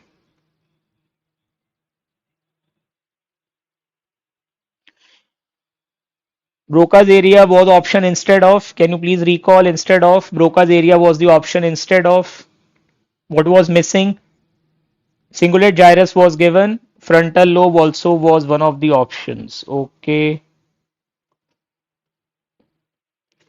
Acha, cingulate gyrus actually should be the answer. Frontal lobe I am not very sure was there or not. So I'll put a question mark, right? But cingulate gyrus, as some of you are telling, that is actually the answer, right? Chale, so this brings us to the end. So I will say that I can make out that out of these 14 questions which I have been able to get up. So if there is any other more question, please help me out. You have my number, right? And I can feel that at least lot of you have got 10 correct, right? And some of you have even got 12 to 13 correct. That is really excellent, I would say. Right? I think this time surgery was difficult, and what the feedback has been given. Chaliye. Take care. God bless you all. Thank you so much. And we will do a formal recall in 1 or 2 days. Right? Thank you so much. Thank you. Yes. Cardiac muscle biopsy also one question. अच्छा. Please help करना यार मुझे, है ना, send कर देना. Xavier, if you can help me out. Anatomy का question तो नहीं था Xavier. If I hope it was not anatomy. Daily MCQ I'm going to start within 3-4 days only. Don't worry. Papayan pepsin, हाँ, वो biochemistry person will do. Meissner Pexinian का question था. अरे please tell me what was the question of Meissner Pexinian. Doc Prakhar. Yes. If you can recall Prakhar, please send me on my WhatsApp number. Cardiac muscle biopsy and Meissner Pexinian corpuscle question also. This nobody has told me till now. Yes. Pexinian का था. Okay, what was the question, Muralidharan? Please बताइए, what was the question. अच्छा, वो path का question था. Okay, ठीक है, चलिए, ठीक है, चल I will take your leave. Thank you so much. Thank you. Yes. अच्छा, गैप जंक्शन तो हो गया ना. ठीक है. Onion skin pick was given. हाँ, ठीक है, पेक्सिनियन है, that's it. Onion skin pick तो I have given in the workbook also. I keep on telling you onion skin pick आ सकता है. ठीक है अनियन स्किन पिक में तो पेक्सिनियन है, नो अदर ऑप्शन, सबका सही है वो, that everybody has got correct.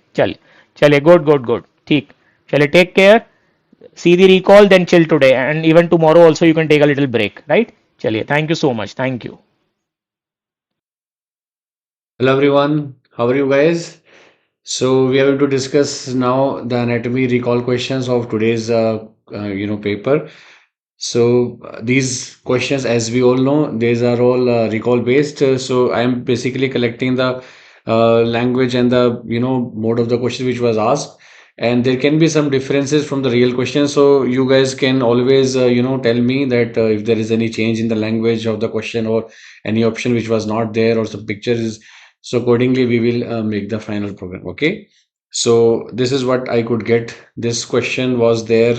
Some students have recalled that this question was there. So if you can also tell me yes if it is what there.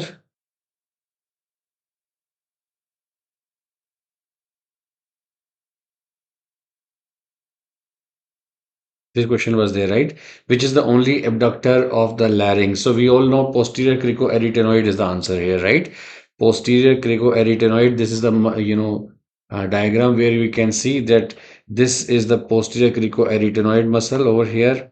Okay, and this is posterior cricoarytenoid muscle over here. This is the lateral cricoarytenoid. Between the thyroid and the arytenoid, this is thyroarytenoid, and this one is the transverse arytenoid muscle. But answer will be yes, of course, posterior cricoarytenoid will be there. Okay. So accordingly, we will mark the answer. This is the answer over here, posterior cricoarytenoid. Okay, beta. Now, this question, some students were saying that external oblique muscle was there, but some students were saying internal oblique was there. So, as per that image, that answer will be there. If this question was there, this is the image over here. You can see that this muscle is coming from the lower 8 ribs, and then the aponeurosis is coming over here. You can see that this muscle is coming from the lower 8 ribs. Okay. And you can see that this is coming as aponeurosis over here, right? And lower down in the aponeurosis, it makes the inguinal ligament. Okay. It makes the inguinal ligament over here. Can you see that? Okay. So that will be our answer. Quadratus lumborum was also there. Quadratus lumborum, that's okay. Option was transverse abdominis, that is making the linea alba. So linea alba will be contributed by all the muscles. Okay. Linea alba will be contributed by all the muscles. Okay. If you can also, it depends. If the muscle was taking origin from the posterior border was free, there are certain points. There are certain points based on which we can identify posterior border is free for only external oblique muscle. Otherwise, we have the attachment here from the thoracolumbar fascia for the internal oblique as well as the transverse abdominis muscle. And lower 8 ribs is for the external oblique muscle. Okay. And the internal oblique and transverse abdominis, they are mainly taking origin from the bony part over here. Yes, I had removed my video. For that I wanted to show you the image behind me. That's why. Now I hope I am visible. ठीक है, तो posterior border, if it was free, then it is external oblique. I think based on all these features, if you say, then answer will be A. But as I said, this is purely on recall basis. If you change the language, if you change the image, answer will be different. All right, dear friends, let's move on. And this question was there in adult CNS where the neurogenesis will take place. And I got these choices. Is the question and the choices are correct? And if you want to add any more choice over here.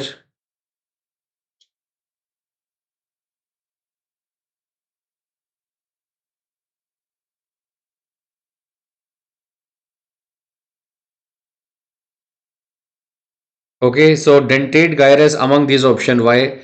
Actually, the neurogenesis will involve the 3 places are there. Okay, around the lateral ventricle, hippocampus for the new, learning and new memory formation, and for amygdala also for the emotions. Basically, the limbic system, they have been asking the questions. So if the hippocampus was in choice, that should be the best answer, hippocampus or amygdala. But if hippocampus is not there, The dentate gyrus is a part of hippocampal formation. Okay, again a part of the limbic system which is involved in the emotions. So we can, among the given option, we can take the dentate gyrus also. Substantia nigra was the fourth option. Then, substantia nigra is not where we have the neurogenesis taking place. It is confirmed, although it is confirmed with the dopamine formation, but neurogenesis will not take place, right, as such. Now, this question was there, which is attached to the eustachian tube. Okay, the muscle which is attached to the eustachian tube. Okay, now among these muscles, like your eustachian tube, we have, tensor valley palatini will be there among the options. Beta, please confirm. Look at the options and this image. The sagittal section was given.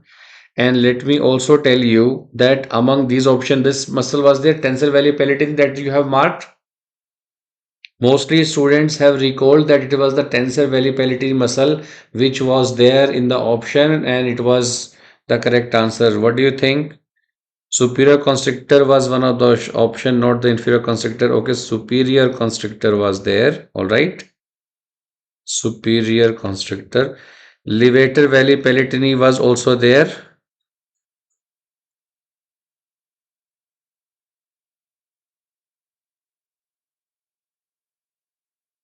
Okay. All right. Now, let me tell you one thing. There's a little bit catch over there. If we talk about eustachian tube cartilage part, which muscle is attached? Now, there can be four possible answers. But among these options, let me explain this way. If the muscle is if lateral part of the eustachian tube, if it is attached, okay, then you can see it is this is the tensor valley palatini muscle if it is in the lateral aspect. But if it is in the inferior aspect of the eustachian tube, then it is the levator valley palatini. So tensor will be lateral, levator will be below, and one muscle is above, that is tensor tympani. So both tensor are attached here. Tensor palatini is also attached to the lateral border of the eustachian tube. Tensor tympani is also attached to the upper border. You can see this is the tensor tympani muscle which is attached above the eustachian tube. So if you look at the eustachian tube, laterally we have tensor palatini, above we have tensor tympani, below we have levator valley palatini. So now you have to tell me, beta, which was, they have shown some pad of fat and a muscle above. If muscle above is there, then it should be tensor tympani, beta. If it is below, then it is levator. But if it is on the sideways or in that line of the eustachian tube, if you see, above is the tensor tympani, below is the levator palatini. If it is on the lateral aspect or in the same line, then it will be tensor palatini, beta. Lateral aspect. Now what do you suggest? What should be the answer? It was like below. Lateral was asked. If it was more or less in the same line also, it will be considered lateral aspect. Then it will be tensor valley palatini.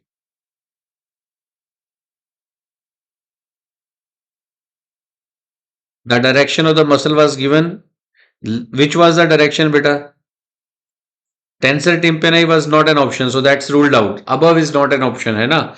So we are looking at either tensor valley palatini or the levator valley palatini, correct? So tensor valley palatini, if the muscle was above or in the line, that we will consider tensor valley palatini. If the muscle was below the eustachian tube, then it will be levator valley palatini. It was lateral. If, as per you guys are saying that it was lateral, it has to be tensor valley palatini. But a better answer in that line. So see what you guys are telling me, that it was along that line or it is a lateral aspect, not below, then we will consider tensor valley palatini better choice. Okay, more appropriate answer will be tensor valley palatini, beta. Okay. Yes. Okay. In that case, it will be, because you check this diagram. In that line only we have this muscle now. It is going in the same line. Below we have levator valley palatini. Correct. So this is giving a clear indication, है ना? And tensor tympani, as you have told, that it was not even an option. Correct. All right.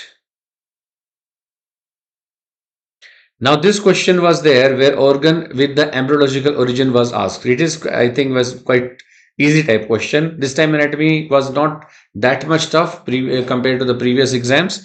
Now thyroid is coming from the endoderm. This is a straightforward type question over here. And then we have kidney. Kidney was it will come from the urogenetic system, comes from the intermediate mesoderm. So A with 2, B with 3, and C with 1. This will be the answer. Okay.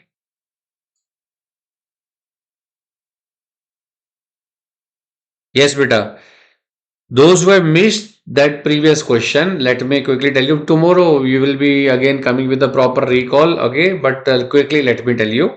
Even though today we are discussing only question and answer, and basically trying to recollect the proper option. But as you guys have told me that, let me summarize. As per your recall, that you are saying tensor tympani was not there in the option. Had it been in the option, we would have looked at the muscle above, but it is not in the option, so we are not considering that. Now, coming to the other muscles, in line or in the lateral aspect, that is tensor palatini muscle. But you can see this diagram. This is the marked muscle which is below, that below portion we can see over here below, and this is in line. Can you see that? That this is the muscle in line or the lateral aspect. This is the tensor palatini muscle. Levator palatini will be below. Okay, so even though both options were there, if the muscle was in the lateral aspect or in line with the tube, most likely tensor palatini better option, as seems from the recall. I hope that makes sense. Okay. Now, dear friends, one question was there with respect organs and with respect to the features. This question was there with the choices, beta. This question with the choices was there. Now you see this type of question you must have marked correct. But what really happens when we are we find some question to be very difficult, we only tend to memorize those question. Okay, that question was there है ना, वो आया था, वो image थोड़ी सी difficult थी है ना, that choice was there. तो कभी कभी easy question हमने किया भी होता है and we have marked the correct answer, but we tend to forget it because we simply mark it and we move forward है ना. But these questions will also give you the marks. And believe me that you guys have done everything good. Okay, so don't worry now because paper has already been submitted. Okay, we can't change the choices. So just be happy and think on the positive note. Okay, pray to God everything is going to be fine. Okay, and really looking forward to meet you guys on the other side once you have cracked the INI exam. You really deserve it. Okay, but once you have cracked the exam, once you get a good rank, don't forget to send me a message. Okay, I'll be waiting for your message to hear from you guys and we'll celebrate your success. All right. Now, Allium, as we know, it's a pairs patches. So A meets with the 3. Okay, these two are ruled out. And transverse colon, we have the Taenia coli. That's the feature. So B with the 2. This one. Okay, C, duodenum. Duodenum is having the villi, small intestine part, esophagus, this one. So C will be our answer. Very good, beta. Murlidharan and all other dear students who have done majority of the questions correct means a good thing. Good start, that I will say. Okay. Also with good, rhythm in the other subjects, you guys are going to rock. Okay. Now, this question was also there. I really hope that, see, whenever I discuss the important question, I always tell blood supply of the heart is important. So this question was there. And I really hope that you must have remembered the 3D orientation of the heart that I described in the class.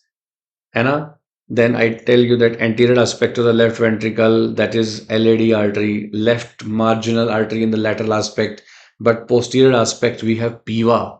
And usually we crack a joke also on the PIVA in the class. I hope you remember the PIVA.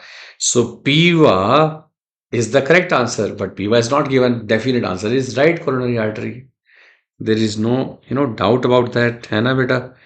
So yes, okay. So ECG was given. Very good. So it is of course it is an integrated question. ECG was given where you have to identify inferior wall MI. Okay, I could get only this recall that inferior wall was marked. Okay.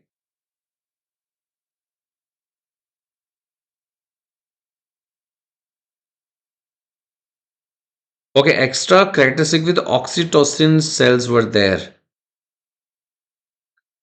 PY and right coronary both should not be given. If PY is there, that should be the specific answer, beta.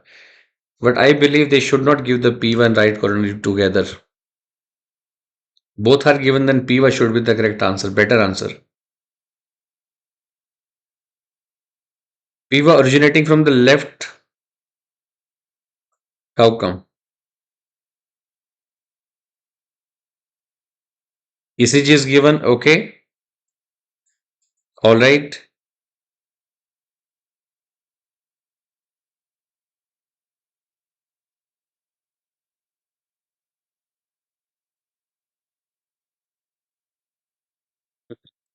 So right now what we are saying is, half of you are saying PO was given, half of you are saying PO was not given. Actually, you have seen the paper. I have not seen the paper. I can tell you if depending upon the choices, PO is there, that's the best answer. Not there, right coronary artery should be the answer. So I have given you both. Okay. Now, what was really in the exam that I don't know. Depending upon the options given, that will be the answer. If PY is given, that's the best answer. If it was not given, then the right coronary artery. PY may be coming from the left coronary artery, that's okay. But even if it is coming from the left coronary artery, it will be supplying the same territory. The territory won't change, only the dominance will change, okay? And that hardly matters. You're trying to say that right coronary artery will be always the PY, if at all it is coming now, that should be supplying the inferior wall MI, inferior wall if it is there. Now this type of question was there. Which of the following remnant of the embryological hindgut? Embryological hindgut and retrorectal area. If these two hints were there,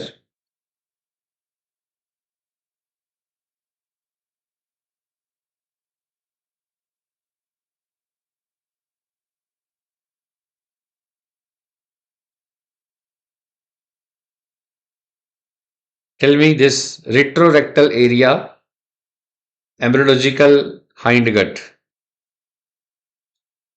Alright, I consider beta. If it is not given, we will take this.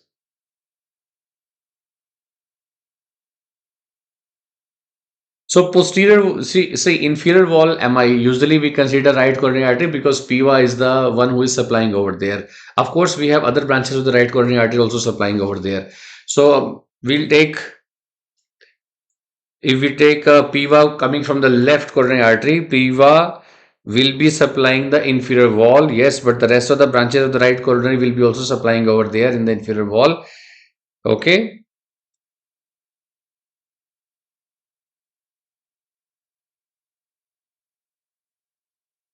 All right. Now, in this option, tailgate cyst should be the better answer. Why? Because retrorectal area and it is a remnant of the embryological hindgut. Others are not the embryological hindgut remnants. Okay. Presacral or retrorectal area. Presacral or retrorectal area are same.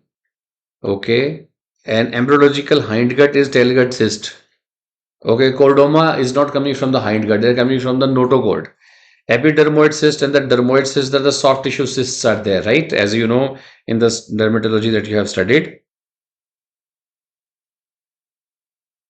Now there was one histological slide.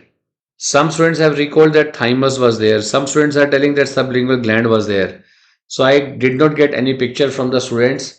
So I need a favor from you guys. Please send me the picture, whatever similar picture you can find close to the real picture. If you can send me in the DM, I will be using that.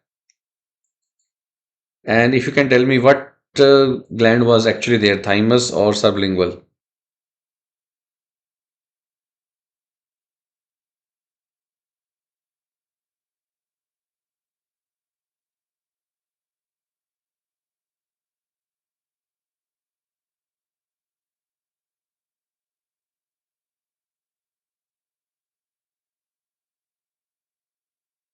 Sublingual. Okay, so sublingual was there. Okay. Sublingual gland was there, even though option had pancreas also.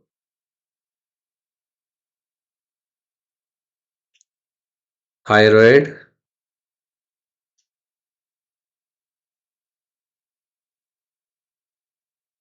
septa and the nuclear leg surrounding.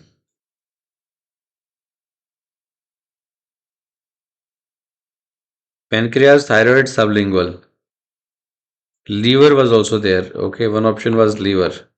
So thymus was not at all there. Sublingual, pancreas, thyroid, and liver was there, right? Okay, thymus was not there. So among these, an answer was sublingual gland. Islets were not shown. Striated ducts were there because pancreas and the gland can be ruled out from the striated ducts. If the striated ducts are there, then it is sublingual gland. Striated ducts are not there, then it is pancreas. Liver will be altogether not looking similar. Thyroid is the answer. What are you saying? Majority of the students are saying that sublingual gland is the answer. Thyroid. Okay, what was there? Answer. What do you think was the choice? Okay, I got the options, but what was the correct answer? Thyroid.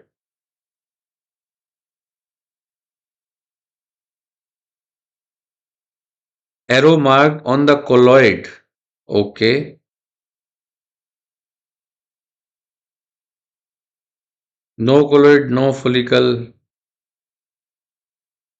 Actually, students are telling as per their choices, whatever they have marked, na, accordingly they are telling that colloid was there, some is saying colloid was not there. That is a little bit problem when we try to take the recall. Okay, so I'll wait. I got the options now, and if I will be really thankful to you guys if you guys can send me a close picture to that real exam. Okay, beta. So that is all that I had got all the recall. Okay, and tomorrow or most likely tomorrow, okay, or day after max, I'll be preparing the final thing. Okay.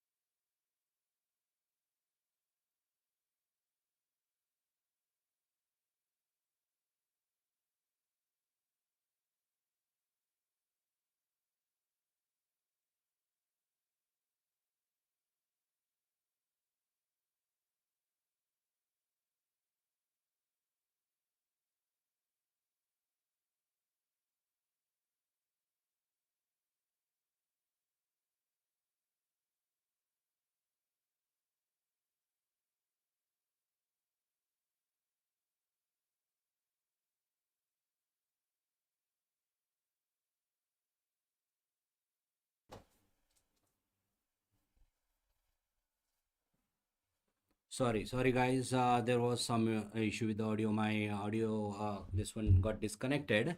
Okay, yeah, so I'm able to see. Sorry, yeah, I'm back now. I'm back. Guys, there was some issue with the audio. My audio, this one got disconnected. Okay, so yeah, everything is all right now. Okay, patho full histo slides. Okay, let's look at all those. So, but I couldn't get so many recalls.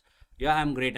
How are you? And I hope all the questions that came in INICET, you are able to solve them with the help of your knowledge. If knowledge did not work out, I had shown so many of the tricks and how to approach a question. I'm sure you'd have done well with that, right? Okay. So first question, let me just talk about this question now. So please look at this. Anything, anytime if you want to change, you can please always Yeah, good evening, everyone. So this was the first question. Please confirm this. Patient has hemoglobin 7, MCV 68, serum ferritin is low. Only these three were given.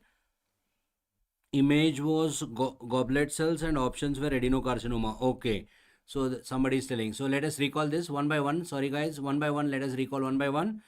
I hope all of you are able to see the first one. Yeah, hemoglobin, this was there. Yeah, hemoglobin was 9. Okay, I'll just change. Please keep telling me if there is anything. Hemoglobin 9, 8 doesn't matter really. Most important thing was serum ferritin is low. This was the most important. Serum ferritin is low means definitely only one diagnosis. What is that? Only one diagnosis? Iron deficiency anemia, isn't it? So iron deficiency anemia, that is a correct. Okay, next question. Please tell me now, is it the correct recall? Did they give image of prostatic biopsy or did they give any pattern or they had given straight away? Prostatic biopsy shows adenocarcinoma. Gleason score is 4 plus 4, 8. Is what this was. This the question? Please tell me now. And what is the Gleason's grade group? They had asked this, right? Okay, B12 folate megaloblastic was given. Okay, so this was megaloblastic anemia. Okay. Okay, yeah. So, yeah, correct answer to this is 4. Very good. We had discussed this in the class. 4 plus 4 is 8. 8 will be what? Score of 4. 9 and 10 will be score of 5, isn't it? Yeah.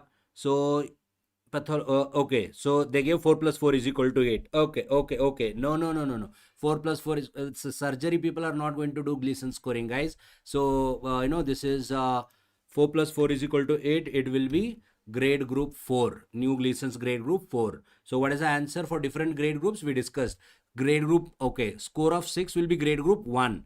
Score of 7, 3 plus 4 is equal to 7, grade group 2. 4 plus 3 is equal to 7, grade group 3. Score of 8, any score of 8, 4 plus 4, 5 plus 3, 3 plus 5. All of them will be grade group 4 and 9 or 10 will be grade group 5, right? Yeah, so this is, yeah, next. So please confirm this. Was there a question like this or they had, this I'm not fully recalled properly, I guess. Please tell me now. Liver biopsy is as follows. What is the likely stain used and the diagnosis? Was this the question? Yeah. Was this a question? So liver biopsy, this is a Mason trichrome stain basically. So I have not fully recollected the question here. Please tell me now, was there such question asked? First thing is that, so was there a question asked like this? Okay, so not the same image, of course. Not the same image, I know that. That is fine, but still, image might not be exactly the same. Only stain was asked, not the diagnosis. Okay, yeah, tell me now what is likely stain used. Okay, yeah, tell me now what is the stain now. Of course, they had given one Van Giesen, I guess. Van Giesen would have been given, yeah. Then Mason trichrome would have been given, right? Mason trichrome. Okay, cirrhosis was given. Okay. Liver biopsy of an alcoholic patient. Okay. Liver biopsy of an alcoholic patient suspected of cirrhosis, right? Biopsy of an alcoholic patient suspected of cirrhosis. So I think now this makes the question correct. Yeah, one more option was methylene blue. That is not the answer. Then one more would have been Prussian blue also, I guess, right? Oh no, pass was given. Okay. Yeah. So what is the answer to this question?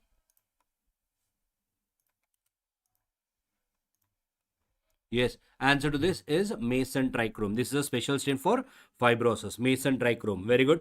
Next, please tell me now what else was there. One more question I have got to know is this histology of MI. These were the, unfortunately, as of now, I have been able to, histology of MIs as given below, likely diagnosis. Again, image might not have been the same. So what is the question asked? This is, of course, waviness of fibers are there. Then loss of nuclei. There is karyolysis, coagulative necrosis. In between, there are neutrophils, isn't it? Yeah. So in between, there are neutrophils. Was this the question asked? Answer is this will be 3 days, right? Yes, this will be 3 days. Yes. So neutrophil with coagulative necrosis. Neutrophil asked, okay, on histology, there was no image. No image on this. No image. They had described the image. Was there image or no image? Okay, 1 to 3 days was there.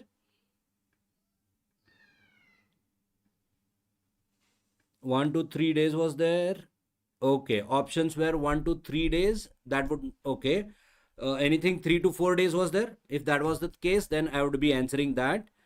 1 to 3 days. 5 to 7, it won't be answer. 5 to 7, it won't be answer. 7 to 10 also won't be answer. Image was there or no? Or they had described the image? Image was there. Okay. Yeah. So now 7 to 10 and one more was 0 to 4. Okay. Now this will be, answer will be what then? Tell me now. Yes, 0 to 4. Answer will be 1 to 3 days. This will be the answer. Okay. On, yeah, option 1 to 3 days. That will be the correct answer. Best would have been somewhere around 3 days. Somewhere around 3 days, right? Yeah. So now please guys, please tell me now what were the other question one by one. I want to take one by one. Whoever types the first one, I will end up taking that question first and we will, recall that completely. These were the only 4 which I have got recalled until now. Please tell me now what is the 4th, 5th question. Please tell me. Yeah, there was an image of reticount was given. Image was reticount was there. Please tell me now. Reticulocyte count image, methylene blue stain. What was the question? So what was that question? Please tell me now. Yes, please tell me what was that question. Methylene blue stain and a reticulocyte count was there. I think there was some image like that. I do not know. So let me try to bring that image. Yeah, supravital stain. What was the question? Yeah. So they asked the image or they had asked, yeah, what was the question? Please tell me. Reticulocyte count image. What was the question on that reticulocyte count? Supravital stain. Straight away asked, which of the following is a supravital? Okay, peripheral smear image was given. Okay, image of reticulocyte. Okay. So let me try to do that. Okay, peripheral blood smear of a patient with a special stain is as below. What is the stain? Was this the question? Was this the question? Please tell me now. Okay, this was there. I'll add a image also. Yeah, this is the image I have given you. Somewhere similar, although exactly need not be the same image. Don't worry. Yes, so this was there, right? Yeah, methylene blue. What were the other option? Whatever were the option, this is a methylene blue stain, right? Okay, Jimsa methylene blue Leishman was there. Okay, answer is methylene blue. This is a methylene blue stain. Okay, next one. Anybody? Any other question? 5th, next question. Yes, please try to recall me.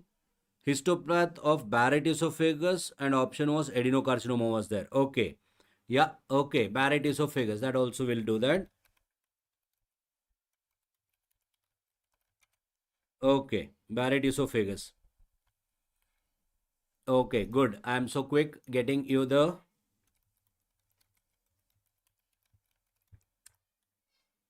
Okay, there was an image of goblet cell you are telling me, right? Barrett esophagus with image of goblet cell. Okay, let me try to see how many of you have got. Okay, I'll use the same image that I've used in the class. I do not know, was this the image in exact? Doesn't matter. Okay, so this was the image, right? Patient, any history was given? Patient presents with heartburn.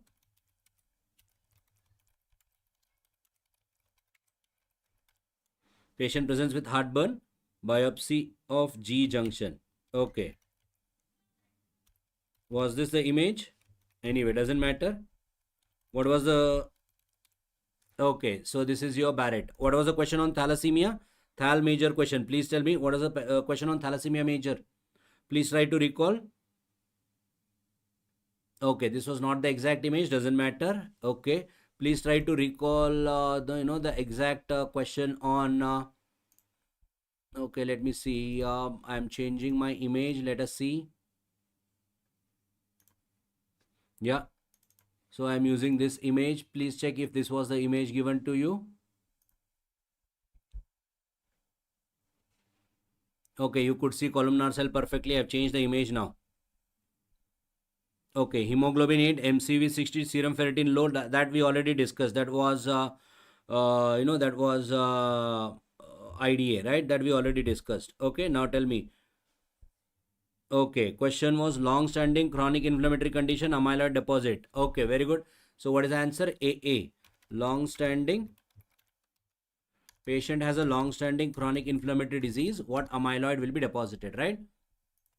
Patient has a long-standing chronic inflammatory disease, comma, which type of amyloidosis is seen?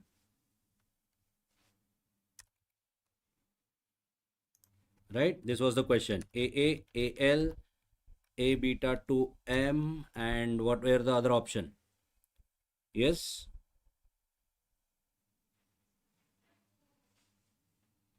Okay, hepcidin low, iron overload present for thalassemia. Okay, that's good. That's good. So, yeah. So, next question. Okay. Any history for thalassemia? Any history for thalassemia? Yeah. Any history was given for thalassemia? A patient presents with anemia, jaundice. A patient presents with anemia, jaundice.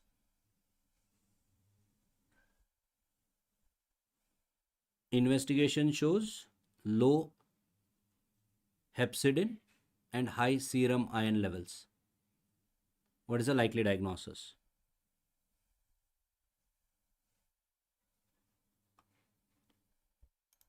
What is this option? Somebody is telling ineffective erythropoiesis in thalassemia major. What is that question? Systemic iron overload and some other option. Was this question for what? What was the question asked here? Intravascular hemolysis present in one of the option in thalassemia? No, that is okay. So multiple true false was there? Multiple true false was there in that thalassemia question? What is a multiple? Was it a multiple true false type of question? Oh, they had mentioned thal major straight away. Okay. So true about thal major, multiple true false, right? True about thal major, and it was a multiple true false, isn't it? Was that the case? True about thal major and then multiple true false. Yes or no? Please.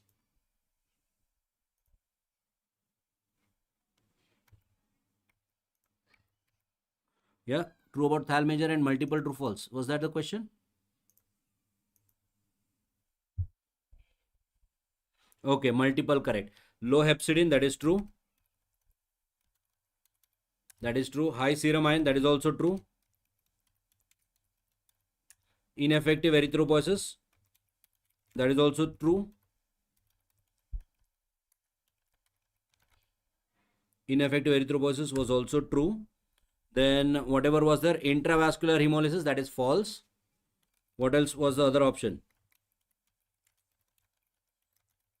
False. This is false. Ineffective erythropoiesis, iron overload, hepcidin low, that is correct. Intravascular hemolysis. Fifth one was there or only this many?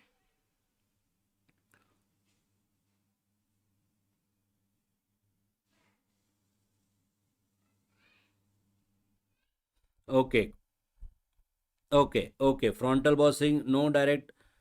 They gave history of thal major. Okay. Some people are saying history was there. So I do not know. Some people are saying directly thal major was there. So, okay. Anyway, let's keep it open. Only these four were there. Okay. So first A, B, C are true in this. One. Okay. So 1, 2 and 3 are true. Okay. Next question. Let me take that question now. Somebody is talking about this. Let us take that. Amyloidosis question is done. No hepcidin. Hepcidin was not there. Somebody is telling Hodgkin lymphoma. What was that question about Hodgkin lymphoma? Hodgkin lymphoma staging. What was the question? Hodgkin lymphoma staging.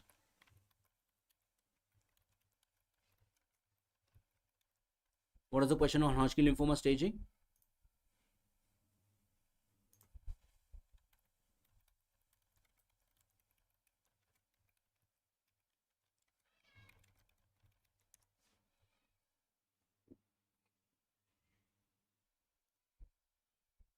Please tell me now what was the question on Hodgkin lymphoma staging?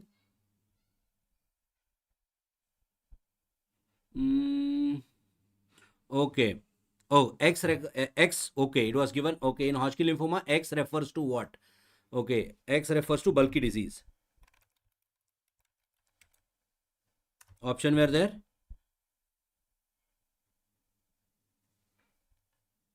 X denotes usually bulky disease. Yeah, bulky. Yeah, correct. Bulky tumor, bulky disease, whatever. That will be the correct answer. X refers to bulky disease in Hodgkin lymphoma staging. Yes,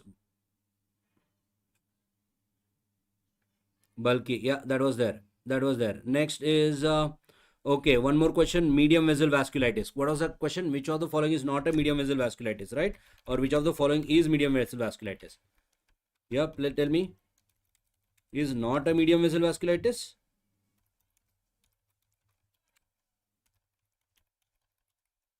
Was this the question? Or which is a medium vessel vasculitis? Okay, RSL image was given. Okay, okay, okay, okay. That's good. That's good. Okay, RSL image was there. Okay, I'll take one image of RSL. Let us say this. Okay.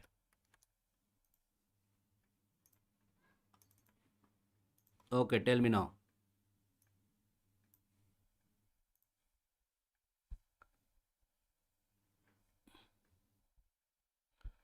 Which is not a medium vessel vasculitis. Okay.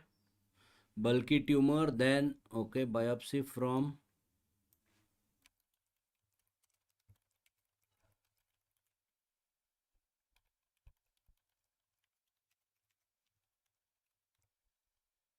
Kawasaki was there. Okay, nephron image. So many of you quickly. If you are so quick, Okay, chalo. Let's do one of them one by one. Okay. Now, which of the following is not a medium vessel vasculitis? Whatever their option. Pan was there. Kawasaki was also there in this.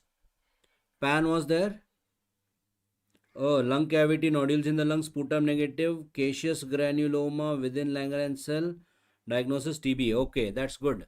So no, caseous granulomas were there, necrosis was there, ESR is raised, giant cells are there, Assam patient, lung cavity, nodules in the lungs, sputum is negative.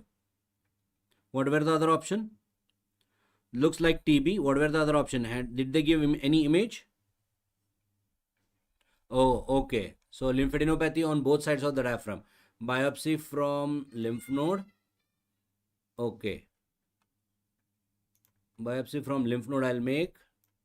Who had disease on both sides of the diaphragm.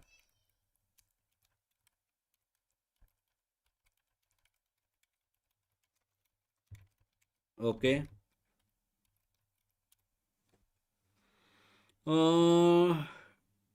Okay, then histoplasma. So if there was no TB, caseous necrosis, then histoplasma. So yeah, that is the then it will be histoplasma. If no TB, then histoplasma. So image was there, giant cell and all those image was there, or they are described? Yeah, image or description was there.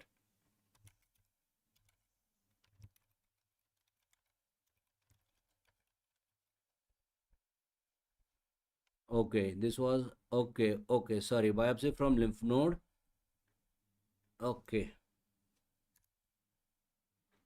Option.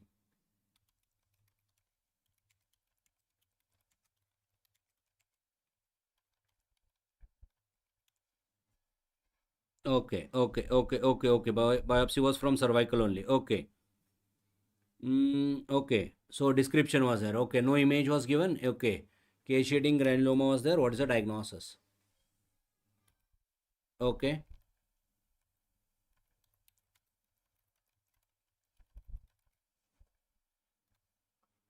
Okay. This will be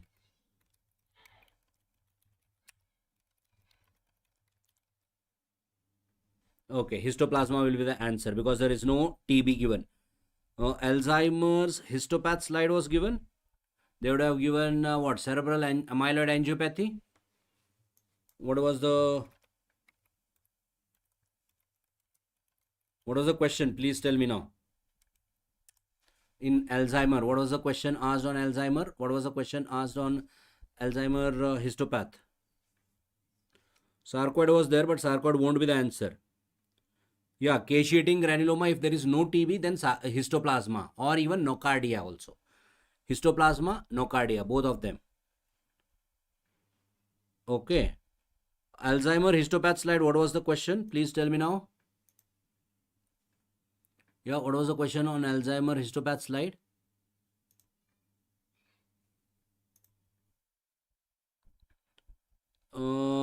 Yes. Wegener, no. Why not Wegener? Wegener will not have caseating granulomas.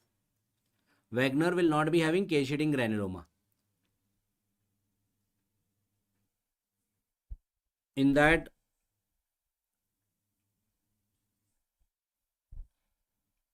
okay. Yeah, so in Wegener you don't get Langhans giant cell, that will not be there. In Wegener you don't get caseating granuloma. Okay, neuritic plaque image was given. Okay, and they had asked diagnosis directly, right? That was a question. Okay.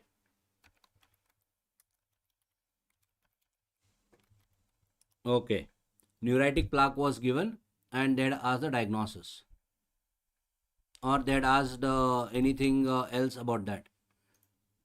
Okay, let me see. This was the image given. Some image. Let me add one image.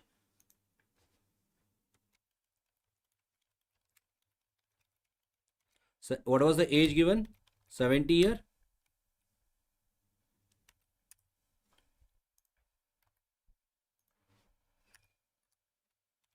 Or 80, or what age was given? So somewhat like this. Image were somewhat like this. Okay, incomplete penetrance. What was the question asked in incomplete penetrance? Please tell me. Not a medium vessel vasculitis. Okay, one more option was leukocytoclastic vasculitis. Yeah. Berger. Then one more should be in Kawasaki. Answer would be leukocytoclastic vasculitis. That is a small vessel vasculitis, right? Okay. What was the question asked on incomplete penetrance in genetics? Please tell me now. Incomplete. Yeah. What was the question on incomplete penetrance in genetics? So which of the following will happen due to incomplete penetrance? Was that the question like that? Which of the following will occur due to incomplete penetrance? Okay. Perineuritic plaques with pictures. That was there. Okay.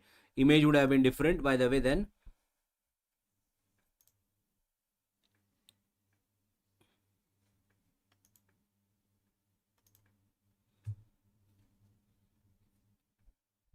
Anyway, I'll try to get the image, whatever image you got. I do not know whether the exact same image or not. Which is microscopic polyangiitis was also there. Okay, please tell me now, was that a multiple true false type of question? Not a medium vessel vasculitis. Leukocytoclastic is also not a medium vessel. Microscopic pan is also not. MPA is also not. Okay.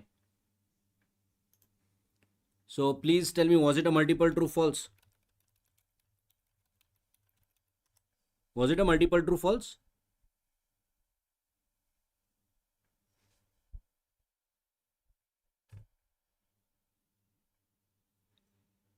What was the question on oncogene addiction? What was the question on oncogene addiction? Oncogene addiction is nothing but a phenomenon for driver mutation, we call it, right? So despite having multiple mutations in a tumor, tumors will be dependent on one important pathway for carcinogenesis, right? That is your that is called as oncogene addiction. What was the question? Berger was not there. Okay, so which is not if you are asking me this is not there, then in this somebody is also telling MPA. MPA is also small vessel. Leukocytoclastic is also small vessel. Okay. True statement on oncogene addiction. Yeah, true statement on oncogene addiction. I'm sure they should have given you, despite having multiple mutation, the cancers will be heavily dependent on a single oncogene mutation. That should be the answer. Kawasaki, it was Wegener. Okay. So, okay, it was not Kawasaki, then Wegener. So then they should have asked you, it is not then all these, the B, C and D in this are small vessel vasculitis. Which of the following is a medium vessel vasculitis then? This should have been the question. Yeah, define oncogene addiction. So oncogene addiction is despite having multiple mutations, tumors usually are dependent on one important pathway for carcinogenesis. For example, take example of colorectal carcinoma or any tumor you take. So there are so many mutations, p53 mutation, KRAS mutation, everything, but ultimately they are all dependent on one APC mutation. This is called as addiction. So these are called addiction. Better we don't use the word addiction, but yes, that is what is addiction. Okay. Which of the following is not a medium vessel vasculitis? Pan, burger, granulomatous with cholangitis.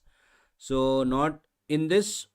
Pan, burger, both of them are medium vessel vasculitis. Granulomatosis with polyangiitis, definitely not. Then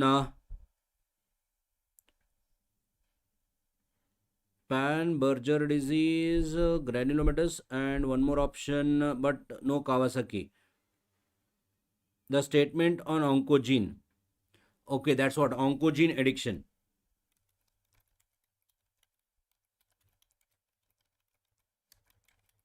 Was this the question? Wagner is a small vessel, but whatever option you are giving, there are many other small vessel. Okay. Okay, so oncogene addiction, cancer cells are dependent on one mutation rather despite having multiple mutation. That is the meaning.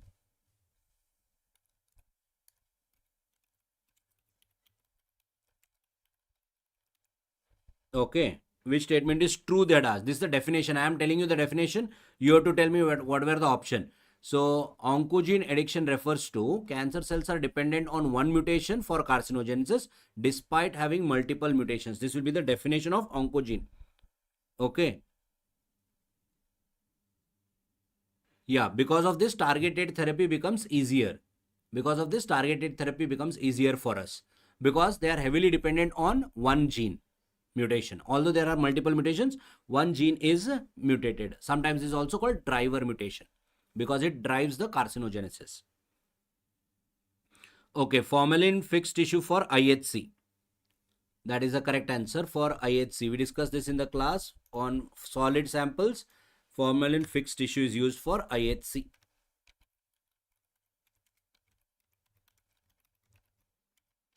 For protein detection, IHC, immunohistochemistry, right?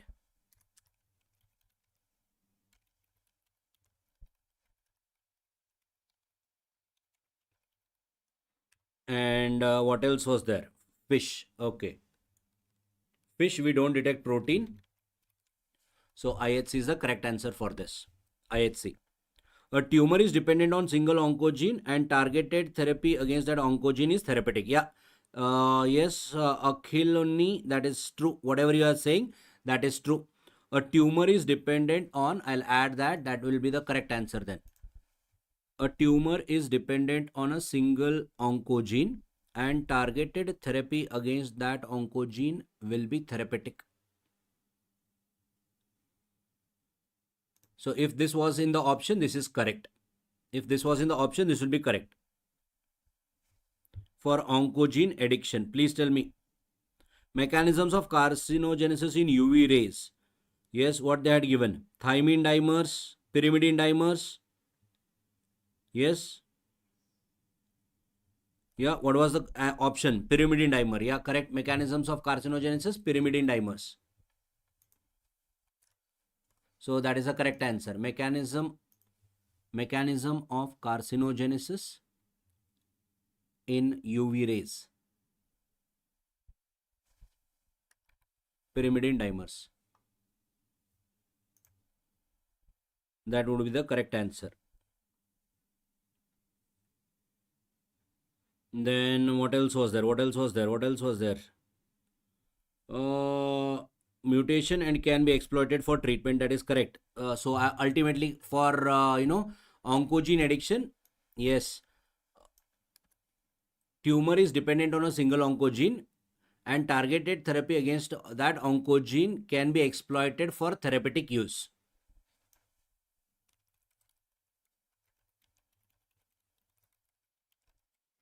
Okay, that is the correct answer.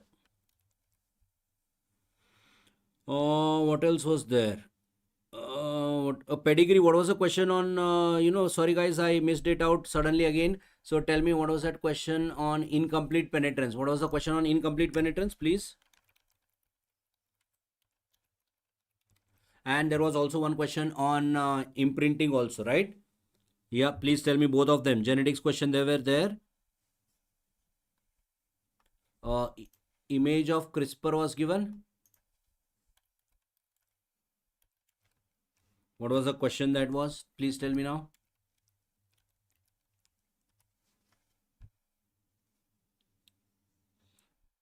Disease not present in all generation. Okay, disease not present in all. Okay, definition of incomplete. Yes, correct. So then incomplete penetrance refers to no disease. Yes, correct. Incomplete penetrance leads to, I would say, that was the question. Disease not present in autosomal dominant disease, not present in all generation. That should have been the best answer. Okay. Okay, true about incomplete.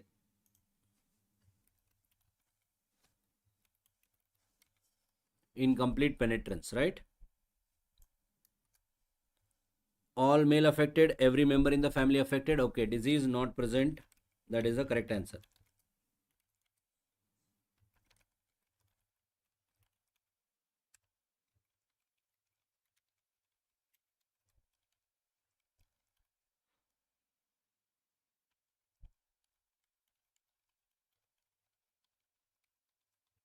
Okay. Okay. What was the neonatal heart disease? Neonatal heart disease. That would be a pediatrics question. Pediatrics question. Which of the following is not criteria for Kawasaki? That will be again pediatrics. That would be a pediatrics question. Sorry guys. Okay. What was the question on I think imprinting disorder? What was the question on imprinting disorder? Please tell me. What was the question on imprinting disorder? No, conduction block was asked. That will be conduction block medicine. No.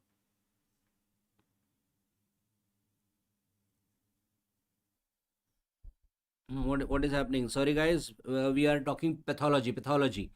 So come back. Now let's yeah, please come back. Base excision repair was there. What was the question on base excision repair? Image based question. How image based question on base excision repair? They had given a diagram of base excision. Okay.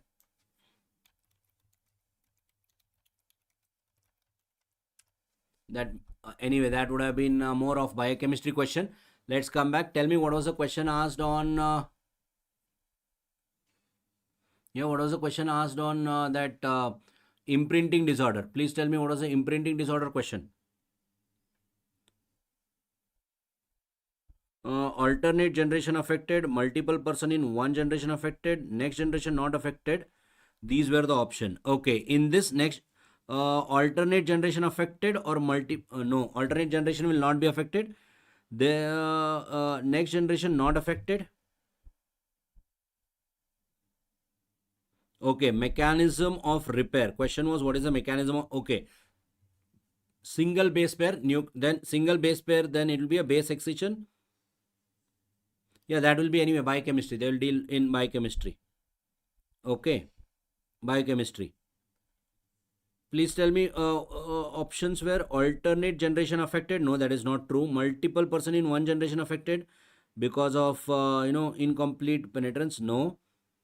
Then what else is there? Next generation not affected. No. Then in this best answer will be alternate generation affected. Yeah, in this best answer will be alternate generation affected. That will be the best answer in the given option. Yes. Neurofibromatosis. What was the neurofibromatosis question? Pathology question? Was it a pathology question? Neurofibromatosis.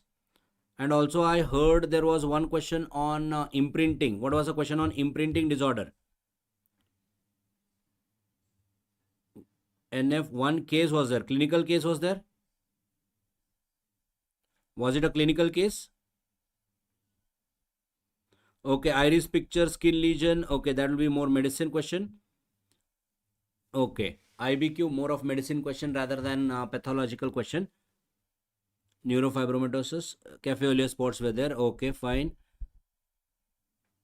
One gender affected more than the other gender. This was for what question? What was that? One gender more affected than? Okay, there was no imprinting question. Okay, that's good. All males affected. This was there. One gender affected more, right? This was there.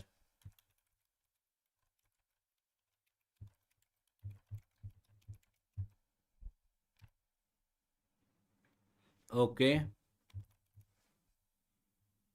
Okay. Next, what else was there? You said many images were there. Please tell me now what else image was there. Okay. I'm just checking from your this one.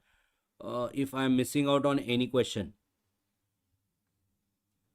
Mechanisms of UV is done. IDA already done.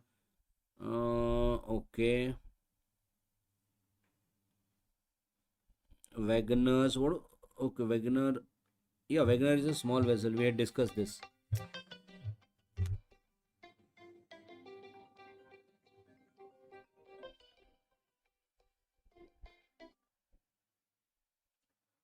Sorry.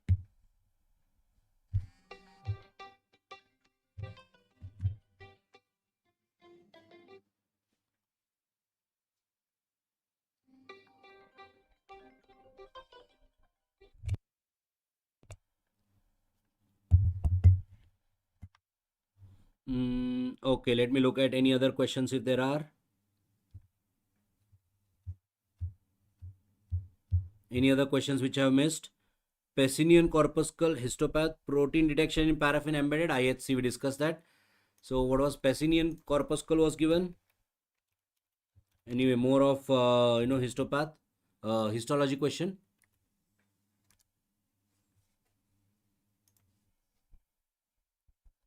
Minimal change disease. What was the question on minimal change disease? So Pacinian corpuscle, was this the image given to you? Pacinian corpuscle, was this such similar image, whatever is the image? What was the question on minimal change? And there was one more question on PSGN. Yeah, PSGN, what was the question?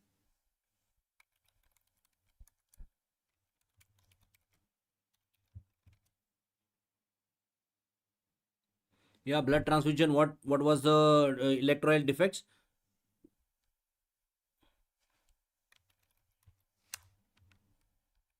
Please tell me what was, okay, Pacinian corpuscle histopathology was there. So I am adding somewhat like this, I hope.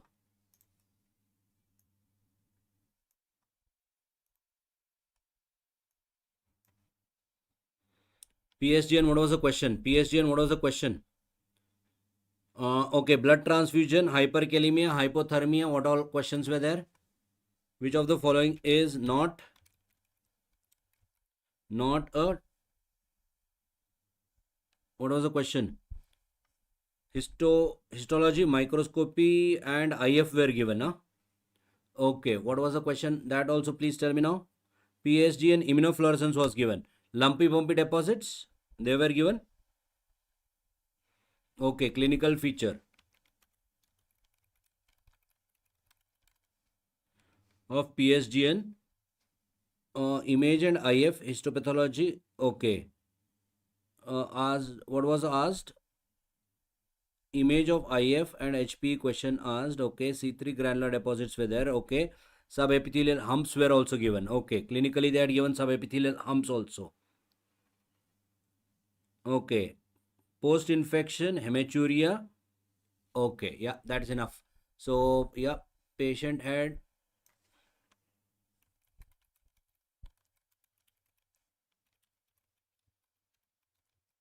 and granular deposits or lumpy bumpy deposits, right?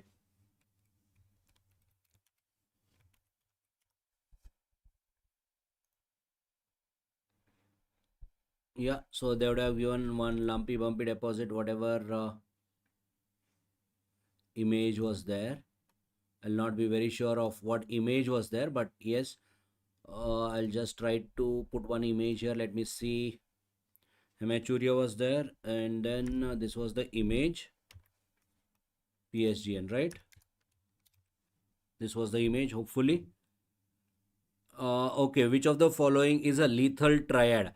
Lethal triad will be hypothermia, acidosis, and yes, lethal triad would be hyperkalemia, acidosis, and hypothermia.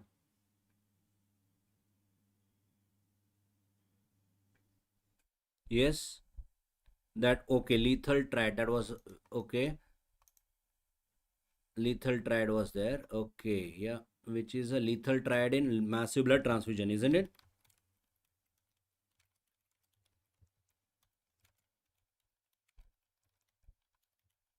So you had two components. Okay, so lethal triad in massive blood transfusion, multiple true false, or they had given three of them?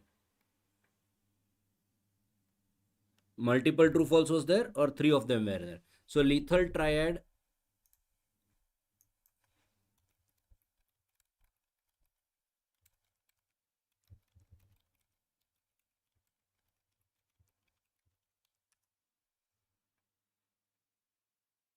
Okay, so which is a part of lethal triad, right?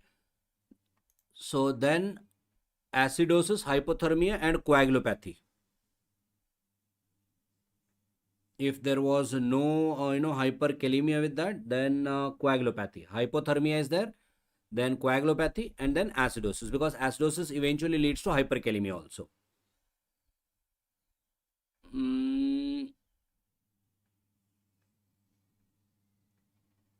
Okay, in massive blood transfusion, right? Yes, so in massive blood transfusion, lethal triad, hypothermia. Was hypothermia there? It should have been there. Hypothermia, acidosis, DCO, dilutional coagulopathy.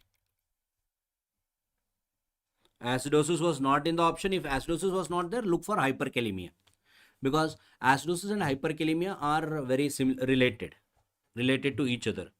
Hypocalcemia doesn't come part of lethal triad. That's why. See, they should have given hypothermia, acidosis. Lethal triad is hypothermia, acidosis, coagulopathy, or instead of acidosis, even if they had given hyperkalemia, I will take that also, because acidosis leads to hyperkalemia. Okay. Yeah, what was CMV? What was the question on CMV? So blood transfusion, only one question. Blood transfusion, only one question. Okay, acidosis was not in the option, then it would be hyperkalemia, either of them. Hyperthermia, hyperkalemia, DCO, dilutional coagulopathy. Okay, multiple correct, only two options were there. Okay. Okay, and diagnosis, what was the question asked? 62-year, increased PTH medicine, they will discuss in endocrine. No, hypocalcemia. No, hypocalcemia is not a part of your lethal triad. Hypocalcemia doesn't cause death. Hyperkalemia can cause death. Acidosis eventually leads to hyperkalemia, and acidosis can lead to multiple mechanisms of death. Hypothermia can lead, although hypothermia is now reduced, and then coagulopathy, dilutional coagulopathy. Okay. Incorrectly matched. EBV, Burkitt, okay. HHV8, Kaposi, HTLV, adult T cell, CMV, nasopharyngeal. Okay, that is wrongly matched. Correct. Marked incorrect. Okay, that is incorrectly matched. Correct. So incorrectly matched is, you're right. CMV doesn't cause carcinomas. Yeah.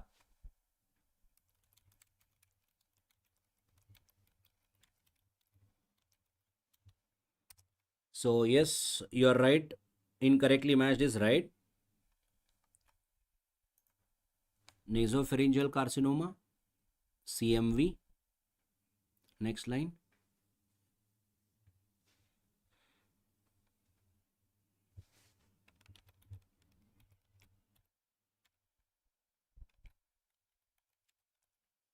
adult T cell leukemia, EBV, Burkitt lymphoma,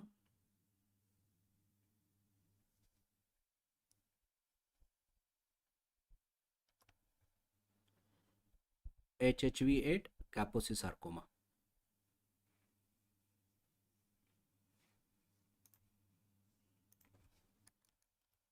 Right, this was there. Okay. Burkitt EBV, yes, correct. So in this answer is nasopharyngeal carcinoma CMV. This is incorrectly matched. Okay.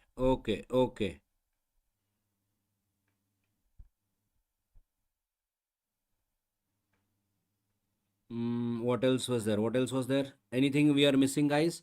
So we have recollected 20 questions in pathology.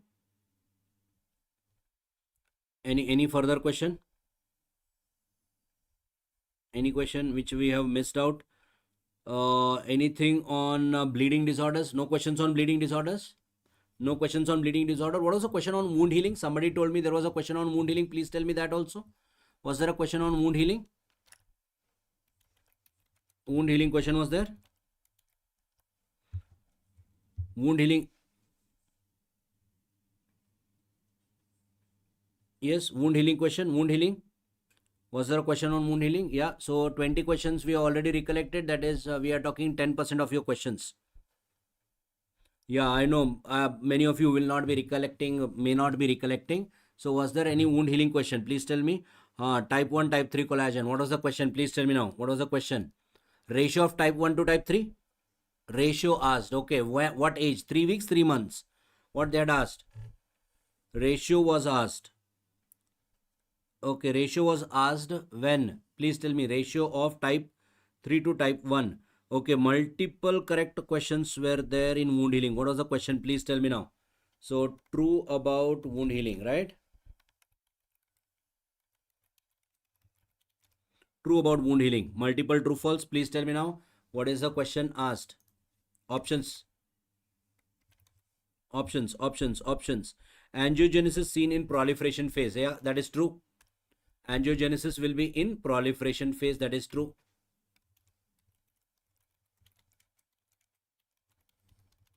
Proliferation, if you remember, we divide them into what? 3 proliferation: epithelial proliferation, blood vessel proliferation, fibroblast proliferation. Type 3 replaces type 1. That is false. Of course, type 3 replaces type 1 is false. It is type 1 replaces type 3, right? Yeah, this is a false statement. Then tensile strength depends upon irregular arrangement. Tensile strength depend upon type 1 irregular arrangement. No, it depends upon, okay, type 1 collagen random pattern. So tensile strength depends on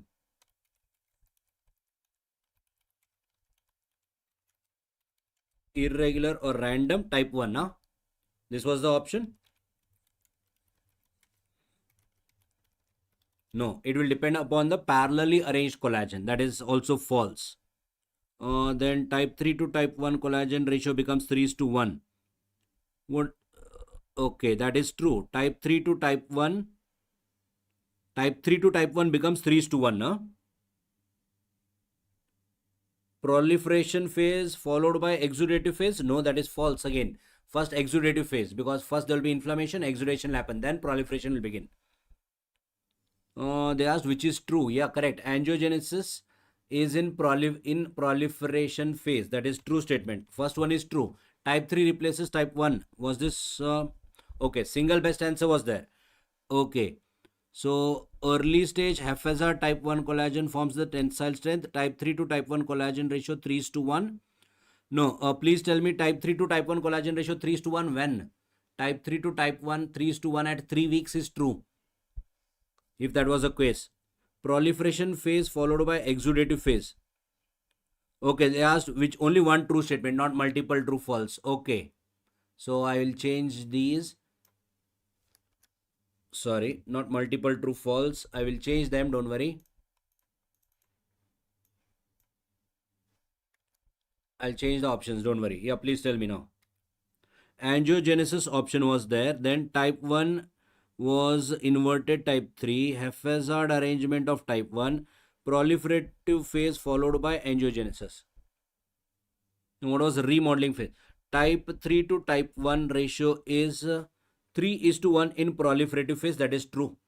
Type 3 to type 1 ratio is 3:1 in proliferative phase, that is true.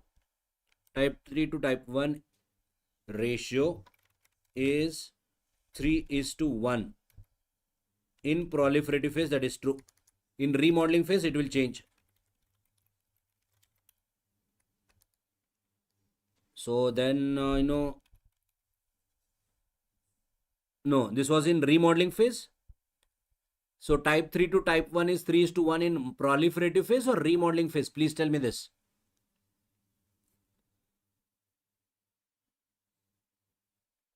And what was this question? Somebody is now, okay, haphazard arrangement of type 1, that is false. Anyway, depend upon random or haphazard, that is false.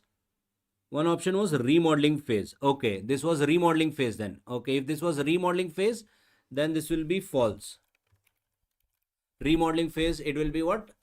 Reverse, isn't it? Yeah, type 1 becomes predominant. Angiogenesis is happening in proliferation phase, that is true. So in the given option that you have given me, two options are false here, right? Proliferate angiogenesis, the proliferative phase followed by angiogenesis. No, one option was there which had type 3 replaces type 1. Okay, so that is also false. Type 3 replaces type 1. That is also true. Proliferative phase is followed by exudative phase. That is also false. Proliferative phase will not be exudative phase. What is the word? Proliferative phase is followed by exudative phase. That is false. So after exudative phase, there will be what? Proliferative phase. So exudative phase will be followed by proliferative phase. So now you are giving me 5 options. One of them should not be there then. Whatever is there. So yeah, 5th option also you are giving. That is also false.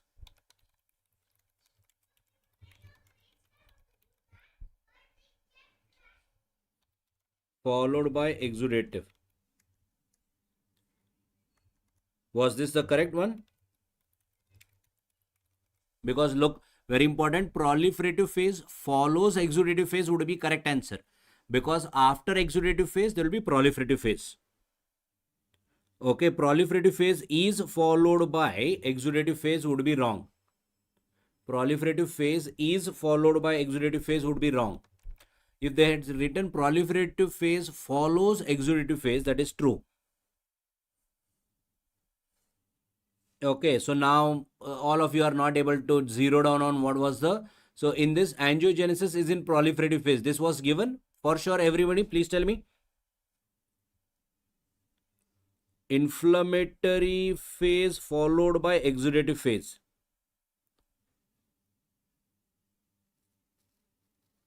Type 3 replaces type 1. Oh, okay. In the same one it was there. Type 3 replaces type 1.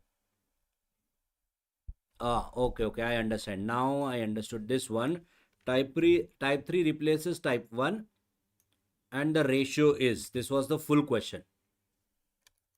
Okay.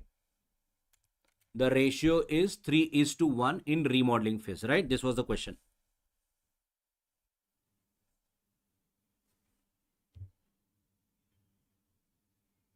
No, collagen ratio, you are telling me in which phase? 3:1 between type 3 and type 1 will be not in remodeling. This will be in proliferative phase. So if angiogenesis is happening in proliferative phase, that is correct.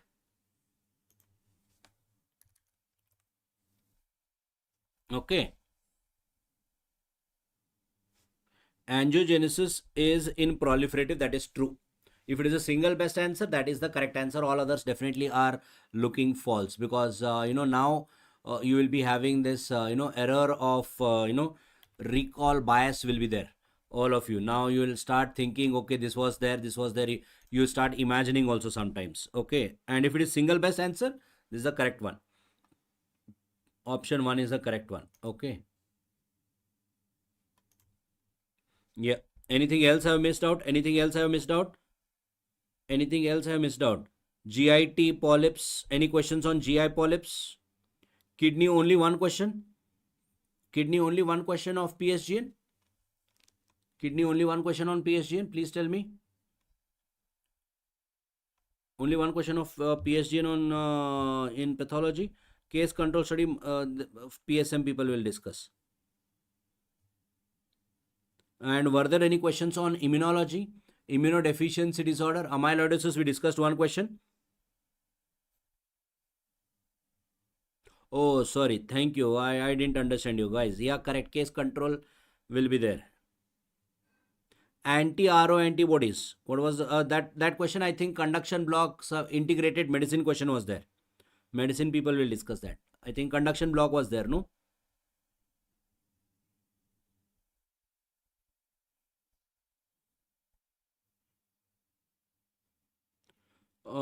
Okay. Newborn cardiac anomaly. Heart block associated with anti-RO. Okay, that's fine. Medicine or pediatrics, both of them. Newborn, pediatrics they will be discussing. Don't worry. Okay, I think we have taken all the questions. We have tried to recollect all the questions here. Amyloidosis question, chronic inflammation, AA. Chronic inflammation was there, right? Patient is a long-standing chronic inflammatory disease, AA. Secondary amyloidosis, AA. Okay, so thank you guys. So I'll be ending the session now. Any more recall? Just last call for any further recalls which we have missed out. Yeah, quickly, let me just show you what all we have done with. Okay, patient with low serum ferritin, this was IDA. Prostatic biopsy, adenocarcinoma, 4+4 score 8, grade 4. Liver biopsy, Mason trichrome stain, this was a methylene blue stain. Then goblet cell Barrett esophagus was a diagnosis. Amyloidosis AA was there. Beta thal, okay, they had given somebody mentioned history was given. We'll discuss history. That thalassaemic phases jaundice was given. Low hepcidin will be there, that is correct. Hepcidin suppression will be there. High serum iron, ineffective erythropoiesis. RSL image was given. X stands for bulky disease, we discussed this.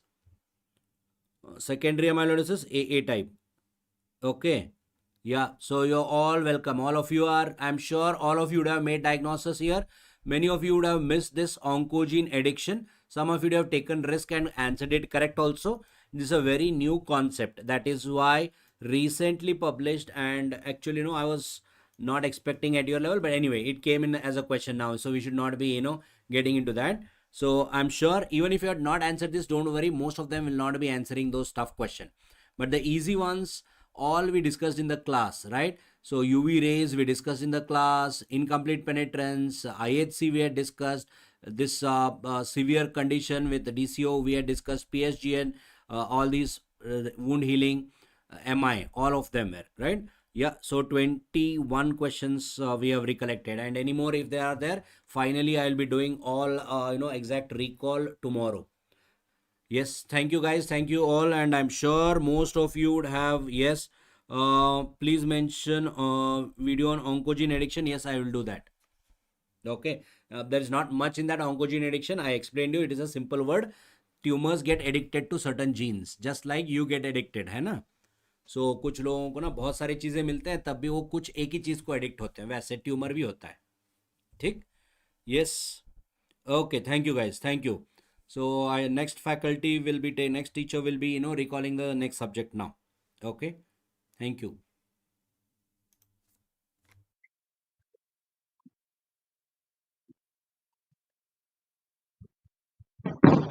Are we live?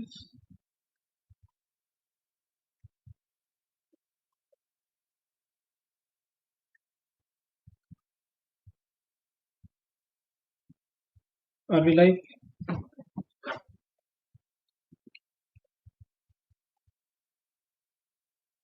Okay, great. Good evening, everyone. Good evening, everyone. And we are going to have a quick recall session for biochemistry. And I have the chat open in front of me, so it will be smoother now.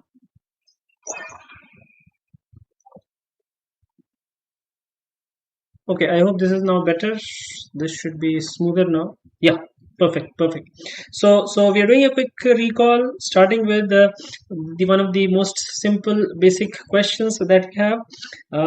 Which of the following does not give a positive Benedict test? So this was one of the simple questions, just like the questions in biochemistry today. The feedback that we got is, for biochemistry it was okay. Those who have attended the sessions, for them it was simple and easy.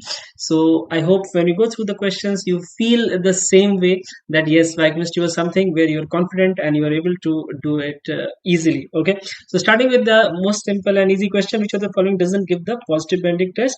In this regard, positive Benedict test is all sugars which give the positive Benedict test are known as reducing sugars, and we have discussed this multiple times that all monosaccharides are reducing. So all monosaccharides are reducing. Along with that, ascorbic acid, amino acid, uric acid, these are also going to give the positive Benedict test. So this is also going to give the positive Benedict test. The sucrose and trehalose are non-reducing disaccharides. They are non-reducing disaccharides, in contrast to the lactose and maltose. Lactose and maltose, are the reducing disaccharides. So here the answer is sucrose. Sucrose is not going to give the positive Benedict test. Yes, thank you, Dr. Prabhakar. That's what we have got from most of you, that biochemistry was easier than all the other subjects. So let's quickly take a look, and you can feel happy about the answers that you've given to these questions, and you can also help me refine the options that are here. Okay, so another question: which vitamin plays a role in transamination reaction? Now, transamination is one of the very important reactions in the amino acid metabolism, and you know that the enzyme, the amino acid which is involved here, is the vitamin B6. I hope these options are correct as per your recall. So vitamin B6 is required for transamination, it is required for deamination, it is required for decarboxylation. In addition to that, it is required for the catecholamine synthesis, it is required in the serine metabolism, it is required in the heme synthesis, it is required in the vitamin B3 synthesis, it is required in the sphingolipid synthesis, it is required in the glycogen metabolism by the enzyme glycogen phosphorylase. B6 is one of the most prolific vitamins required by a huge number of enzymes, which we routinely discuss in our class. All right, so if you just take a quick look at the notes, you will be able to see we have a list of reactions where vitamin B6 is required as the coenzyme. Paradoxal phosphate being the most active form of B6, most active form of B6, which is participating in the reactions. Then we had this question, enzyme active in dephosphorylated state, and there were various options. Please let me know if these options are correct or not. And one simple guru mantra I have given you, that the dephosphorylated state is maintained by insulin. So you have to look at the enzymes belonging to pathways which are activated by insulin. Okay, you have to look at the enzymes belonging to pathways which are activated by insulin. And about activation of pathways, we had said insulin uses glucose. So all those pathways which make use of glucose are activated by insulin. So glycogen synthase will use glucose. The PFK2 will activate the glycolysis, so it will use glucose. Fructokinase, okay, fructokinase, ideally it is focused on fructose, and you know that two enzymes of fructose metabolism are unregulated. Okay, two enzymes of fructose metabolism are unregulated. So the phosphorylation, which is a mode of action of the hormones, doesn't come into play for fructokinase. Option 4 was not there. Is the second alternate name that I've written, is that one of the options?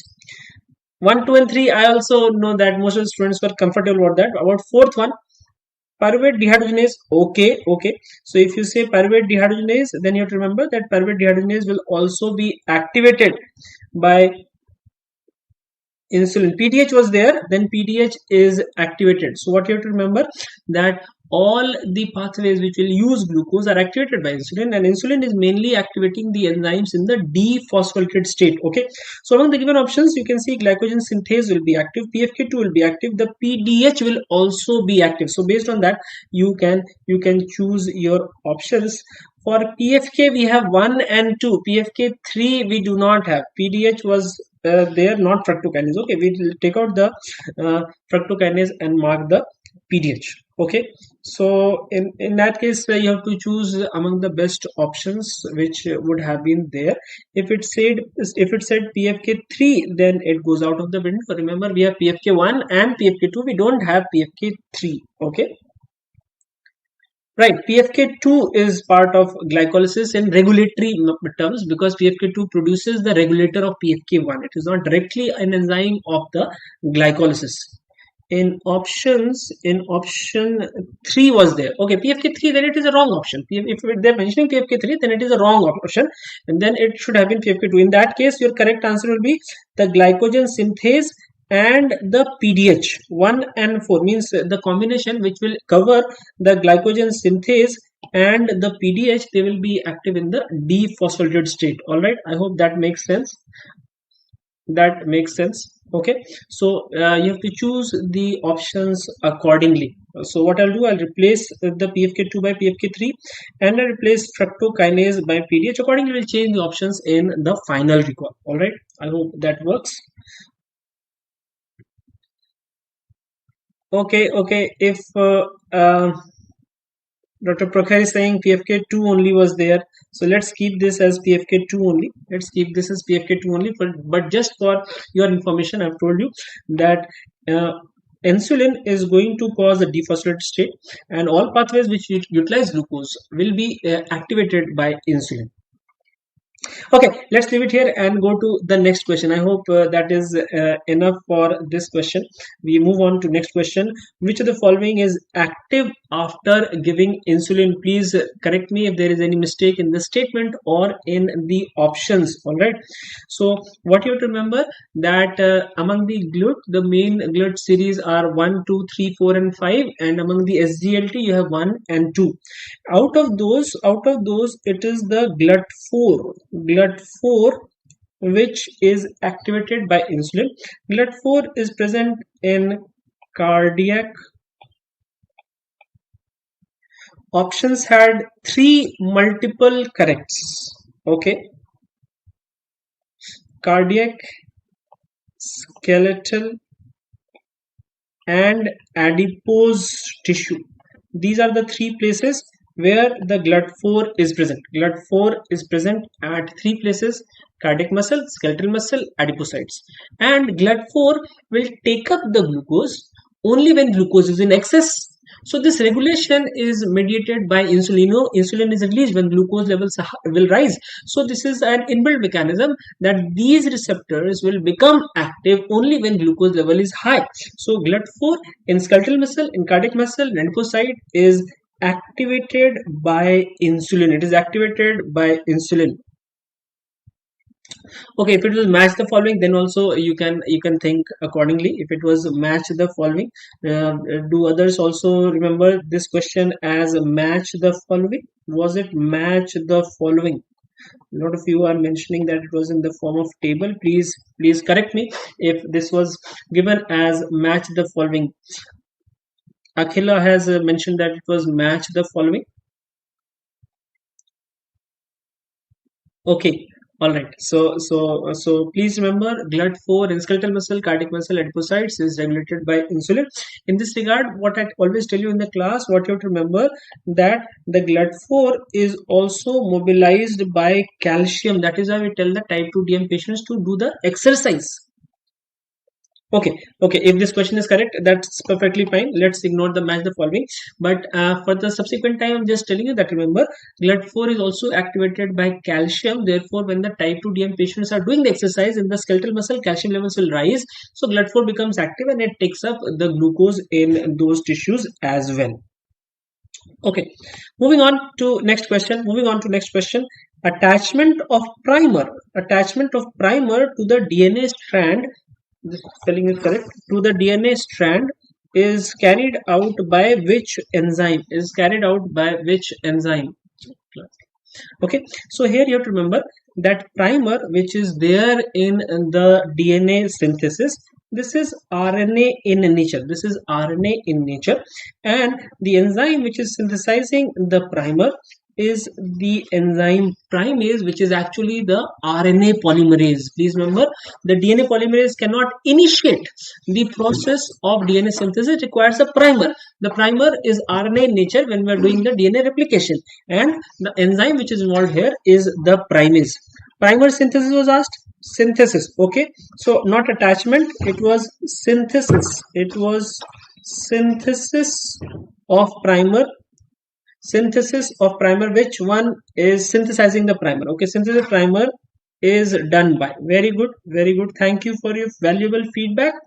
Okay, synthesis of primer is done by. Okay, DNA polymerase was not there in the option, DNA polymerase 2 was there in the option, so that is why I've written the 2 also. Okay, very good. DNA polymerase 2 and DNA polymerase 3 were there in the option. Okay, agreed. DNA polymerase 2 was given, 1 was not given. And who synthesized the primer? 2 and 3 were the option, primer synthesis. And okay, so we know the DNA polymerase will not make the primer. Primer is synthesized by the primase, which is actually the RNA polymerase. Polymerase in this case is the RNA polymerase, that is the primer. Okay, so I hope you know this. Topoisomerase, as all of you know, is going to help in relieving the torsional strain. It helps to relieve the torsional strain. Which is created by the helicase enzyme. Please remember, the helicase, when it is doing the unwinding, it creates a torsional strain. Torsional strain has to be removed, which is done by the enzyme topoisomerase. If you don't remove the torsional strain can lead to supercoiling, which will inhibit the process of replication. Don't worry, 1 or 2 questions are wrong, not a problem, but overall if you've done well, that should be good enough. 1 or 2 wrong questions, do not worry, because some of them were very complicated questions, so don't worry about that. Okay, moving on to next question. This is the recall that I have. Please correct me if there is any mistake in the statement. So patient presents with craniofacial defects, hypotonia, seizures, and very long chain fatty acid accumulation is seen. Can you confirm whether this part was there or not?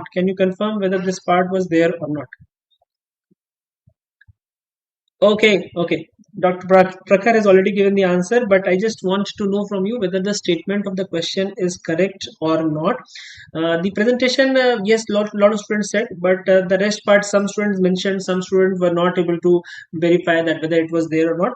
So whether they're mentioning brain autopsy or whether they're mentioning the presence of very long chain fatty acid accumulation. Okay, if the question is correct, then please remember that accumulation, whenever they mention very long chain fatty acid accumulation, there are 3 locations where the accumulation will happen. It is the CNS, it is the liver, and it is the kidney. Okay, no autopsy. Okay, no autopsy is there, autopsy is not there. Okay, agreed. So CNS, liver, and kidney, they are the 3 places where predominantly accumulation of VLCFA will occur. Okay, and all of you know that this is the condition known as the Zellweger syndrome. This is what is known as the Zellweger syndrome, where there is defect in the peroxisome. Peroxisome is either empty, means there is transport defect, enzymes are not entering in the peroxisome, or in some cases the peroxisome is absent. So either empty or absent peroxisome. Okay, brain accumulation is given, but autopsy is not given. Okay, we'll note that, we'll make that correction in the final recall, that accumulation of VLCFA is seen in the brain tissue. And what is the most likely defect? It is a peroxisomal defect. The 2 possible defects are either the peroxisome is empty or the peroxisome is absent. These are the 2 possibilities, and the main metabolism which is happening in the peroxisome is the very long chain fatty acid. The other metabolism which the peroxisome is doing is, you have to remember that the branched fatty acid branched fatty acid, which is the phytanic acid. Phytanic acid, for which you are doing the alpha oxidation, in which case there will be Refsum's disease, okay, when the phytanic acid defect is there. But here they are saying the peroxisome, whole of peroxisome is defective. In that case, you are looking at Zellweger syndrome, which is also known as cerebrohepatorenal syndrome. Why? Because CNS, liver and kidney are involved, so it is also known as cerebrohepatorenal syndrome. All right. Okay, very good. Peroxisomal biogenesis defect, or the transport of the enzymes into the peroxisome, that may be defective. Let's move on to the next question. Raised triacylglycerol is seen in all except the options that I have got from you is either it is diabetes mellitus, nephrotic syndrome, A beta lipoproteinemia, hypothyroidism. But some students said no, sir, hypothyroidism was not mentioned, high fructose diet was mentioned. So please verify the options. Please verify if the options are correct, and accordingly we can put them in the final recall whether the statement of the question is correct and whether the options are correct or not. So you're saying the peroxisomal biogenesis defect. Okay, peroxisomal biogenesis defect. All right. Thank you very much. Okay, raised triacylglycerol is seen in all except, please look at the options. The nephrotic syndrome, hypothyroidism was mentioned. Okay, hypothyroidism was mentioned. Okay, high fructose was also mentioned. Okay, hypothyroidism was not there, hypothyroidism was given. That is the confusion. Some students said, sir, hypothyroidism was given. Some students said, no, sir, fructose was given. So you have to quickly tell me which one is there. Okay, let's forget which one was there or not there. I'll just tell you what is happening in each one of them. In diabetes mellitus, what is happening, that the mobilization of the body store of fat is happening, which will be packaged by the liver and released in the blood. So the increased triacylglycerol will be seen in diabetes mellitus. Similarly, in nephrotic syndrome, there is compensatory increased production of the liver proteins. Because of that, there is more production of the VLDL. So here also you find that increased triacylglycerol will be there. Again, in hypothyroidism, the triacylglycerol levels will be high, and in high fructose diet also the triacylglycerol levels will be higher. Reason being, fructose metabolism is unregulated. So quickly the fructose is getting metabolized in the liver, getting converted into the lipids either by esterification or synthesis of fatty acid, and the triacylglycerol levels will be higher due to higher production of the VLDL. Okay, it is only the A beta lipoproteinemia where there is less amount of VLDL, less amount of the chylomicron, which are the two main deliverers of the triacylglycerol. So in A beta lipoproteinemia, the triacylglycerol level is lower. Okay. So what you have to remember, that in A beta lipoproteinemia, B48, B100 are not being synthesized. So the chylomicron, VLDL, both are decreased in amount. They are the main transporters for the triacylglycerol. All right. Okay. So what I will do, Tazak Kajunwana has said that hypothyroidism was a part of the different question. Okay. So Sahbaj Khan is also saying that hypo was not there. It is a different question. So let's replace the hypo. I'll put in the high fructose diet as the option. And here the correct answer is A beta lipoproteinemia. Neither the chylomicron nor the VLD are synthesized. They are the main transporters of the triacylglycerol. So triacylglycerol level will be decreased, not increased. In all others, the triacylglycerol level will be elevated. Okay, wonderful. Thank you very much for your very valuable feedback, so that it will help us rectify the final set of the recall. Thank you very much. Okay, so that's about the raised TAG. Let's go on to next question. I'll not discuss question, sir. Just discuss this question. So I'm not doing that. Patient has HB is low, decreased MCV, decreased ferritin. Sir already discussed that this is the iron deficiency anemia.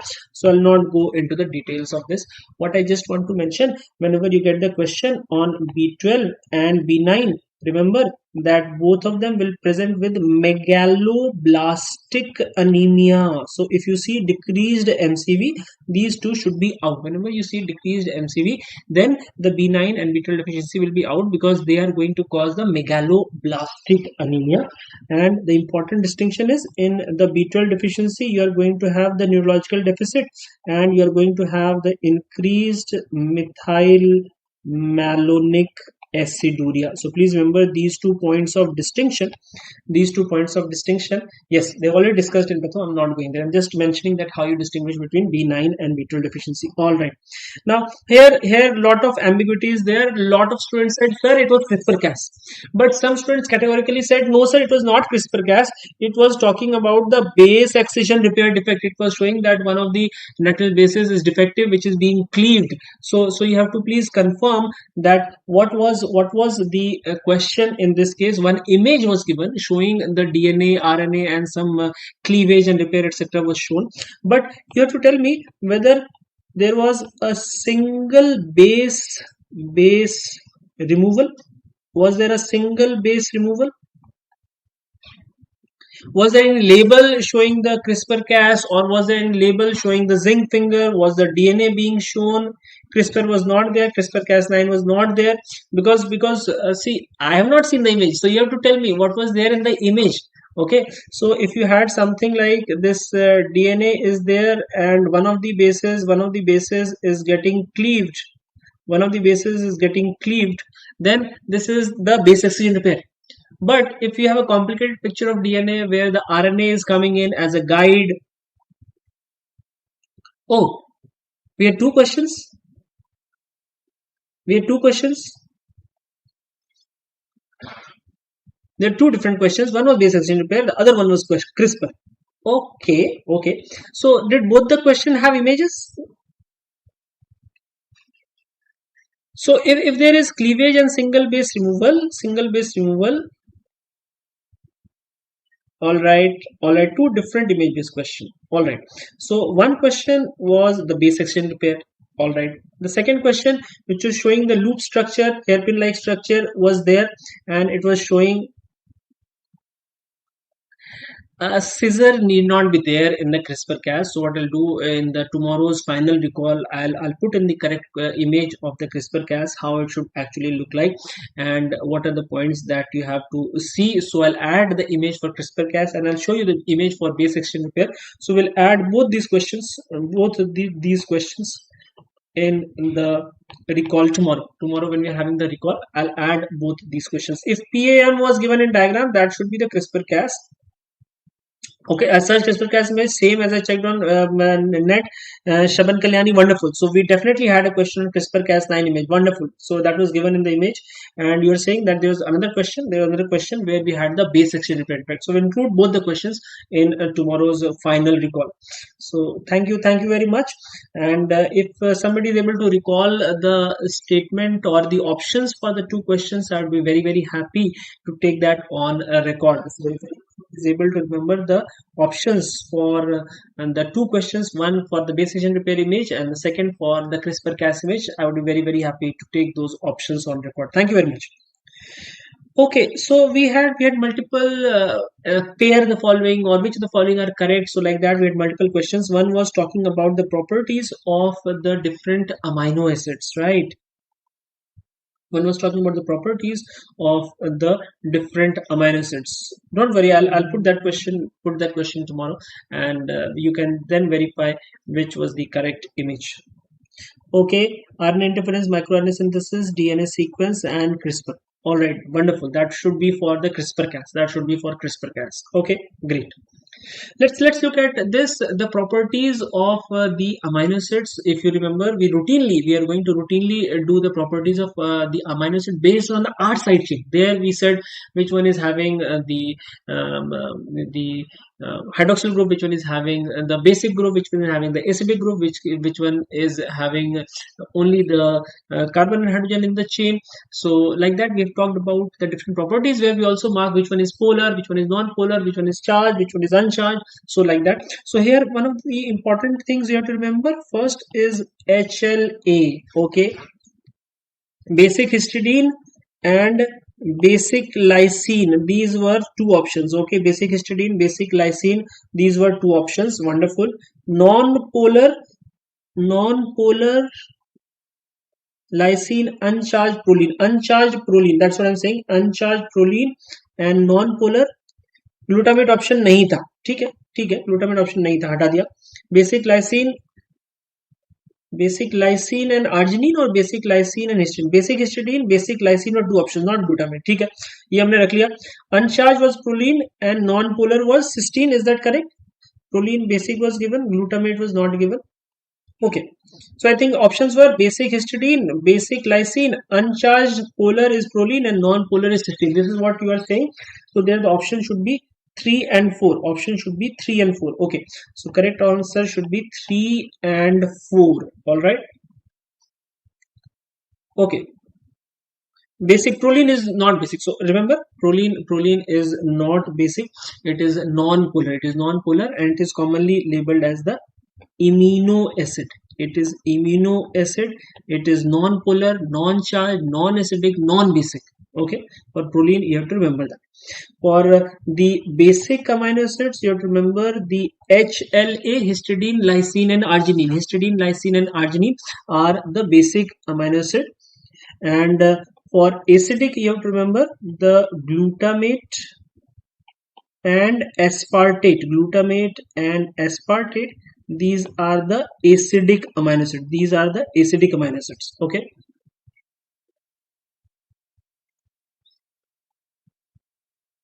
All right, so these some basic points you have to remember, that the HLA and are the basic amino acids, the glutamate and aspartate are acidic amino acids, and these are the only 5 amino acids which are charged at physiological pH.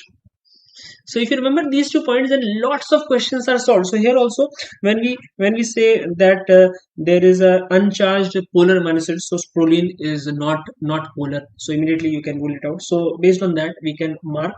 So here your answer should be 3 and 4, basic histidine and basic lysine. These are the answers that we are going with for the timing. These are the questions that we are going with. Javeer, yes, I had some students mentioning that I didn't have the exact statement. So I'll come back to the statement that you said glycans are synthesized from non-complete driven pathways involving branching and variable linkage patterns. And for that question, what I believe is both assertion and reason both are correct. So that should be the correct answer as per the different recalls that I've got, but we'll come back to that question in the end. I have that briefly written in my hand, so we'll come to that again. Okay. Another question talking about the acidosis and alkalosis, where you have to correctly match it. So you know that metabolic acidosis is very well recalled by this mnemonic called mud piles, where we have the ethylene glycol. E is for ethylene glycol and ethanol. Okay, so this one should go with D. Metabolic alkalosis will be when there is loss of H+. Vomiting is one of the important causes for metabolic alkalosis. So 1D, 2B. And respiratory acidosis when there is difficulty in clearing out the CO2. So 3C. And alkalosis when there is large amount of CO2 washout, hyperventilation, or when there is panic attack, or when there is strenuous exercise, when you are doing more of hyperventilation. These are the cases where the CO2 washout will happen. So please advise if these options are correct, or you had some other option. Was this option of severe vomiting there, or you had the option of pyloric stenosis? Which one of the following was there in the question? If you can advise, we can take that on record and put it in the record for tomorrow. Quickly, please give us the feedback whether severe vomiting was there or the pyloric stenosis was there. Okay. Dr. Prakhar will come to that question about linoleic acid, safflower oil, etc. Don't worry, we'll come to that question. Okay, your inputs on this question so that we can quickly go on to the next one. Quick input so that we can go on to the next one.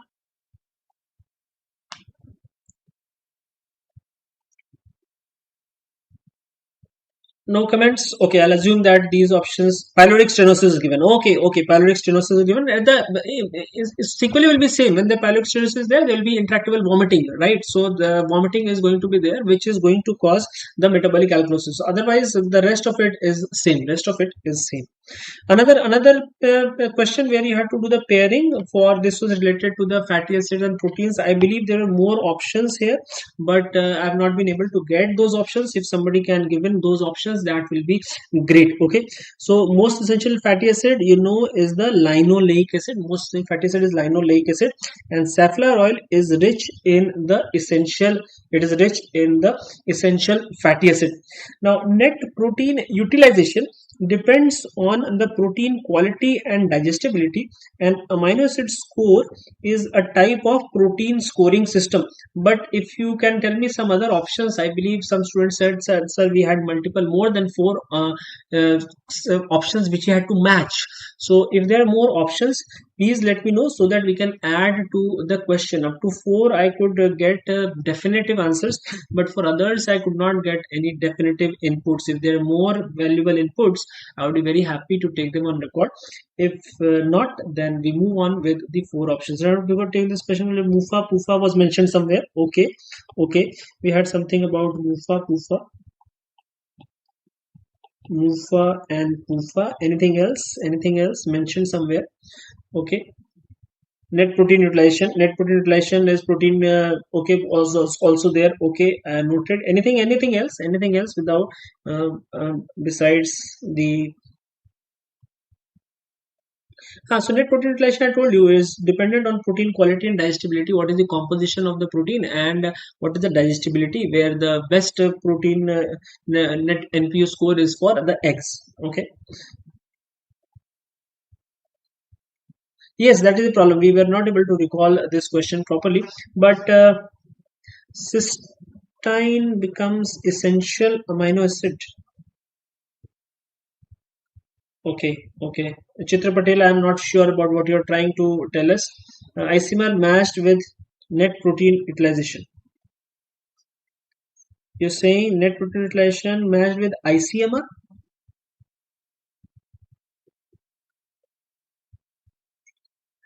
Amino score was on the other side. Oh, you're saying that amino acid score was on the other side. It was on the other side. Okay. Third question was ICMR NPU. Okay, you're saying that one of them was ICMR NPU. Okay. We'll incorporate these comments. ICMR matched with net protein utilization. All right. We'll take a look at the inputs given by you and formulate the question again. But what I have matched, you should notice this: conditionally essential amino acid. Okay, conditionally essential amino acid. Okay,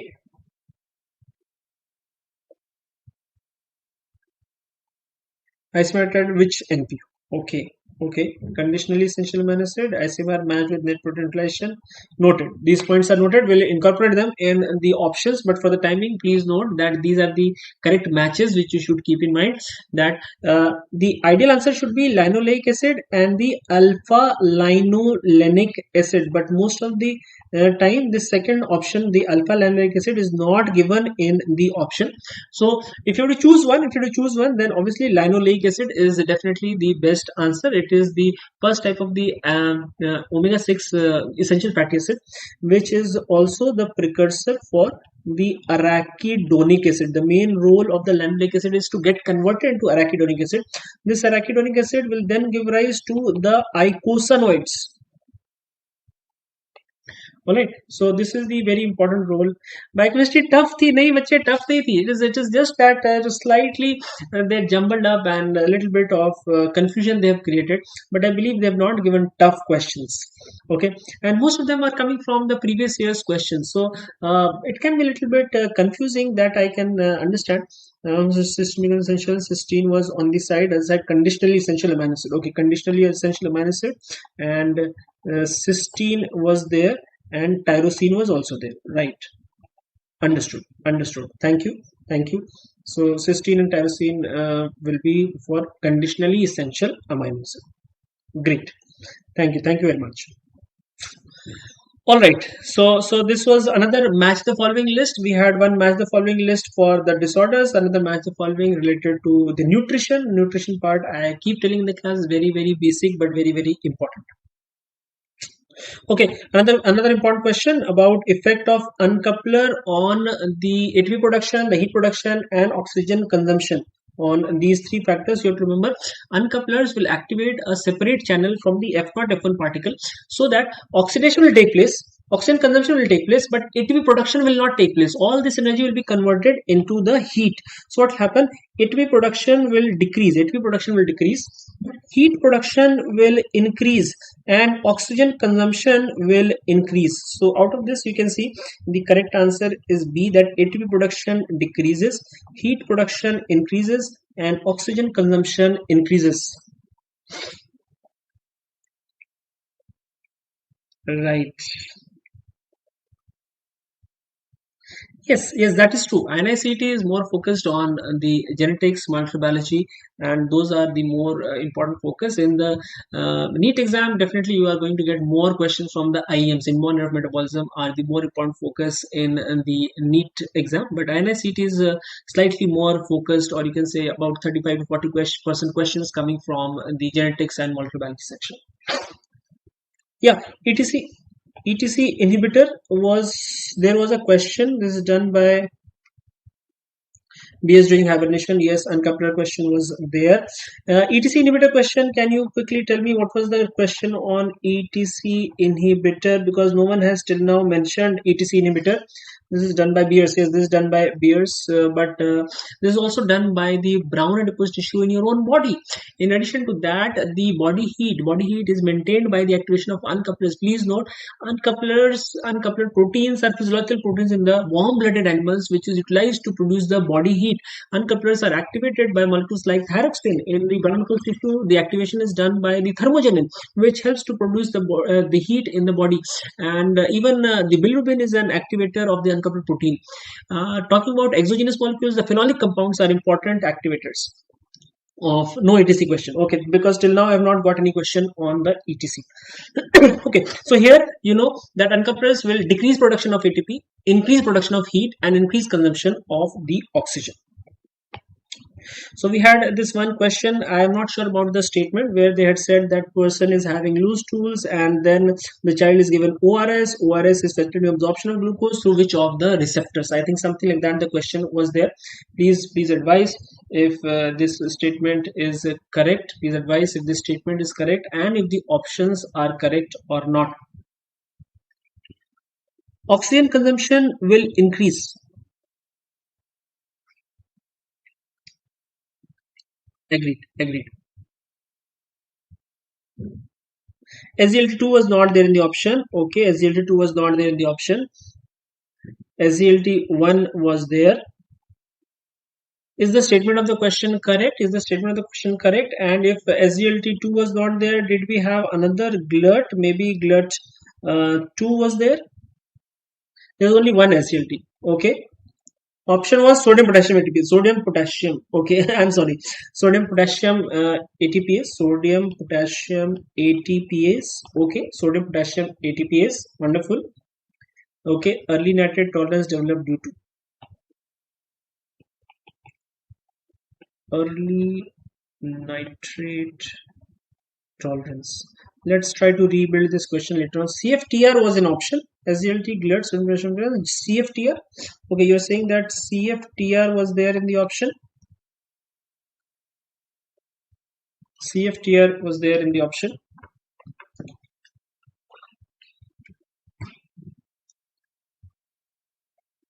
Okay, so answer here is SGLT1. SGLT1 in the small intestine is responsible for taking up the glucose even in diarrhea when you are giving the adequate balanced amount of glucose and the sodium. When you're giving the balanced amount of glucose and the sodium, that is when the intake of the glucose will be there. The answer will be the SGLT1. Okay, so we had this one question about reason assertion. Reason assertion, one question was there which said that glycome has more diversity than proteome, and second was a description why the glycome is having more variation because of the variation in the different enzymes. So here what I could make out from the statements that you have to remember, you have to mark that both reason assertion are correct. Both reason assertion are correct. Then we also had one question about the true false statement regarding activities of the insulin. Okay, rice history, you know that it is going to cause the diarrhea, that is there. Okay, wonderful. Liver with glut4. Okay, history says the child had food which was made one day before. Okay, food made one day before. Food made one day before, probably rice. Okay, this is developed diarrhea, and then you have diarrhea. We have two options: liver with glut4. Okay, glut4, liver with glut4. Okay, and muscle with glut4. Okay, and muscle with glut4. All right, chilling. So we had one question talking about the true false statement. I believe the statement which I could get from you was something like this. Explanation which was given in that statement, what I could make out from the students, that explanation, the explanation was the correct reasoning. The reasoning was the correct explanation for the assertion that the variation in glycome is due to the large number of different types of enzymes and genes, variation in the glycation, etc., which can happen. Reason assertion is correct, and the reason explanation is also correct. Someone had written before that the glycans are synthesized through non-template driven pathways involving branching and variable linkage patterns. That is the correct explanation. The reason given for the assertion is correct. Javier had mentioned previously also, so please note what Javier has mentioned in the comments, that glycans are synthesized through non-template driven pathways involving branching and variable linkage patterns, which is the correct one. Okay, so one more was that true false statements was given, where they had mentioned that insulin increases protein synthesis. This is true. The thyroxine decreases BMR. This is false. Thyroxine decreases blood glucose. This is also false. Insulin decreases blood glucose. This is true. Epinephrine increases glycogenolysis. This is true. Glucagon increases gluconeogenesis. This is also true.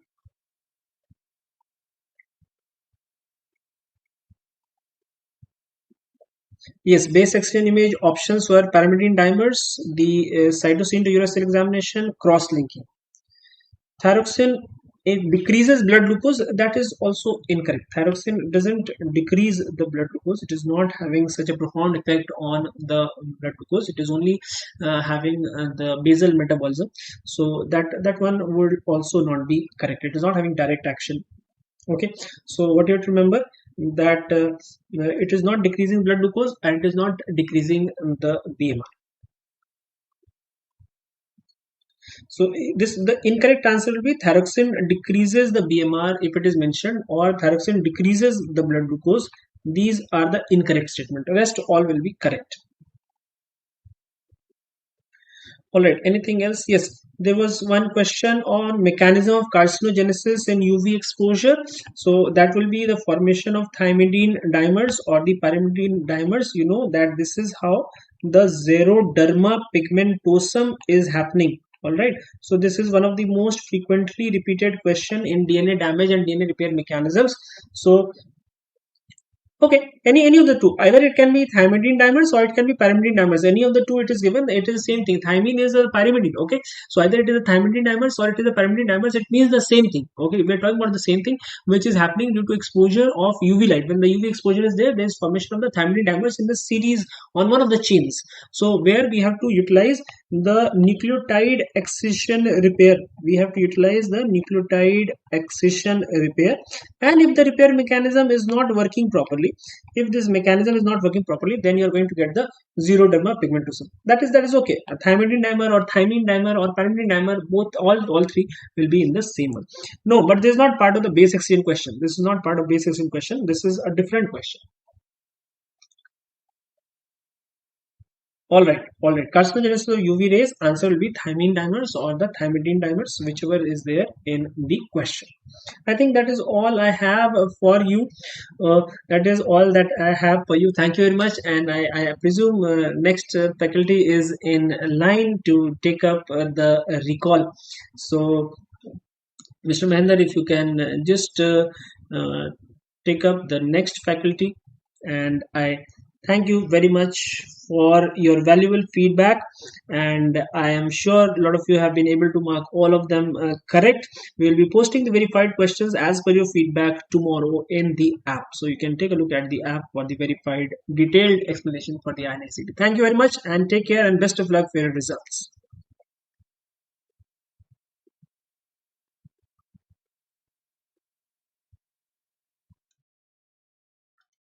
Hello, everybody. Good evening. Good evening, all of you. Good evening. So all of you, let me know if I'm audible, visible, and then we'll talk about pediatrics. Audible, visible. So can we start? Okay. So guys, how was pediatrics? Huh? So I think pediatrics, if I analyze pediatrics in today's INICET, I think there were a few PYTs also, and there were a few, in fact, PYQs also. And guys, if you talk to me, I would again say the questions were directly from multiple lectures of back to basics. So guys, remember that you have to take one text as a gold standard, and I would again say back to basics is a gold standard, and today I'll show you some snapshots from my lectures of back to basics and how it was. So what I'll do today is I'll give you references from the standard textbooks and back to basics and how it was. Okay, so let us start from the first question, and this was on neonatology, and in all of your lectures we talked about neonatal seizures. So this was an asymptomatic newborn with blood glucose of 38. So all of you, let me know if you don't agree with any of the options, and the options were breastfeeds and review, dextrose IV bolus, start IV dextrose infusion, or no need to manage this child. So all of you, do you agree with all these four options? Asymptomatic neonatal hypoglycemia, what to do? Okay, so you agree with me, Prakhar? Exact question. So this is one of a snapshot from my lecture from back to basics, where I am talking about the management of neonatal hypoglycemia, and every time in my lecture, guys, I tell you symptoms hai to bolus dena hai, whether it's hypoglycemia, whether it's hypocalcemia. If there is a symptom, we'll give a bolus. Now this child is asymptomatic hypoglycemia between 20 to 40. Okay, so we will give breastfeeds, we'll continue breastfeeds, we'll reassess, and on reassessment, if it is still low, then only we'll start a glucose infusion. Okay, so there is no doubt the answer to this question was to continue breastfeeds and review.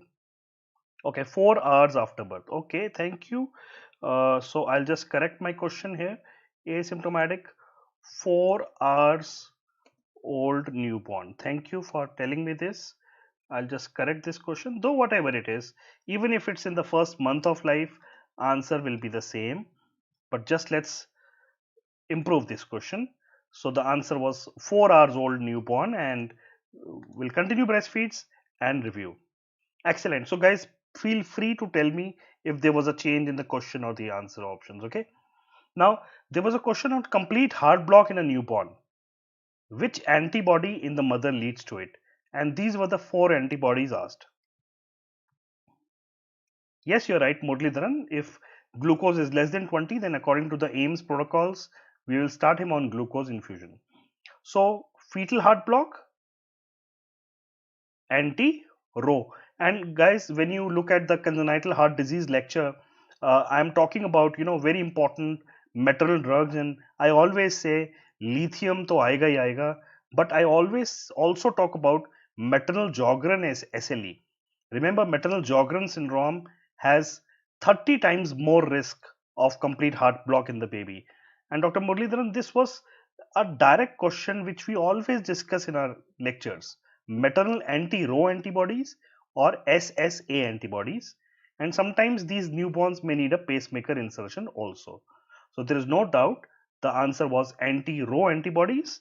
And I think all of you agree with me. Let me take you to the next question.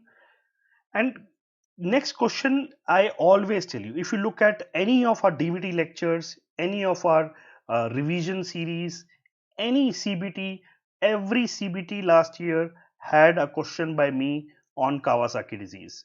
Every grand test, I used to talk about Kawasaki disease and leukocytoclastic vasculitis. See, there were 2 questions on it. Every GTV used to talk about this. So I'll show you a lecture. This is a snapshot of my lecture from Back to Basics. And can you see on the right side, I have a question also, not seen in Kawasaki disease. So ये question तो आना ही था. And see, in our lectures also we underline, see, whatever I have underlined has come. Periungual peeling of fingers and toes. This came in INICET 10 years back. Non-purulent conjunctivitis, guys, non-purulent. So of course purulent conjunctivitis is not seen. Excellent, guys. Let me take you to the next question. There were almost 15 questions related to pediatrics, and there was a question where there were cafe au lait spots, there was a neurofibroma on the eyelid, and Lish nodule in the iris. Am I right? There were these 3 photographs: cafe au lait spots, neurofibroma on the eyelid, and Lish nodules in the iris. So this was of course a neurocutaneous syndrome called neurofibromatosis type 1, in which there are Lish nodules, see, triad of cafe au lait spots, Lish nodules and neurofibromas. Okay, but on a brown guy instead of a white guy. Okay, Dr. Prakhar, yeah, chahe brown ho chahe white ho, answer was neurofibromatosis. Okay, so remember, all of you should know about neurocutaneous syndromes. Next time in NEETPG they may ask you about tuberous sclerosis, so please do read about neurocutaneous syndromes, especially tuberous sclerosis and neurofibromatosis. This was not tuberous sclerosis, there is no doubt, Prakhar. Thank you. Okay, now re-feeding syndrome. Guys, this is a very important topic, and in fact in the last INICET also I told you, and in fact see how previous year topics come. In the last INICET question was, what causes the re-feeding syndrome? And we told you there is a sudden surge of insulin secretion which causes the re-feeding syndrome. Okay, thank you Akhil and Muralidharan. Okay, since they're insisting, I will add, okay, the other options of tuberous sclerosis and Sturge-Weber, tuberous sclerosis, and C, Sturge-Weber syndrome. Okay, thank you. And the answer of that question was definitely neurofibromatosis. Thank you. So let's talk about the INICET May question. In May, they asked about what is the pathogenesis of re-feeding syndrome. It's a sudden surge of insulin secretion, which commonly happens, it used to happen in jails. You know, whenever someone would be released from jail, he would come out, he would go to a restaurant, have a large amount of carbohydrate feed.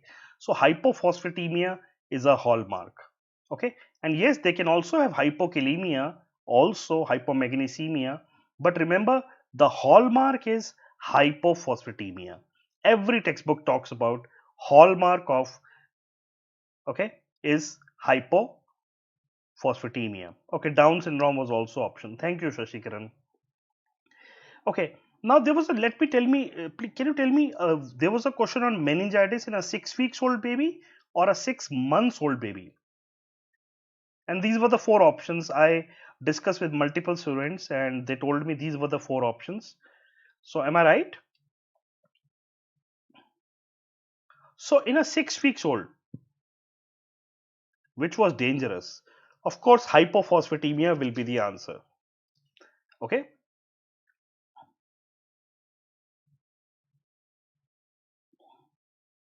Yeah, 6 weeks old. Okay. So we discussed at length in our back to basics lectures that neonatal, see, in fact, less than 2 months, group B streptococci, E. coli, Klebsiella are common ones. Okay. Listeria causes a very severe, and see, can you see, I also talk about listeria in the back to basics lectures. So, of course, the answer was listeria. Okay. We'll come to that CSF question in a while. So in a 6 weeks old, answer will be only listeria. Remember the other causes of meningitis less than 2 months is Klebsiella, gram-negative bacilli, group B streptococci.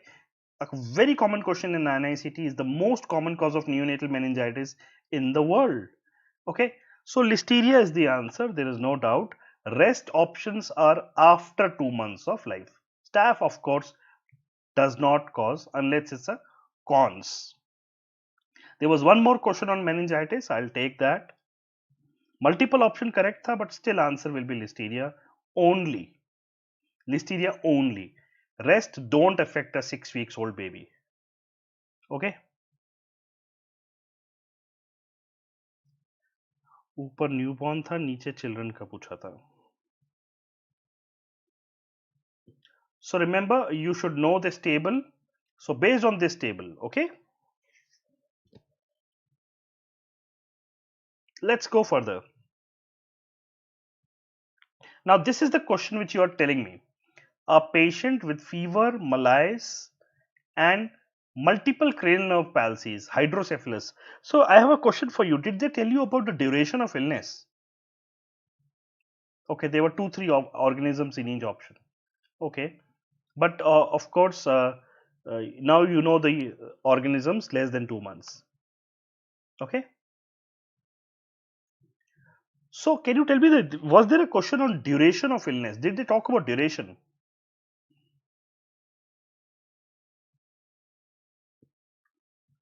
So duration was not there, but still remember, any meningitis with cranial nerve palsies, hydrocephalus, lymphocytosis, very high protein.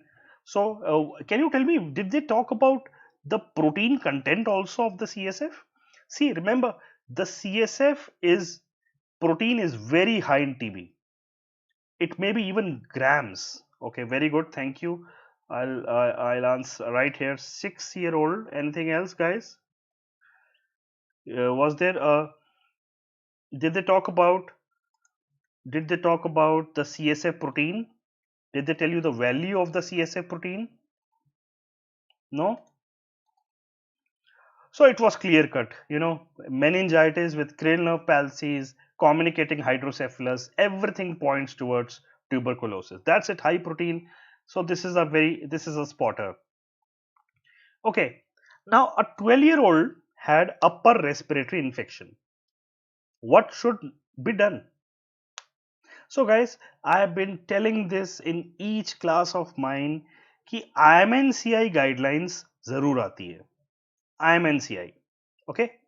So thank you, Dr. Nisha. That IMNCI guidelines are always asked. Okay. So you should know, mostly what is no pneumonia, what is pneumonia, what is severe pneumonia. So why would you do chest X-ray? Can you tell me the symptoms of that child? Can you tell me the symptoms of this 12-year-old? Cough and cold, what they mention? What were the options like? Let's discuss this. 12-year-old with upper respiratory infection, what investigations?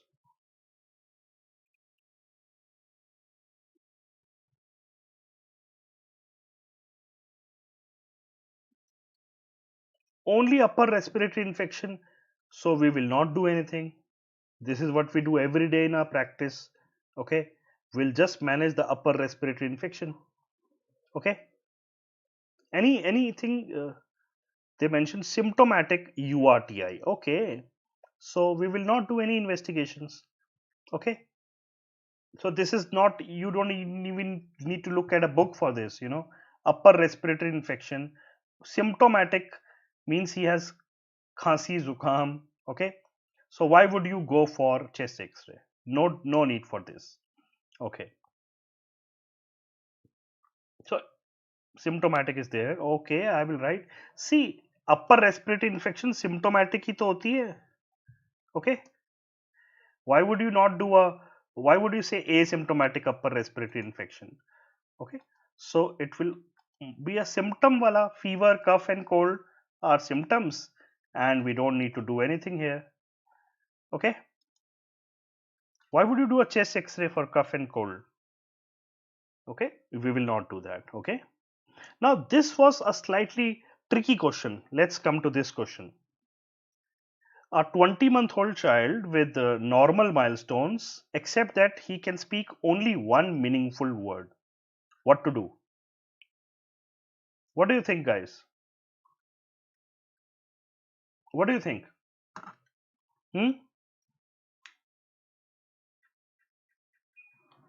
What do you think?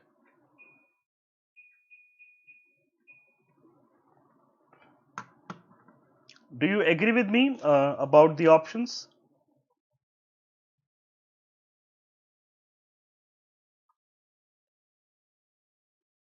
See, 20-month-old should be able to speak at least 4 to 5 words. 4 to 5 words at least he should be able to speak. You know, this could be even a speech delay. This could be a hearing defect. So, at least even according to the American Academy of Pediatrics, I will at least do a speech analysis, a hearing assessment. Why do I want to miss that? Okay, in delayed speech in a child. Okay, so yes, I will not just, I know there was an option of reassure and see at 5 years. Yes, you're right. I agree with you. Actually, the option was reassurance till 5 years. Guys, do you want to miss hearing impairment till 5 years? Huh? Do you want to miss? This is common sense. Why would you miss a hearing impairment till 5 years? I would not. I would at least do a hearing assessment in this child. Okay. And I would look for speech delay also, Dr. Shashikiran, and language. Even if hearing is normal, I would get a pure tone audiometry or BERA. Okay, Dr. Disha, Dr. Shubh. Okay, even if they say hearing is normal, I would still assess the hearing. Okay, even if they say hearing is normal, I would do a formal hearing assessment. Na? Parents are saying, okay, he can hear well, but still I would do a formal hearing assessment, including looking for the speech assessment also. Okay, so this child still needs a formal hearing assessment. Okay, and a speech looking for, because I don't want to wait till 5 years for, I may be missing something here. Of course, I cannot diagnose autism immediately in this child. Okay, this speech is not normal, Dr. Muralidharan. Okay, this speech is not normal. Okay, Dr. Doc, this 15-month-old child should be able to speak at least 4 to 5 words. Na? He is speaking less than 4 to 5 words. So this is not normal as per his development. Okay. So growth is fine, but I want to look for other defects like speech, language. Now, guys, was there a question on rickets and calcium normals, phosphorus low? Was there a question on this? See, I don't want to waste time till 5 years, Dr. Doc here and Doc. So I can't wait till 5 years, and I don't want to lose that patient. You know, maybe if after 5 years he would be having so much of delay. So better to do some formal assessment. Okay, ऐसा question था, calcium normal phosphorus low.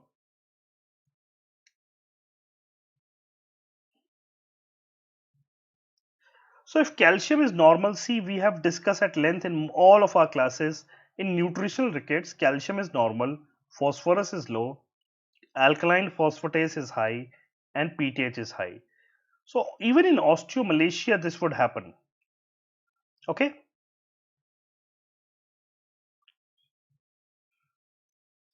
Okay. So what was the X-ray showing? Okay, adult question tha. Osteomalacia would also have the same features actually. Okay. Adult tha. Okay.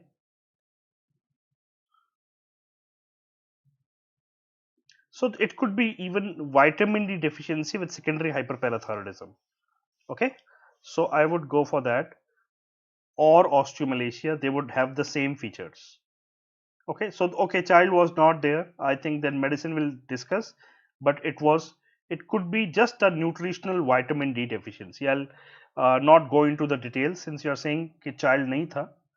Now there was a question on which is not a medium sized vasculitis. Okay. And guys, in your back to basics and your you remember this photograph in the DVT booklet? In the DVT booklet, I added this photograph also. Okay. So we always talked about ki bhai, and in fact, there were two questions on this. We have already discussed a question on Kawasaki, which I already told you. And now let's talk about small vessel vasculitis, which is mostly, see, leukocytoclastic vasculitis is small vessel. Okay. Now, PAN is medium sized. Burgers is also medium sized. Now, Wegener's is, if you go back here, you can see Wegener's is small vessel. So, what about what were the options of this question? But you need to remember that, listen to me carefully, leukocytoclastic vasculitis is purely a small size vasculitis. Okay. So remember, okay, we'll leave that rickets question. Don't worry. So leukocytoclastic is purely a small vessel vasculitis. Wegener's is also small vessel.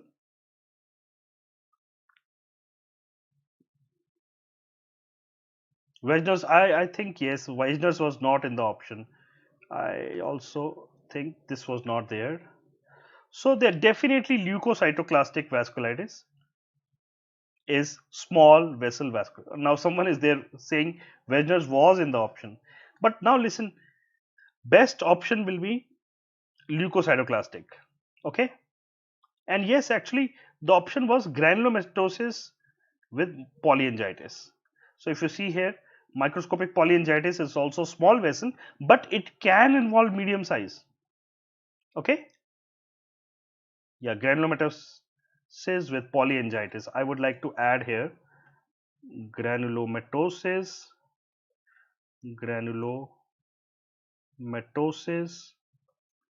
with polyangiitis.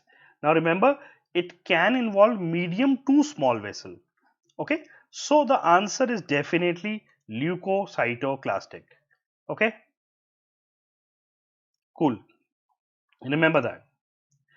Now there was a question which we always discuss in genetics, and in fact in the DVT also.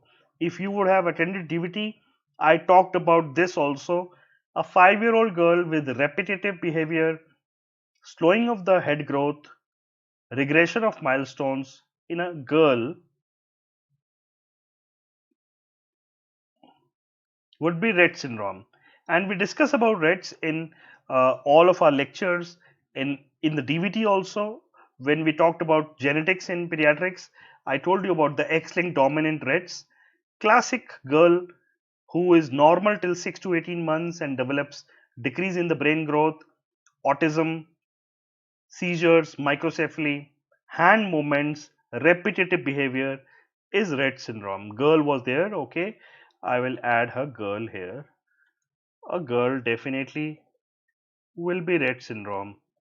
Okay, so no points for guessing this one. We discuss this in every platform.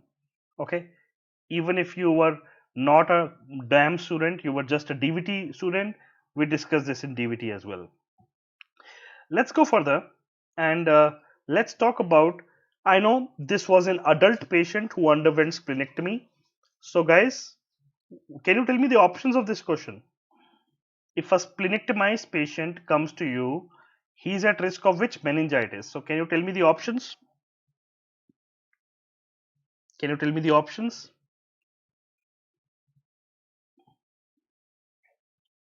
So of course they are at risk of capsulated organisms.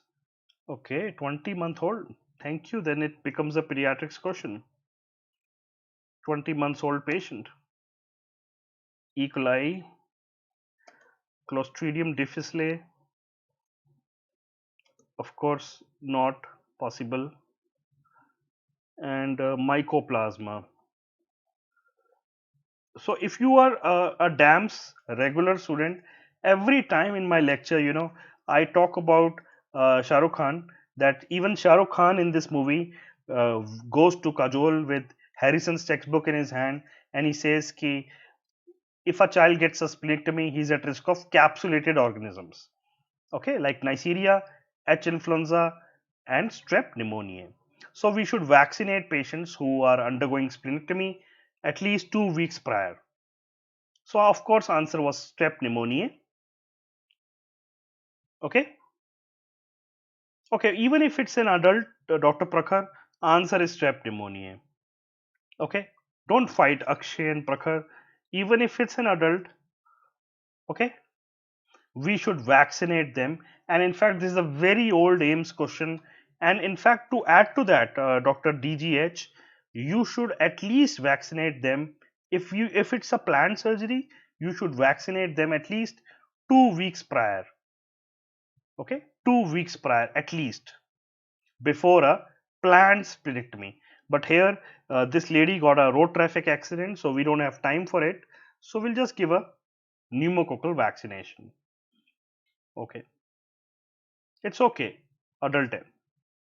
Okay, now there was a question on a 12-year-old child who post sore throat got swelling, hematuria, and they showed a diffuse proliferation of the endothelial cells and a starry sky pattern.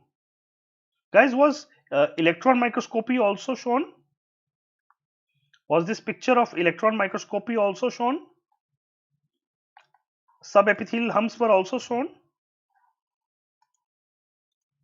Huh? So subepithelial humps are classic of post-infectious GN. Or mostly we'll say post, if we don't have a clear-cut evidence of streptococcus, we'll say a post-infectious glomerulonephritis. Okay, they showed subepithelial deposits. So this is post-infectious glomerulonephritis. Cool. Now a very nice question, and I would show you how we discuss about this in our lecture also. Was this question in your exam, all of you? In 17 alpha hydroxylase deficiency, what is not low? Guys, remember, back to basics is the gold standard. Please follow that. It is very concise. It is not like 200 hours of lectures. So please look at your back to basics lectures for your NEETPG also. Okay, so they are your gold standard. And if you just revise them, and okay, in the last few days you go to your DVT and your revision series, but please do look at back to basics. So in your back to basics, I have just a 15-minute lecture on CAH, just 15-minute. Okay, and I will show you here 17 alpha. 17 alpha is here. Okay, this is 17 alpha. So in 17 alpha, what will happen? Can you see this red line? Now pregnenolol will be high, mineralocorticoids will be high. So because of the mineralocorticoids, renin will be low. Okay, can you now understand? Now renin will be low because mineralocorticoids are high, and pregnenolol will be high. Now cortisol is low, testosterone is low, androgens and estrogens are low. So all are low, but pregnenolol is high. If you just remember this picture, which I discuss at length in a very short lecture on CAH, it's 15 to 18-minute lecture only on the back to basics. Yes, okay, it was a multiple option correct question, but the answer was only pregnenolol. Okay, and if aldosterone is in the option, Akhil, then aldosterone will be high, na? So let me correct that. Very good. Thank you, Akhil. If aldosterone is also in the option, suppose aldosterone is also in the option, then aldosterone will be high, na? Can you see this? So aldosterone will be high then. Okay, thank you, Akhil. So if aldosterone was also in the option, then aldosterone will be high. So just imagine this, okay? Just imagine this. I'll just put a pen here and write this 17 alpha hydroxylase. Okay, and I'll keep this. Okay, fine. So remember, these are basics which we always discuss about in all of our lectures. Now this was a difficult question indeed. In our back to basics, I always talk about a genetic syndrome of febrile seizure called Dravet syndrome. You remember, if you look at my lecture on back to basics on febrile seizures, I start with Dravet syndrome, that it's a genetic febrile seizure epilepsy, and we talk about the treatment of Dravet syndrome as valproate, clobazam, fenfluramine, strepentol. So the question was, in Dravet syndrome, fenfluramine is added. What should be monitored? So guys, can you tell me what were the options in this question? Because I couldn't get hold of the other options. Side effect is pulmonary artery hypertension and valvular defects, which are rare these days, but echocardiography should be done. Yes, excellent. Valve abnormalities was the answer. Yes, Xavier. So valve abnormalities is the answer of this question. Okay, which is though rare these days, but this is the answer of this question. So echocardiography should be done to look for valve anomalies. Liver function tests are not so important. Agranulocytosis. So there are rare side effects, but the most feared side effect is pulmonary hypertension, artery hypertension, and valve abnormalities. Okay, complete blood count should be done. LFT should be done. Ophtha reference. So of course the answer is the most feared side effect of fenfluramine is valve abnormalities. Okay. So yeah, this was a slightly difficult question, though we discussed about fenfluramine, but side effects are also important. Okay. Now my last question is, a child got diarrhea after taking rice. After taking rice, which channel modulation is done? With the ORS. So see, after rice, I was listening to your biochemistry lecture just now, within 24 hours of a cooked rice, it could be cholera. And you know how ORS came into being? In fact, one of the doctor who discovered, who made, ORS from Bangladesh, he recently expired last week. So this is how we explain to our undergrads in DAMS. In DAMS, we have a whole module for undergrads for a foundation batch. So see, whenever there is a cholera toxin, let's read this.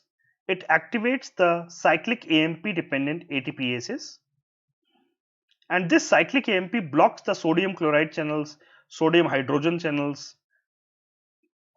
So cyclic AMP blocks the sodium chloride channels, sodium hydrogen channels, and there is more secretion of chloride, so watery diarrhea happens. Okay. Now all these channels are blocked, guys. Sodium chloride, sodium hydrogen. So this is a cartoon which I show to all undergrads of DAMS. So now the sodium glucose based transport is not based on cyclic AMP. Okay. So cholera toxin kya tha? Cyclic AMP pe dependent tha. Now sodium glucose transport is not dependent on cyclic AMP.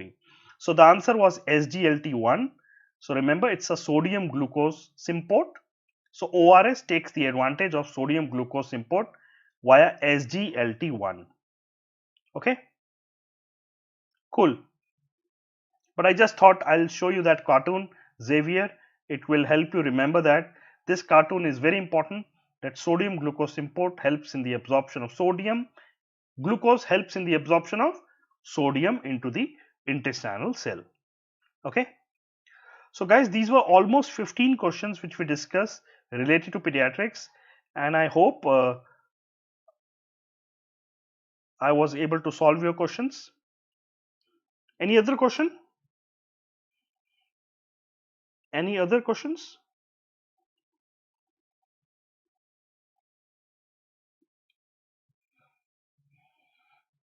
And can you tell me the options of that?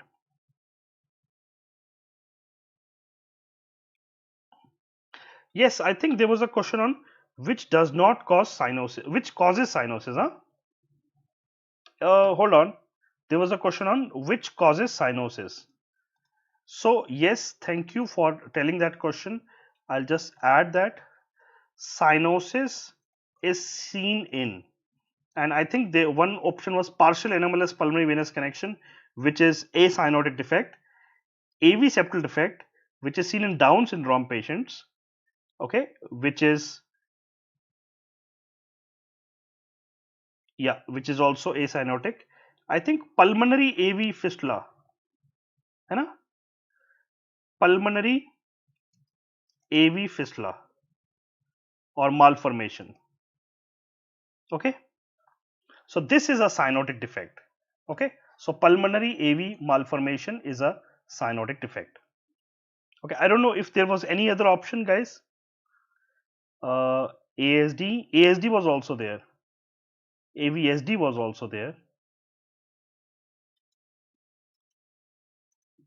So communication within the lung, pulmonary AV fistula will cause cyanosis. Okay, so that will cause cyanosis because of a shunting within the lungs. 17-year-old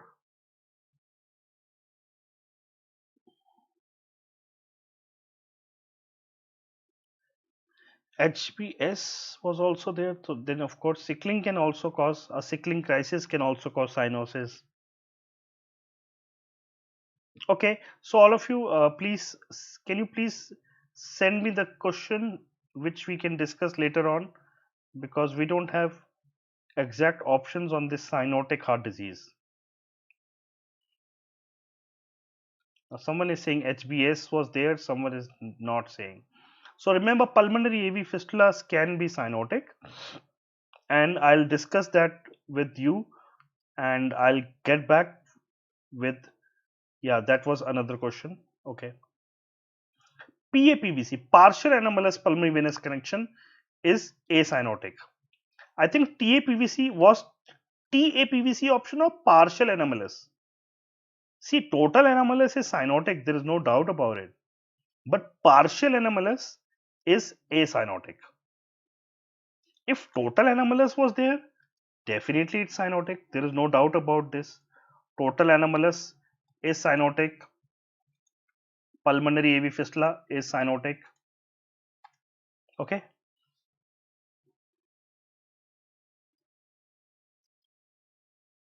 okay, now someone is saying PAPVC, so I'll get back and I'll have more options with you guys, and then we'll discuss. Okay, thank you. So I'll leave this to the next faculty. Thank you guys, and I hope you found our pediatrics lectures helpful. Thank you and good night. You guys settle between PAPVC was there or TAPVC. PAPVC is acyanotic, TAPVC is cyanotic. Thank you.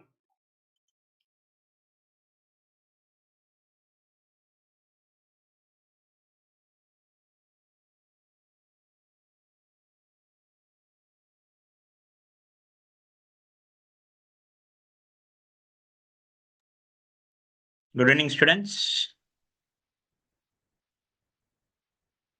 So I'll be discussing the recall of respiratory medicine and acid-base balance. So I had only a few questions from the students. The number one was pretominid.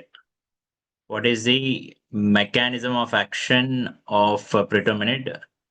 So recently we have discussed under TB module within the YouTube session.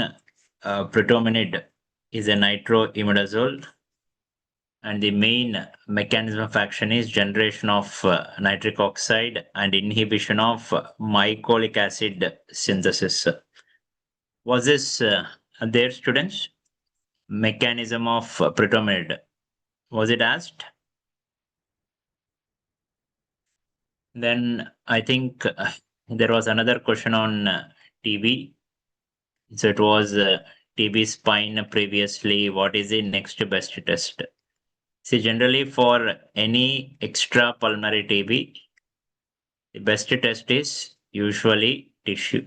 So tissue, you should send it for CVNAT culture. This is number one. Number two is histopathological examination. So this is always in TB. Number one is culture, because most of the extrapulmonary TB, you find the organisms in the tissue. You send the tissue, take the biopsy. First is CBNAT or culture. Next is histopathological examination. And next question, I think it was based on ABG. As per the options that I had, this should be the correct arrangement. Metabolic acidosis is generally caused by ethylene glycol poisoning. Metabolic alkalosis, vomiting related. Respiratory alkalosis is hyperventilation. Then what was suggestive of respiratory acidosis, students? What was okay? Any alcohol, methanol, you are saying any alcohol will generally cause high anion gap metabolic acidosis. So please help me to complete this question. Okay, pyrolytic stenosis related vomiting. This was given. So what was given for respiratory acidosis? Pneumonia. Okay. Pneumonia. See, pneumonia generally causes type 1 respiratory failure. So in rare instances, when there is severe pneumonia, especially in children, their respiratory muscles will undergo fatigue quickly. In that situation, they can quickly go into respiratory acidosis. So especially in children, we come across bronchopneumonia, severe form. There can be respiratory muscle fatigue because of tachypnea and increased respiratory rate. Were there any other questions on ABG? Any questions on ABG, students? Please let me know. Any questions, direct questions on ABG? Because this, everything we day in and day out discuss in the class, and respiratory alkalosis, hyperventilation, this was also discussed in DVT, where we have discussed that there can also be hypocalcemia like picture.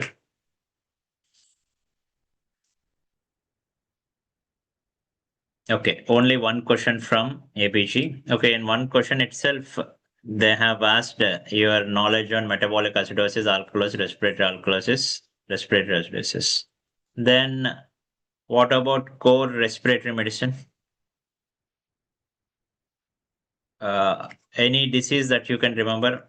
I know you're all tired students, and moreover, this year medicine paper is more of clinical scenario based. I know it will be a bit difficult for you to remember that clinical scenario. At least roughly you can make out the name of the disease and what was asked. So one question was asked about foreign body. Yeah, thank you, Dr. Vivek. Yes, foreign body and right mind bronchus. Usually, most common will be right side. And was there any segments asked? Segments. So, okay, reasoning, assertion, reason. Why in right mind bronchus? Because this was again discussed in your back to basics and classes, regular classes.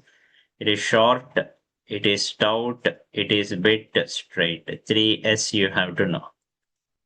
Why the foreign body settles down in right mind, to the right side. Yeah, it is in line with trachea. That's why it is straight. Because if this is your trachea, it appears as if it has straightly arisen from your trachea.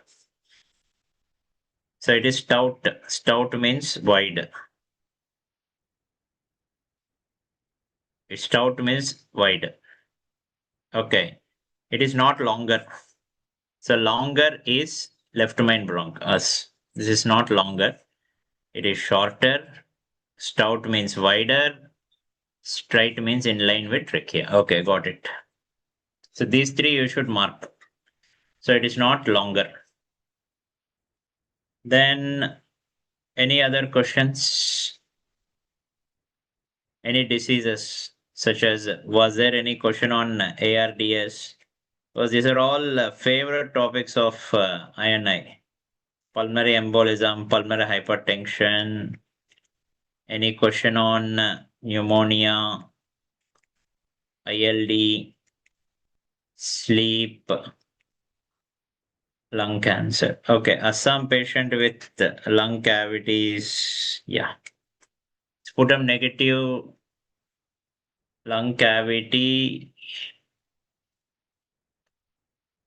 The cavity itself is highly infective. Cavity with sputum negative, most probably TB will not be the diagnosis, but they have given Assam. Assam is endemic to histoplasma. TB-like picture, endemic area can be histoplasmosis. Oh my God, not even a single chest X-ray. Okay. Yeah, sarcoidosis having cavities, less likely. Sarcoidosis having cavities, less likely. Then any other questions on these topics? ARDS, pulmonary embolism, pulmonary hypertension, pneumonia, ILD, sleep, lung cancer. As well as the questions that we could recollect in respiratory predominate, I think most of you could answer. Extrapulmonary TB. The best sample is always the tissue, whenever you can take it. And the third question, ABG was straightforward. Fourth question, again discussed in class. Why aspiration on right side, short, stout, and straight? Okay.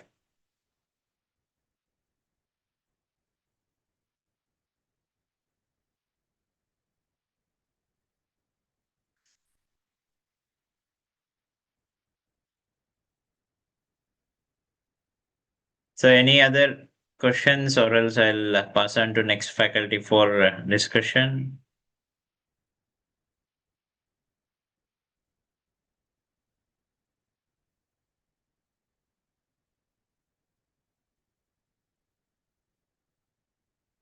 Yeah, decontamination for TB was asked. I think this will be discussed in microbiology. Yes, decontamination.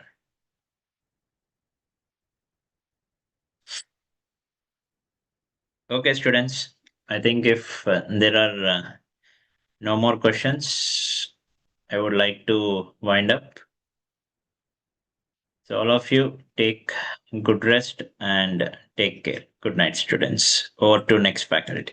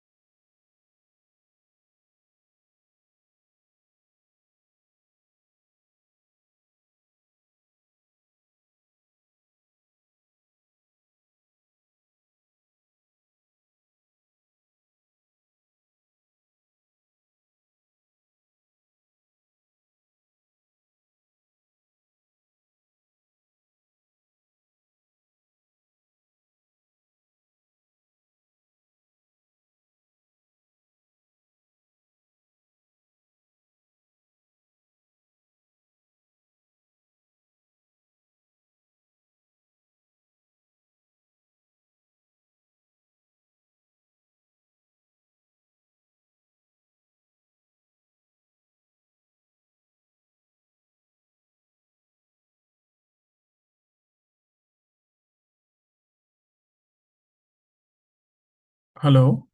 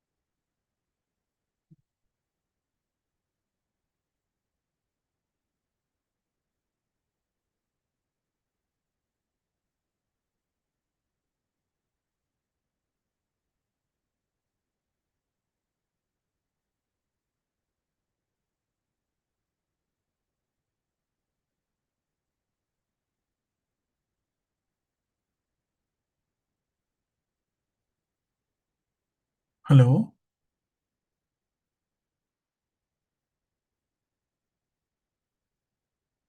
Hello. आपको मेरी आवाज आ रही है doctor Siddharth? हाँ हाँ हाँ, अभी आइए कशिश, अभी और आइए। दिख भी रहा है? हाँ, अभी जस्ट आए हैं। स्क्रीन दिख रहा है? मुझे स्क्रीन दिख रही है सर। ओके, ठीक है। सो so we are live Kashish, let us start. Done. ठीक है। Okay, guys, good evening, all of you. Welcome to this discussion of PSM for the INICET May 2026. As both me and Kashish sir together, we will be discussing the questions. Now, please understand, this is just a recall. So, एक दो options इधर उधर भी हो सकते हैं. But overall paper, if you ask us, both of us agree that it was a classic INICET paper where a heavy weightage was given to epidemiology. So that is how PSM always starts, that either they put up a lot of questions from epidemiology or statistics, and that's what they did. Probably only one question which was probably out of the normal things which we teach in our classes was the RMNCHA scorecard. So अब वो भी पढ़ा देंगे आपको, उसमें कोई problem नहीं है. Otherwise if you ask us, out of the 12 questions, अगर आपने मेरा और सर का क्लास अटेंड किया है, we would expect you to get 11 out of 12 for sure. ठीक है. So that is what we would expect.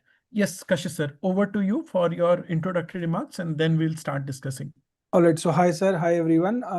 This typical this INICET paper PSM, majority of the questions they were from epidemiology, odds ratio, positive predictive value, and they were very doable questions. Yes, like sir said, that Ramancha scorecard we don't expect at the undergraduate level, that this is very a must know for undergraduate level. So some questions in your exam, you need not to panic when they come, and this Mancha scorecard was one of that topic. Right. The problem here is when you are not able to do the questions like odds ratio, positive predictive value, then it is a problem. But this Ramancha scorecard, yes, that was an outlier question. Chalo, let us start. So सबसे पहला question was calculation of odds ratio. You cannot expect an easier question than this. So it was just a cross product. So 80 into 60 divided by 20 into 40 अगर करोगे, answer 6 आता. Second question. Now, guys, nested case control study. If you remember in my class also, I have told you, in reality, nested case control study is not a case control study. It is a cohort study because we are doing a follow-up. Whenever we are doing a follow-up, whenever we do a follow-up, we get incidents. And when we have incidents, we can calculate relative risk directly as well. So here the reason they are giving nested case control study can accurately calculate relative risk. Yes, because this is a follow-up study, we can calculate. And assertion they are giving is it uses data of incidence from the cohort. Yes, that is also true. So here both R and A are true, and A is the correct explanation, right? So here both R, A and R are true. Third question. Study done across 10 countries on alcohol consumption and cirrhosis. There was a graph. It was basically a positive correlation graph. Now, this is not a statistics question. ये basically ना ecological study का नाम हम लोग class में we tell you it is correlational study because ecological study gives you that scatter plot. So ये statistics का question नहीं था. The keyword was correlation, making the answer as ecological study. Next question. Now, coming to relevance of checking heterogeneity in meta-analysis, guys, please understand in meta-analysis, we are including various studies and then we are doing a systematic review and then we are doing a statistical method to calculate, to find the meta-analysis, right? To find the meta-analysis. Now, these studies, they are different from each other.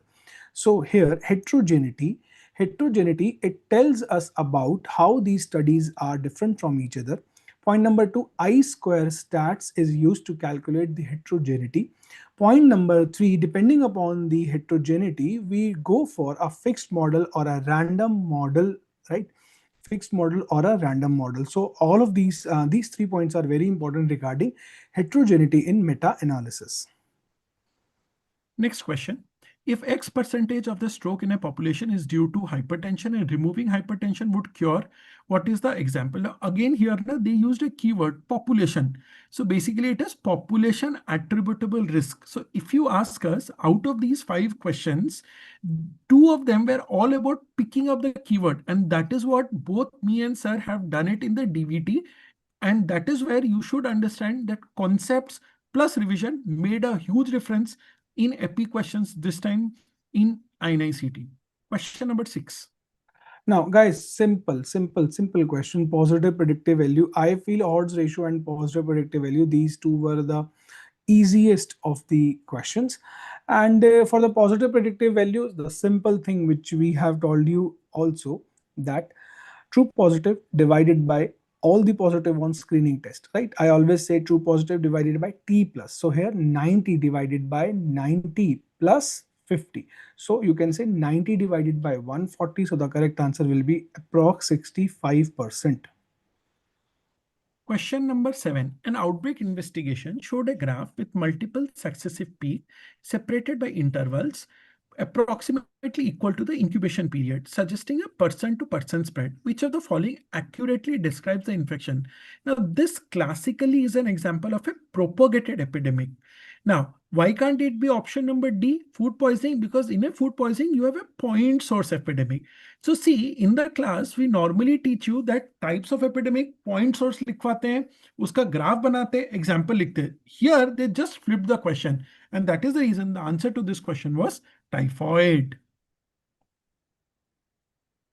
Now, vaccine with efficacy 85% and effectiveness 90%. What does that mean? See, guys, efficacy is something which is in the lab. Effectiveness is in the population, right? So here 95% chances of that those who receive the vaccine will not be affected. 85% of those who receive the vaccine will not be affected if those do not receive it in the clinical trial. And protection depends on disease rate and enough to protect transmission. So I think there is the exact recall options, because there are various recall of this option.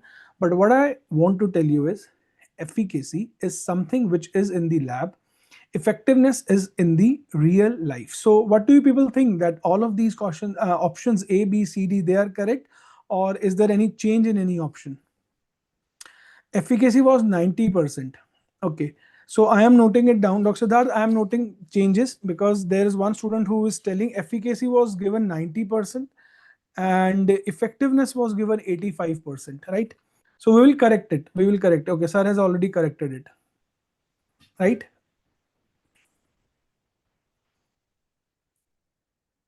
All right.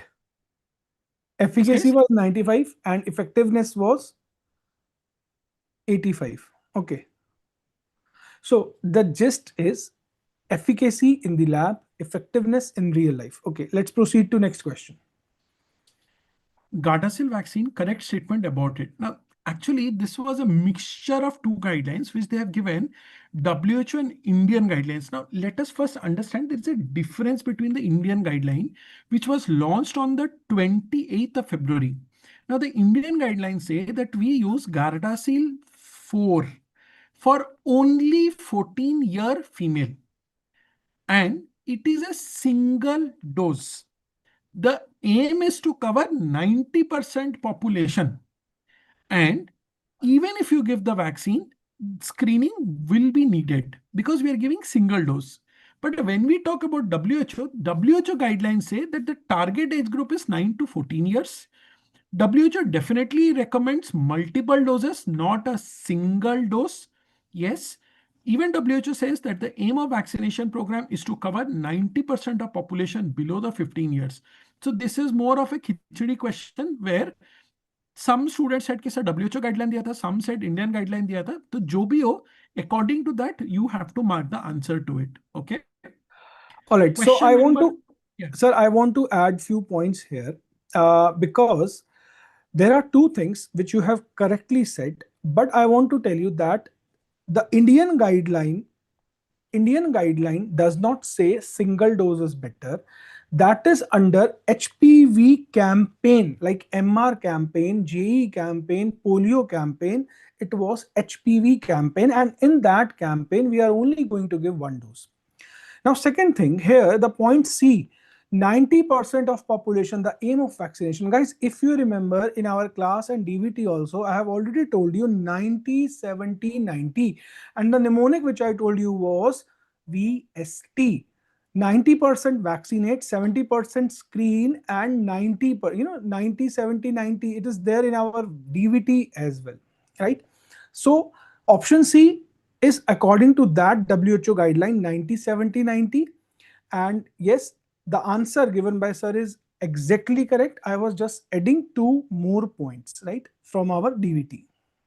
Next. Okay. Now, this was the scorecard. Now, let me make it very simple. Now, this is a color-coded scorecard. Now, if you get a green color, it means it is less than 20% below. That means अच्छा है, ठीक है? Like IMR अगर देश का हमारा 30 है, उससे 20% कम है. 20% मतलब around 24 से कम है, तो अच्छा है, green. Yellow in the range of 20% below and 20% more. So IMR अगर 30 है, so 24 to 36 अगर आया तो yellow color. अगर 36 के ऊपर है, then red color. Simple example to explain you this color coding. ठीक है? Done? Now, they had put up these options in which probably one option was TFR more than 20% of national average. Definitely it makes it a red color because 20% से कम reduced IMR is good. There is no doubt. MMR less than 20% is also good. ठीक है? Next question, components of attitude. Guys, if I talk about components of attitude, there are three components and this is known as ABC. Affective, behavior, cognitive, right?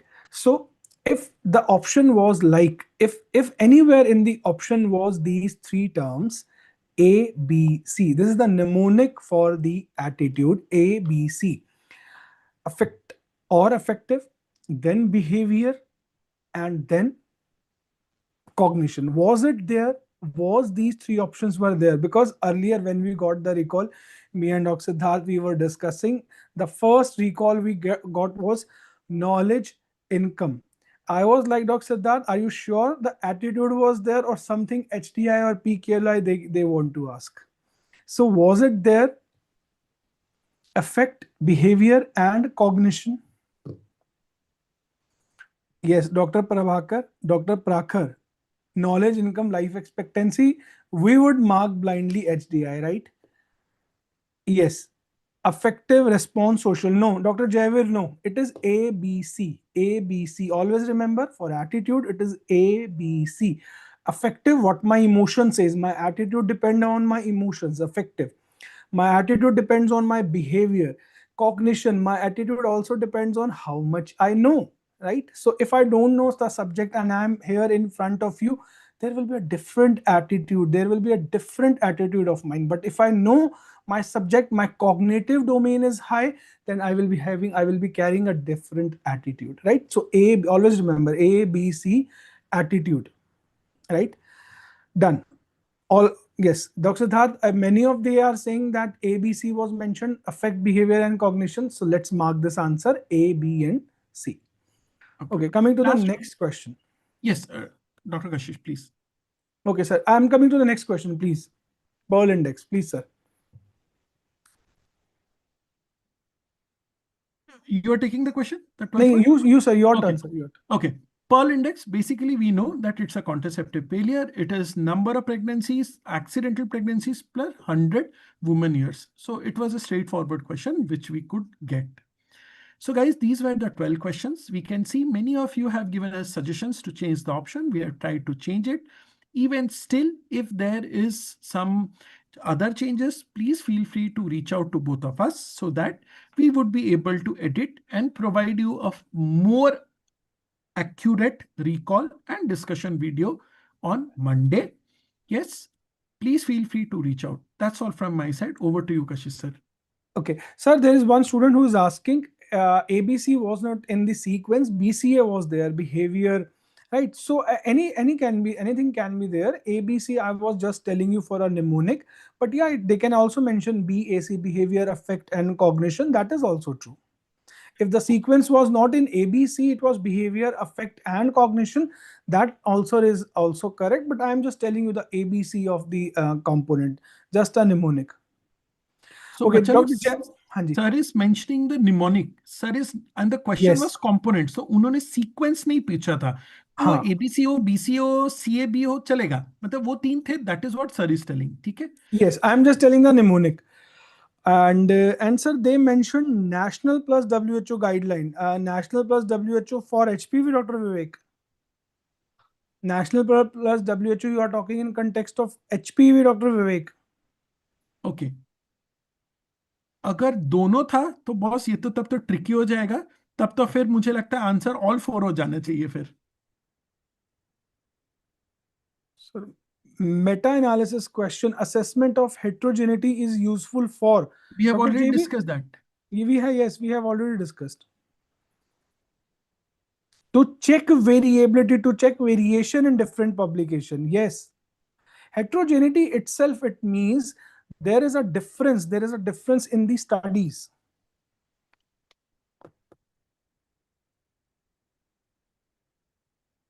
Done?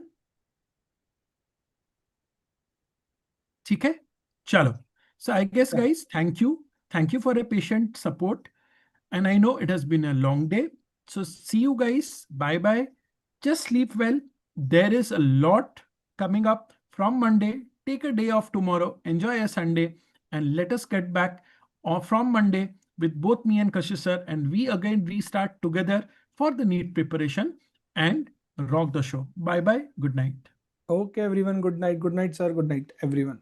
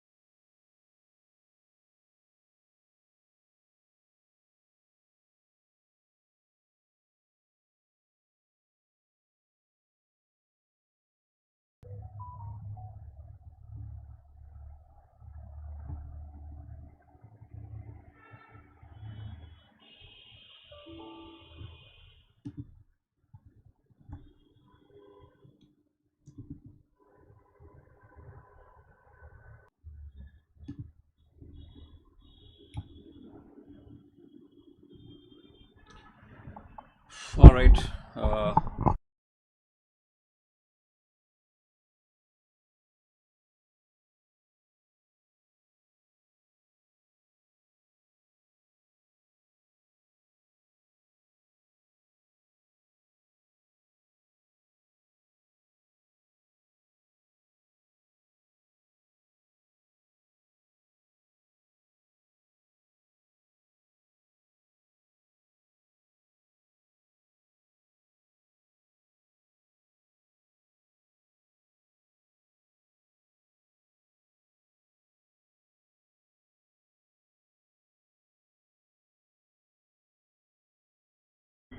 All right. I hope now it is okay.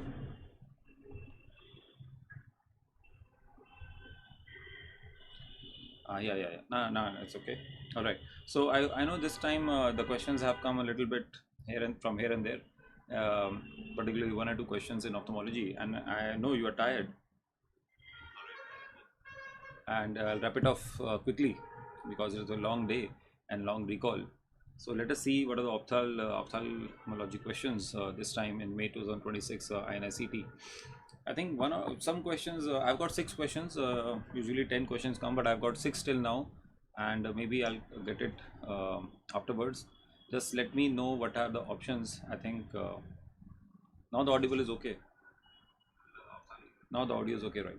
So this question, I think the age I don't know, but it was I think a female who comes to you with painful eye movements, and there was a RAPD. They should have written relative apparent pupillary defect as a full name. That means there is a partial optic nerve changes, but there is no changes in the optic disc. So I think this is no problem. Maybe in options there can be AI1. Some people have told, students have told me that there is arthritic ischemic optic neuropathy was in the options. Yeah, now the mic is okay. Now it's okay. I think you are seeing the lag version, don't worry.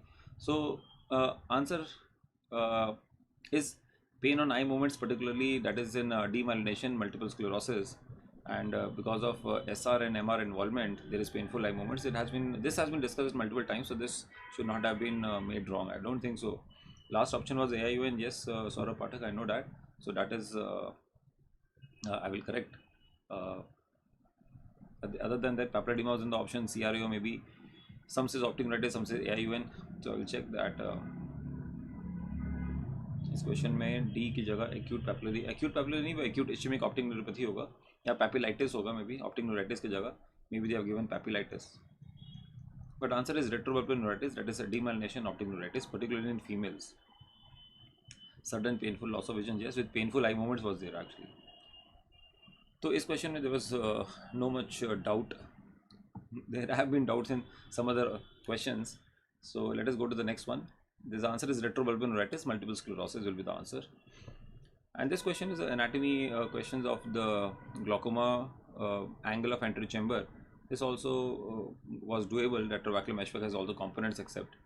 I think these were the options. Uveal, juxtacanaliculaire is the maximum resistance, corneoscleral and uveal. There is uveoscleral pathway, not uveoscleral meshwork. That is the answer of this question. That is an anatomy question.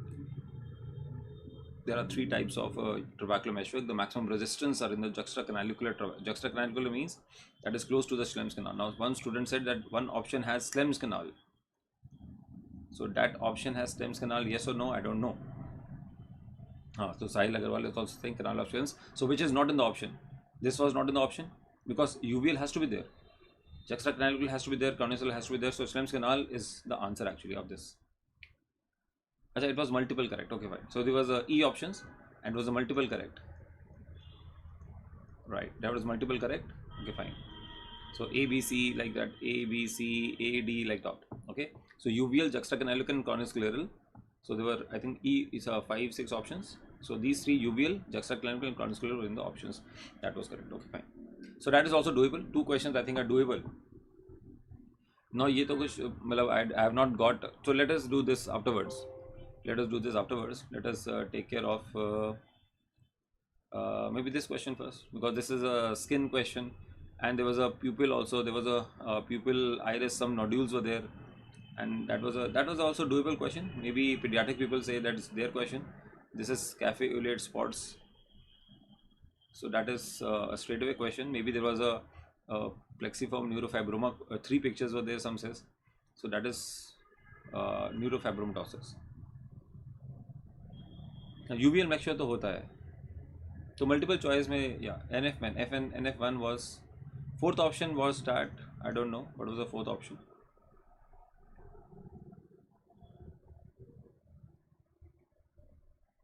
If anyone knows the 4th option, let me know. Okay, now let's come to 3 questions were doable. 3, 4th okay. This was still okay. Accommodation power of 7-year-old means a child. Now, मेरे को समझ नहीं आया. One option was many students have told D option is only D. ये क्या करके आए, ये INICET वाले ने क्या किया है, ये ओनली डी ऑप्शन में क्या कहना चाह रहे थे कभी, ये ऑप्शन कोई कैसे मार्क कर सकता है, और ज़ीरो कोई कैसे मार्क कर सकता है, अकोमोडेशन ज़ीरो कब नहीं हो सकता, ज़ीरो क्या होता है, तो हाईएस्ट होता है, और इसमें क्या है, इसमें ज़्यादा अकोमोडेशन नहीं होगा ना। अच्छा, some students told that one option was 5 diopters, और उसमें अगर मैंने ये मार्क करके आया अभी, he have told me in Telegram group, answer इसका 14 डायप्टर्स है। 14 डायप्टर्स इन 7 ईयर्स होते हैं, फिर धीरे धीरे धीरे कम हो जाते हैं, 40 ईयर्स पे और कम हो जाते हैं, पैस बायोपिया कहते हैं, बट फैक्चुअल क्वेश्चन है, जैसे फैक्चुअल क्वेश्चन। अच्छा 10 था, एक कहता है 10 डायप्टर था, एक ने कहा 5 डायप्टर, एक कहा 5 डायप्टर, तो मैंने मार्क करा है, तो 5 डायप्टर वॉज देयर। 14, 10, 7 और डी तो 100, क्योंकि ये तो याद रहेगा ही ना, अगर ऐसा ऑप्शन हो तो ये तो याद रह ही जाता है। तो 14, 10, 5, 14, 10, 7, अच्छा एक ने 5 मार्क करा, वो उसने क्या, वो उसने कुछ और ही मार्क कर दिया, तो 7 तो कह रहे हो आप, था ही 7 तो सबने बोला था, 10 आप बोल रहे हो, 10 और 5 में कन्फ्यूजन है। अब आंसर तो 14 है, चलो आंसर 14 है, हाँ ठीक है, ओके फाइन। तो एक ने तो बोला सर 5 मार्क करके आया हूँ, वो कोई और एग्जाम देकर आया। तो 4 question still okay, this is doable, because वो लॉजिक से आंसर कर सकते थे कि ज़्यादा अडेप्टर होगा, तो रटने की बात है इसमें ऑफकोर्स। बट अब आते हैं इस सवाल पे, ये वाला देखो, अब इसमें मुझे ऑप्शन समझ ही नहीं आया, I don't know what are the options. ये सही था, ये सबने बोला था, person is kept in dark room for a very long time, कितना टाइम ये भी नहीं बताया, which are the following changes are observed. तो one is definitely very very easy, there is dilatation of pupil, इसमें तो कोई डाउट नहीं है, हाँ वेरी गुड, वो सबको याद रहेगा, सिर्फ डी तो सबको याद रहेगा। अब बाकी ये समझ नहीं आया मुझे, ऑप्शंस आप मुझे बताओ, because I have not got correct options of this is what I need actually.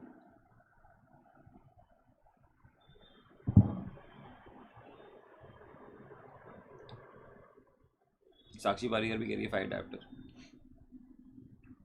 Diameter increase, ये क्या है, किस पूरा बोलना ना, डायमीटर का क्या मेरा किसका, गर्थ का डायमीटर, खाना खा के डार्क में खाना खा रहा था, गर्थ डायमीटर बढ़ गया, कोई तो बताओ आंसर क्या, what diameter increase, increase in sensitive, हाँ तो एक कह रहे हैं डिक्रीज इन रेटिना, एक ने लिखा है increase in sensitivity to light. इसमें तो मुझे आपको ना एक बार देखना पड़ेगा कि क्या एग्जैक्ट ऑप्शंस हैं और क्या आंसर है। अच्छा diameter of the pupil increase, अच्छा ठीक है, वो डायलेटेशन हो गया ना, डायमीटर ऑफ प्यूपिल इंक्रीज मतलब dilatation of pupil, that is the same thing, तो ये ऑप्शन तो करेक्ट ऑप्शन है, ठीक है। Retinal and opsin converted to photosensitive pigments option, जी रेटिनल एंड ऑप्शन, स्क्रीनशॉट ले लेता हूँ मैं, इतना लंबा क्या है, नहीं वैसे होता तो क्या है, all trans is converted to 11cis in dark and 11cis converts with opsin joins to form rhodopsin adopsin, ऐसा कुछ था। तो increase in sensitivity to light, actually rod की सेंसिटिविटी बढ़ जाती है, ये तो सही बात है।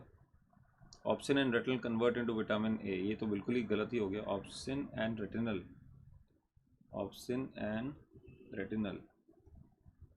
अच्छा फिजियो में डिस्कस हो गया, फिजियो वाले ने डिस्कस किया, कितने अच्छे लोग हैं फिजियो वाले, तो मैं उनसे पूछ लूँगा, डॉक्टर कमल ने डिस्कस किया क्या, तो आई लास्ट डैट।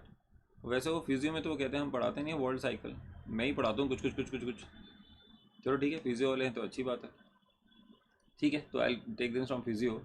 अब आते हैं लास्ट सवाल जो मेरे पास लास्ट है, अब ये क्या है, ये match the lens and the correction, एक करेक्शन फैक्टर क्या होता है, ये नहीं मुझे तो पता है क्या होता है, बट आपको क्या, ये क्या पूछा उन्होंने, क्या वो what do they expect you to answer this question.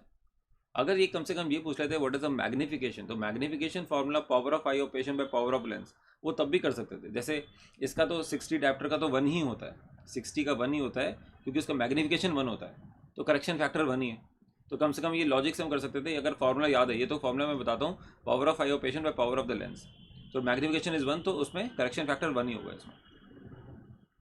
अब ये 90 का 1.3 होता है, 78 का 1.1 होता है, कैसे आप यार, कैसे आप पता लगाओगे यार, मतलब ये आपके तो ये लेवल का ही नहीं है ये। और लास्ट ऑप्शन वो क्या था मुझे समझ नहीं आया, वो गोल्डमैन मिरर का ही होगा ऑफकोर्स। ये मैंने अभी टेलीग्राम ग्रुप में अभी आपको दिखाऊं, तो मैं अपने टेलीग्राम ग्रुप में, चलो आपको थोड़ा सा मज़ा ही कर लेते हैं, क्योंकि बाकी ये सवाल तो मज़े वाले ही है, ये तो आगे बढ़ना ही वाला सवाल है। तो ये मैंने अभी ये देखो, ये मैंने एक अपने टेलीग्राम पे देखा, ये देखो मैंने बताया है, ये रेजिडेंट को बताया है, रेजिडेंट कोर्स में I have told this that this is 90, 78, 60 magnification formula तो मैं तभी बताता हूँ नीट एग्जाम के लिए भी, INICET के लिए भी, बट करेक्शन फैक्टर मैं कैसे बता सकता हूँ यार? How can they ask correction factor? ये तो मैं अगर if I ask this question to resident, वो ही ना बता पाए। और क्या मेरे को ही याद नहीं है? मेरे को 60 याद है क्योंकि 60/61 होता है। ये इतनी मैथ्स अच्छी हमारी, 60/61 है तो करेक्शन फैक्टर बना है। आई रिमेंबर दिस ओनली, तो how can I expect to remember this 1.3 1.1? तो ये मैं क्या एक्सपेक्ट करूँ? ये क्वेश्चंस को तो आगे बढ़ना है। This question has to be left. I don't know why have they given you, क्या पी के क्या खाकर उन्होंने सवाल दे दिया for INICET? I don't know, छोड़ना ही चाहिए था ये सवाल। I got 6, any other good? बहुत अच्छा करा नितिन, मैं भी यही करता। और कोई सवाल है तो मुझे बताओ। Any other question other than this 6 questions? एक तो फिजियो वाले खा गए। हाँ ठीक है, वो तुक्का मार सकते हो, हिट बंसल हिट हो जाएगा तो अच्छी बात है। Any other questions late me no please, because I got only 6, थोड़ा कम ही है। 10 क्वेश्चन होंगे, कहीं ना कहीं तो होंगे छुपे छुपे, कई लोगों ने खाली होंगे। विदाउट स्पॉट का आया क्या? विदाउट स्पॉट का? अच्छा, दिस इज हैपनिंग इन, मतलब ऑप्थल में ऐसे एक सवाल है, बट मैंने सुना है कि बाकी many other subjects are having this such questions, right?